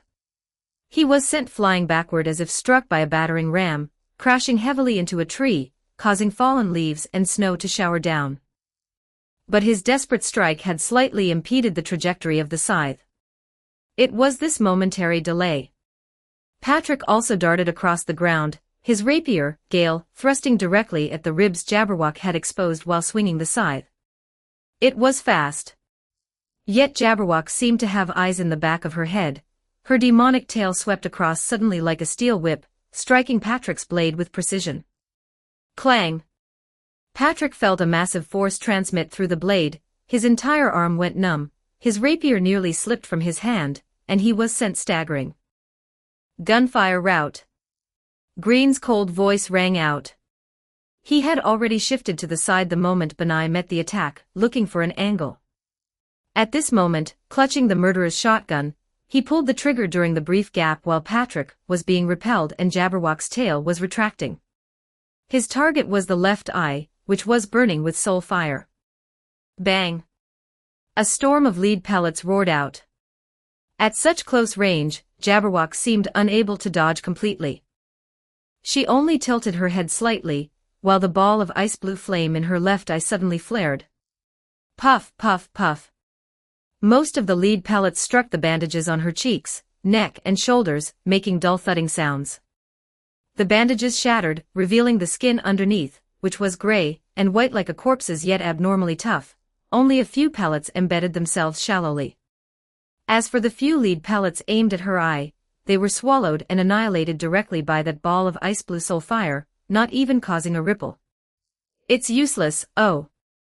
Jabberwock chuckled softly, her right eye gentle, her left eye cold. Physical attacks have very little effect on the dead, you know. Besides, you cannot kill a dead person. But Green's shot had, after all, caused her movements to experience an extremely slight delay once again, and it had successfully drawn some of her attention.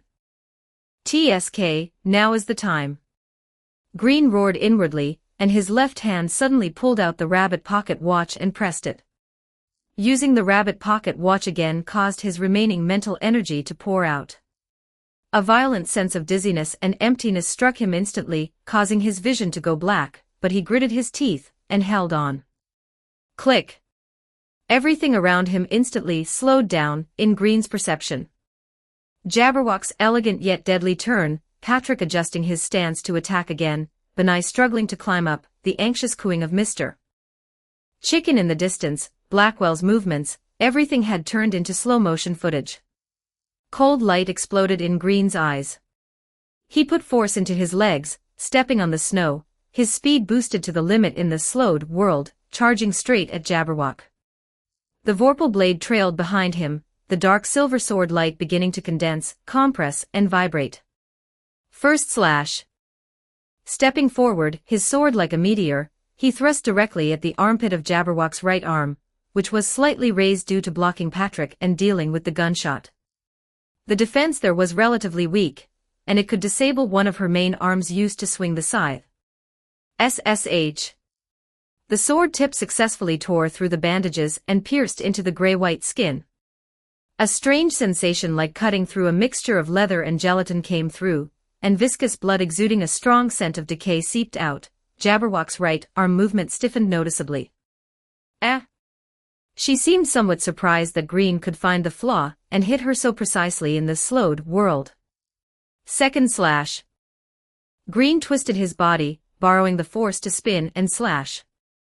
The vorpal blade traced an arc from bottom to top, fiercely slashing toward the base of Jabberwock's tattered right dragon wing. Sever one of her wings to restrict her terrifying mobility. PLA. The blade cut deeply into the connection between the bone and the rotting flesh, black blood sprayed, and a large patch of torn wing membrane was ripped away. Jabberwock let out a soft grunt as if in pain, her massive body slightly off balance from the blow. Quite capable, aren't you? Third slash. Fierce light was fully revealed in Green's eyes as he poured all his remaining mental energy, stamina, and disgust for this evil dragon's twisted posturing into this final strike. He leaped up violently, his body spinning at high speed in the air, the vorpal blade dragging dark silver sword aura, and a wisp of ghostly blue soul fire, as he put everything he had into a diagonal slash down toward Jabberwock's white, slender neck, which was connected to that terrifying head. Slash. This strike was fast. Fierce. Accurate. It condensed all of Green's current combat wisdom and willpower, as well as his cold determination for the decapitation method of ending this. Jabberwock was off balance from the first two strikes and seemed unable to dodge or block completely. A glimmer of hope erupted in the eyes of Patrick and Benai, who was struggling to get up. However, just as the edge of the vorpal blade was about to touch the bandages on Jabberwock's neck, the eternal, gentle smile on her face seemed to curve deeper. Her left eye, burning with ice-blue flames, suddenly turned toward Green, the flames leaping violently. Green suddenly felt a strong palpitation and a chill at the soul level, as if countless dead souls were screaming in his ears, dragging at his consciousness. At the same time, the originally hard ground beneath his feet became soft and collapsed without warning. It was not a naturally formed snow pit, but the soil and rock beneath were corroded by some force in an instant. What? Green's triple slash was already committed, and being in midair, he couldn't change direction at all. He could only watch helplessly as his surekill strike suffered a slight, but fatal deviation in its trajectory due to the sudden collapse under his feet, and the instantaneous soul shock. The tip of the vorpal blade grazed the bandages on Jabberwock's neck, cutting only a few bandages, and leaving a shallow bloodstain on her gray-white skin, failing to land a solid strike. As for Green himself, because his all-out strike missed, he completely lost his balance, and combined with the ground collapse, he plummeted straight down toward the cold, torrential main channel of the Carroll River nearby. Green. Patrick's eyes were bloodshot. He wanted to rush over, but the distance was too great, and Jabberwock's demonic tail swept over again, forcing him to leap back and dodge. Benai roared, wanting to lunge over, but his severely injured body made his movements half a beat too slow, and he could only watch helplessly. Mr. Chicken was cooing anxiously, wanting to run over, but was held back tightly by Blackwell. The torrential icy river, combined with the ongoing battle, meant that going over there was just throwing his life away. Green couldn't swim. The icy river water was of unknown depth, the current was extremely fast, and who knew what was hidden inside. Coupled with his dual exhaustion of mental energy and stamina, and having just forcibly used the pocket watch and the full-power triple slash, he was already at the end of his rope. Splash! The bone-chilling river water swallowed Green. The massive impact and cold caused his vision to go black, and the river water rushed madly into his mouth and nose, choking him so he couldn't breathe. His heavy clothing dragged him down rapidly, and the torrential current swept him along, rushing toward the dark downstream. He struggled desperately, but his weak body and the agony of oxygen deprivation caused his consciousness to blur rapidly. In his ears, he could still vaguely hear the shocked and angry shouts of his companions on the shore, as well as Jabberwock's whisper, as gentle as ever, coming from the water surface. Honestly, I already said, I don't like mutual slaughter. The cold darkness enveloped him, his lungs felt like they were about to burst, and his consciousness gradually peeled away. Just at the moment his last bit of consciousness was about to be swallowed by the darkness, in a trance, he seemed to see a slender figure swimming toward him rapidly. That figure, golden hair spreading out in the water. Is it Alice? No. That doesn't seem right. He couldn't think any more. He only felt a cold, soft, yet abnormally strong body press close to him, an arm wrapping around his waist. Immediately, his lips touched two abnormally soft and cold objects, and then, a stream of air, carrying a strange sweet fishy scent yet incomparably fresh, was forcibly passed into his lungs that were about to stop working. The icy river water, the soft touch, the breathed-in air. And finally, reflected in his blurring vision, that pair of heterochromatic eyes with an indescribable expression, close at hand. Green completely lost consciousness. 98 Chapter 98 Creator. Chapter 98 Creator. Consciousness floated upward slowly, like a feather submerged in warm water. The bone-chilling river water, the suffocating pain, the rushing darkness. These sensations quickly faded, replaced by a dry, soft warmth and the rhythmic patting on his back. Is it the Library of Dreams? Green thought groggily. Did Norden bring me back again? His body was exhausted, and the deep, aching soreness in his soul, as if he had been hollowed out and then stuffed with shards, remained distinct. He remembered that at the very end someone had saved him. Mouth-to-mouth resuscitation. That figure. Blonde hair. Alice. Had she finally appeared? Where was she? Alice. He murmured unconsciously, his brows furrowing in confusion and anticipation. If he had returned to the library, he could relax for a moment. Sleep for a while. Norden probably wouldn't. Wait. This sensation, it wasn't right. Norden's embrace, if she were the type to hug, should be more refreshing, carrying the scent of book pages and sunlight, and her movements would be more restrained. But the arms currently wrapped around him, while gentle, carried an undeniable strength and sense of possession. And that hand, slowly wandering across his back, waist, and even his chest, as if measuring something, weren't its movements a bit too meticulous? Norden would never do this. Norden, stop messing around. Green mumbled vaguely, his voice nasal from sleep and tinged with the impatience of being disturbed. But the moment the words left his mouth, his remaining reason sounded an alarm. Norden would never lay hands on him like that. His sleepiness vanished instantly. Green snapped his eyes open. The first thing to come into view was a flickering orange-red hearth fire, its light casting a warm hue over the surroundings and dispelling the cold of the river from his memory. The air was filled with the crackling of burning firewood and a strange odor mixed with old merchandise, dust and a faint, sweet, fishy scent. Ah, are you awake already? A familiar, gentle female voice, carrying a lazy smile, sounded right against his ear. The intimacy and satisfaction in that voice made Green's scalp tingle. And I was just wondering if I should play a prank to wake you up, for example, tickle you. Or, the voice lowered, accompanied by a mischievous breath, nibble your ear gently. Green stiffened all over and slowly turned his head. The gray-white face of the Jabberwock, with its eternal, gentle smile, was inches away. She was gazing at him with a smile, close enough for him to see the undried water droplets on her eyelashes, and the stitching marks on the right side of her face.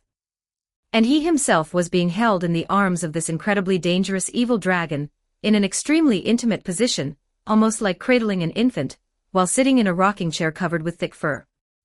Her bandaged arms were wrapped around his waist and shoulders, and her other hand was indeed still resting near his chest, her fingertips even unconsciously hooked onto the buttons of his shirt. You. That's ridiculous. Green's hackles rose instantly, and without thinking, he tried to struggle to his feet. But the Jabberwock's arms, though seemingly gentle, were like the toughest vines. With a slight tightening, she held him firmly imprisoned in her embrace. "Don't move around, little green." The Jabberwock's voice remained gentle but carried an irresistible tone. "You were just fished out of such a cold river, and you were soaked through, you'll get sick. Big Sister is just keeping you warm." As she spoke, that restless hand took the opportunity to rub his arm, the gesture full of maternal care, yet ambiguous enough to make his skin crawl. Only then did Green belatedly recall the events before and after falling into the water. The Jabberwock had saved him. That figure swimming over, the sensation of mouth-to-mouth resuscitation, it was actually her. What about Patrick and the others? Green couldn't care less about the awkward and dangerous position he was in and asked urgently, while twisting his body with all his might, trying to break free. But he immediately realized that he was shockingly weak right now, under the dual effects of the emptiness caused by the exhaustion of his spiritual power and physical fatigue. His struggle was like a mayfly shaking a tree against the Jabberwock's strength. "They are still busy looking for you in the Carroll River, don't worry," the Jabberwock said lightly, even adjusting her posture to make Green more comfortable. "We are currently at Old Sheep's shop, just taking a short break. It's very safe here." Only then did Green have the chance to look around. This place looked like the interior of a grocery store combined with a small tavern. The decor featured red, green, and gold as the main colors, with holly wreaths hanging on the walls and gift boxes tied with ribbons piled in the corners. The shelves were packed with a dazzling array of goods, from food and tools to some strange little trinkets, and even a few sets of doll clothes. In front of many shelves stood mannequins that were eerily lifelike, wearing various costumes, with identical, hollow smiles on their faces. Besides them, the shop was empty, save for the mannequins and the hearth fire. He looked down at himself. The clothes he had been wearing, soaked through, were gone, replaced by a set of clean, warm, thick fleece pajamas that actually fit quite well. Did you change my clothes?" Green's voice was somewhat dry. "Yes, it's so uncomfortable to wear wet clothes," the Jabberwock said matter-of-factly, her fingers twirling a lock of Green's half-dry hair. "Big Sister is quite good at taking care of people." Green took a deep breath, forcing himself to calm down. He stopped struggling in vain, but his body remained tense. "Why did you save me?" He looked directly into the Jabberwock's heterochromatic eyes and asked the most crucial question. "We are on opposing sides, and we were just fighting. Wouldn't it be more advantageous for you to let me drown or be washed away?" The Jabberwock tilted her head, her eyes revealing pure bewilderment. "Why?" "Because seeing you fall in was dangerous. Big Sister can't just stand by and watch someone die, can she?" She paused, her smile becoming somewhat strange. "And the way you were murmuring, Alice, when you fell, and during the fight earlier, when you were clearly so tired, so strained, yet still desperately trying to protect your companions and defeat me, it was very cute, very interesting, and also very heartbreaking. If such a special little green were to die so easily, what a pity that would be." Her reasoning sounded like it was made up on the spot, yet it also seemed to contain a trace of eerie sincerity. Green was completely unable to understand this evil dragon's train of thought. Saving his life. Heartbreaking. What was all this nonsense? Coming from you, these words have zero credibility. "Let me go," Green said coldly, even though he knew it might be useless. "No." The Jabberwock refused immediately, even pulling him tighter and resting her chin gently on the top of his head, her voice filled with coquettish complaints. "Big Sister is also very cold. I just fished you out of such a cold river. I also need a hug to warm up my body. So until my body is completely warmed up, let's stay like this, okay? After all, I saved you, so little green can just think of it as returning kindness for kindness, or killing two birds with one stone." Green, as if he'd believe her. This evil dragon was afraid of the cold. But he was indeed weak right now, unable to force his way free, and the other party really didn't seem to have any intention of killing him immediately. There was no point in continuing the stalemate. "No touching." Green finally gritted his teeth and compromised, but gave a stern warning. He gave up on getting up, but his body remained as stiff as a board, trying to put as much distance as possible between himself and the heat source behind him. All right, no touching." The Jabberwock agreed quickly, but the hand that had originally been near his chest just obediently moved to his forearm, her fingertips still tapping rhythmically. The hearth fire crackled, and the atmosphere eased in a strange way. Green needed time to recover, and the Jabberwock seemed to enjoy this cozy solitude. "Green is a writer, right?" The Jabberwock suddenly spoke, her tone full of curiosity. "I heard you say before that you write stories. What kind of writer are you?" Chapter 99, Violating You. "Children's literature." Green replied in a muffled voice, wary of where the conversation was heading. "Ooh. Children's literature." Jabberwock's voice suddenly became cheerful, and her grip on his arm tightened a little. "That's wonderful. Stories written for children. Are they the kind of stories with princesses, princes, dragons, adventures, where everyone lives happily ever after?" Hoo. "Not entirely." Green frowned. "Good children's literature isn't just sugar and fairy tales, it also needs to present real emotions, dilemmas, and even appropriate darkness, to help children understand the world." Oh, Jabberwock nodded as if she understood, then asked, "Then, what does it feel like to create? How do you start creating a story? What conditions are needed? How can one create a perfect work?" She asked a series of questions about creation, her eyes sparkling like a curious student. Green was somewhat surprised. This evil dragon seemed unusually interested in creation. Based on his own experience, he answered as concisely as possible, "It feels like translating inner images and emotions into words.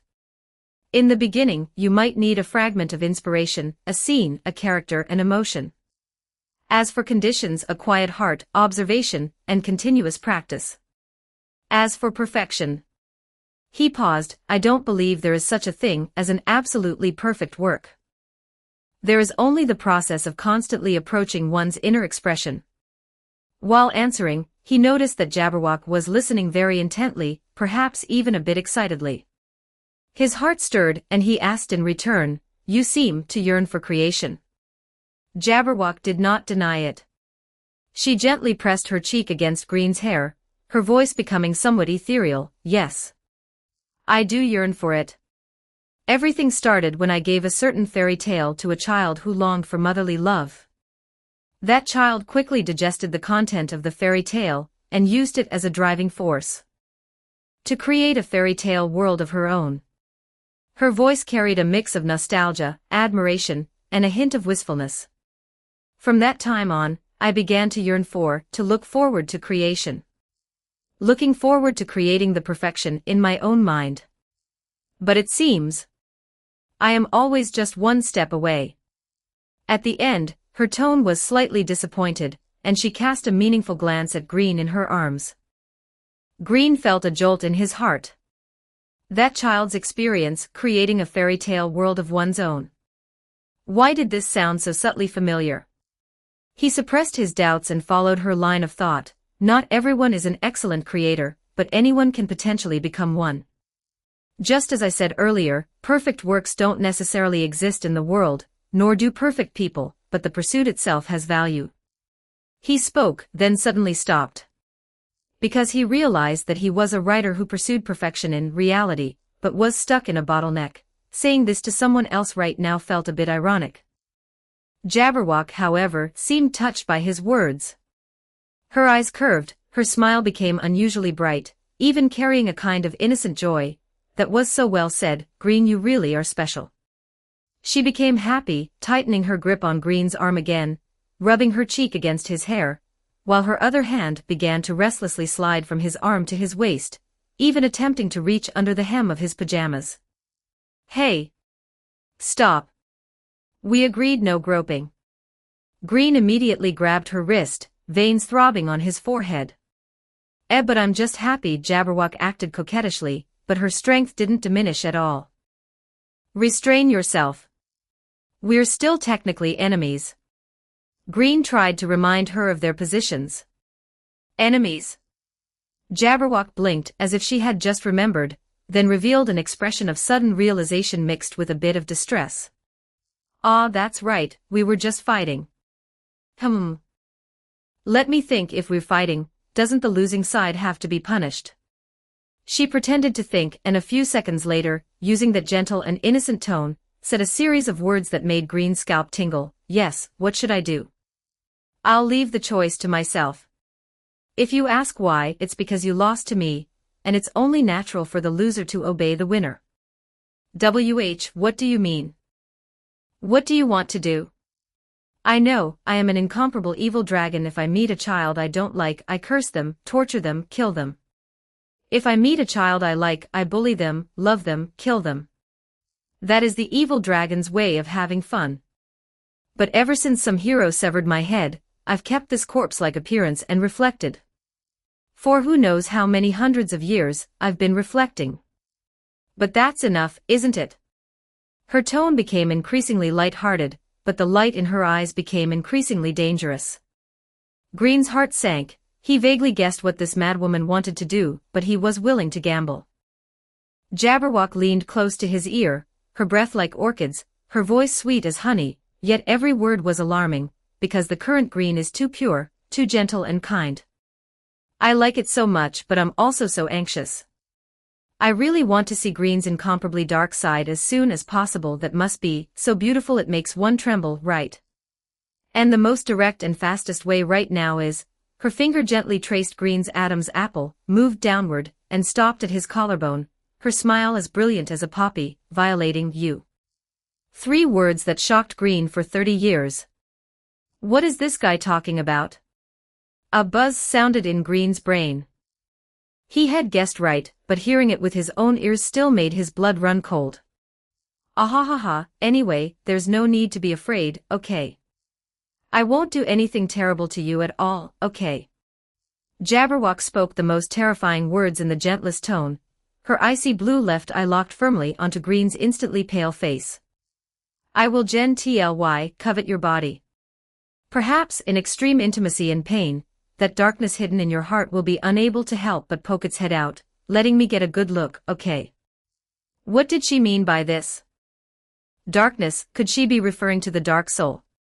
If she was planning this, then she wanted to use this method to stimulate, force, or even ripen the dark personality within him. But why did it have to be this way? You're crazy. Green gritted his teeth and struggled with all his might, but Jabberwock's strength far exceeded his current weakened state. She easily pushed him off the rocking chair, pinned him onto the fur-covered carpet, straddled him, and easily restrained his limbs with her knees and arms.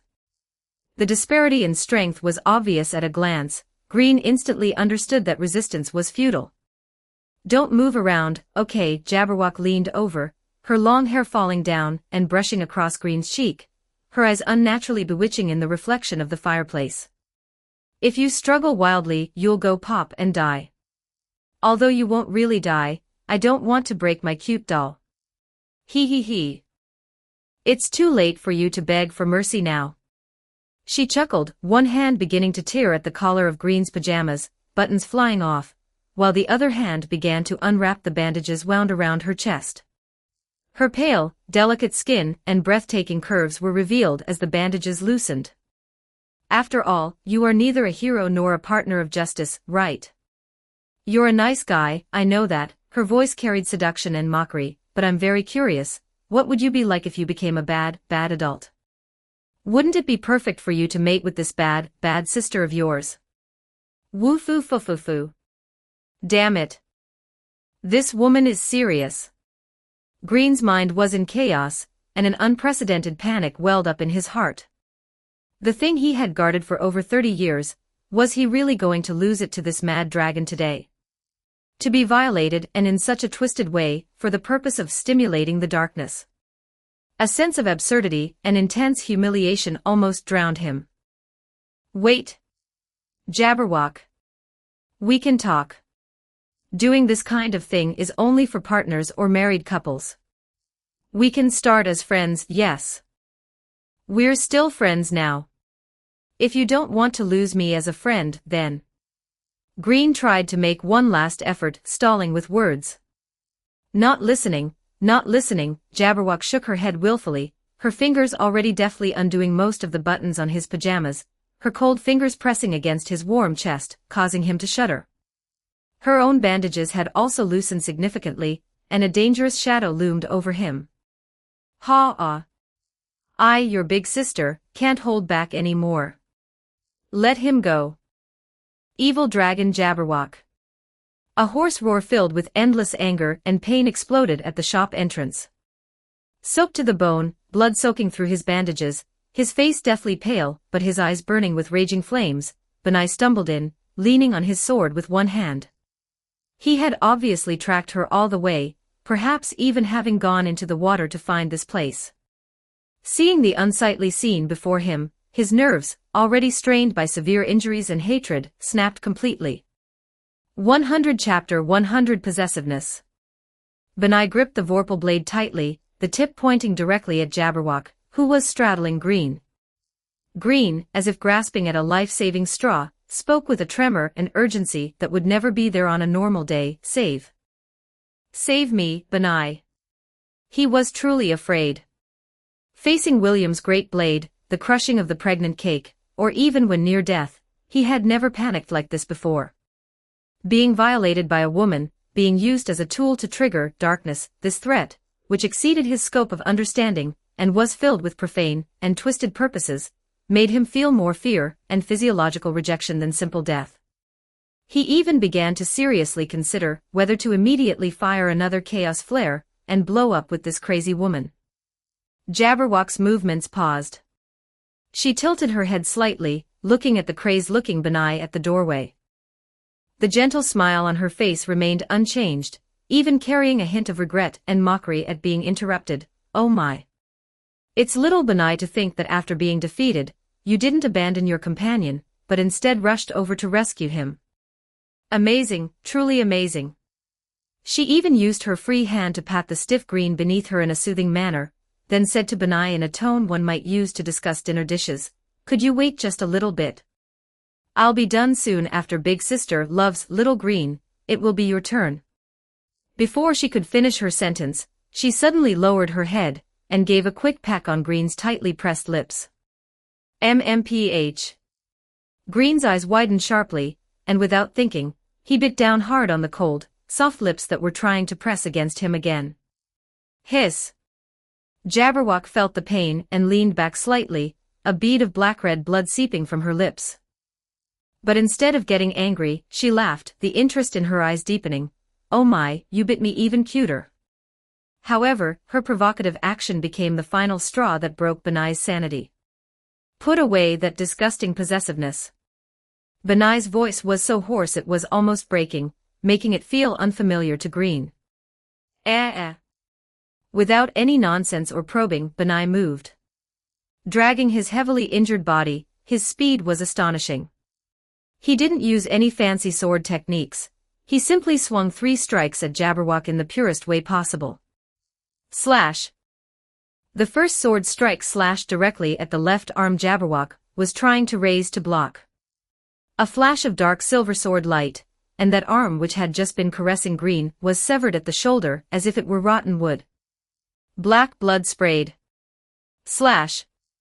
The second sword strike horizontally slashed at Jabberwock's neck, which was slightly tilted and unbalanced due to the severed arm. The blade cut deeply into the bandages and gray-white skin, almost severing her entire head. Slash. The third sword strike, an upward lift. The target was Jabberwock's head, which still wore an expression of surprise but still no pain. The sword light moved from bottom to top. Poochie. Crisp and clean, without any hesitation. Jabberwock's beautiful and eerie head detached from her neck, traced an arc in the air, and rolled onto the fur-covered carpet, making a dull sound. The headless body stiffened for a moment, then slumped backward, breaking the armrest of the rocking chair. Everything happened too fast, too abrupt.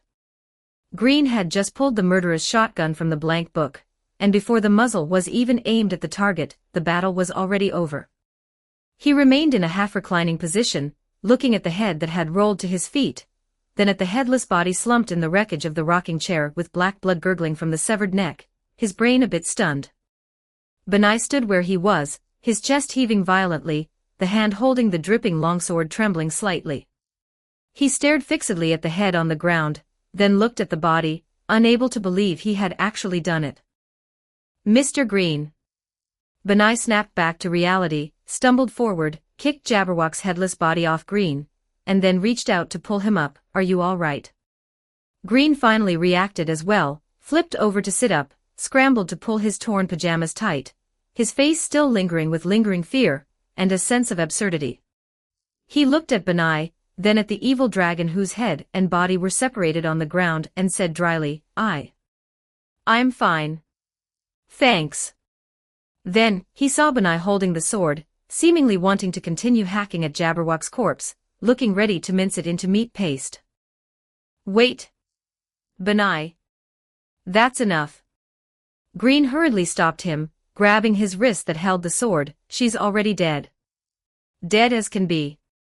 This method of death was too dramatic, even a bit bizarre, and a strange feeling welled up in Green's heart. A nightmare that had terrified the rabbit race for hundreds of years, an evil dragon that Vorpal had to pay a huge price to behead once, was just killed by the heavily injured Benai in 3 strikes. And at the very moment he was about to be violated. When Benai was grabbed by the wrist by Green, his body jolted. He lowered his head, looking at the blood-stained Vorpal blade in his hand. He looked at the corpse and head on the ground, which were rapidly losing color, and beginning to dissipate into dust from the edges.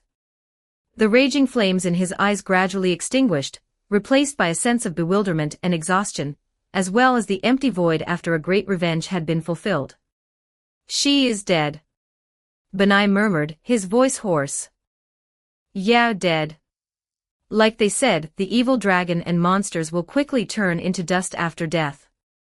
Green let go of his hand, watching Jabberwock's remains completely dissipate within a few seconds, leaving only a small patch of dark stain, and several strips of blood-stained bandages on the carpet. That evil dragon who brought endless terror and tenderness seemed as if she had never existed.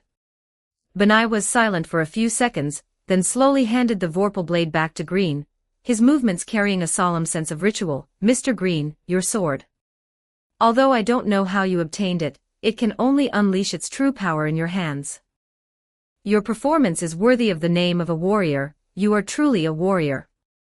He clearly believed that Green had relied on his own will and strength to stall the evil dragon until his rescue arrived. Green took the sword, the touch cold. He shook his head. Without you, I would now. He didn't continue, changing the subject. What about Patrick and the others? Your wounds, and how did you find this place? Benai briefly explained the situation. After Jabberwock and Green went into the water, he couldn't rest easy. He told Patrick the general direction and asked them to find a way, like finding a boat to search along the river, while he himself endured his heavy injuries and the cold, jumping directly into the river. Relying on his faint sense of Green's aura and his familiarity with this area, he swam here with all his might, and after coming ashore, he happened to see Old Sheep's shop. You really are. Green didn't know what to say, looking at the bandages on Benai that were starting to seep blood again, and his pale complexion. Treat your wounds first. Patrick and the others should be able to find us soon. Let's wait here. He wanted to get up but felt a wave of weakness and dizziness, the aftereffects of severe mental exhaustion and excessive fright. Mr. Green, you also need to rest. Benai pressed him down, his tone unquestionable. You have just experienced that kind of change, and have just escaped from the icy river. Your aura is unstable. Moving rashly at this moment, if you encounter an enemy again, it would be difficult to deal with. Resting here for a while and waiting for Lord Patrick and the others to rendezvous is safer. What he said made sense. Green stopped insisting, wrapped the blanket tightly around himself again, and leaned against the half of the rocking chair that was still intact. Benai walked to the fireplace, skillfully adding some firewood to make the flames burn brighter. Then he brought over a steaming cup of milk and a small plate of snacks that looked fresh enough, placing them by Green's side. Drink something hot first to warm yourself up. Benai's voice returned to its usual gentleness, though it carried fatigue. Green was indeed cold and hungry. The mental exhaustion also brought physiological needs.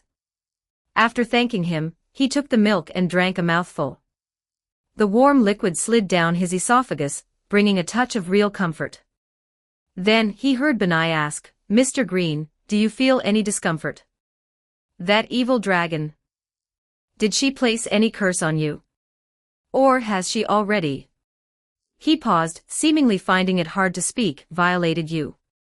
Don't forget to like and subscribe to Novels Wonderland.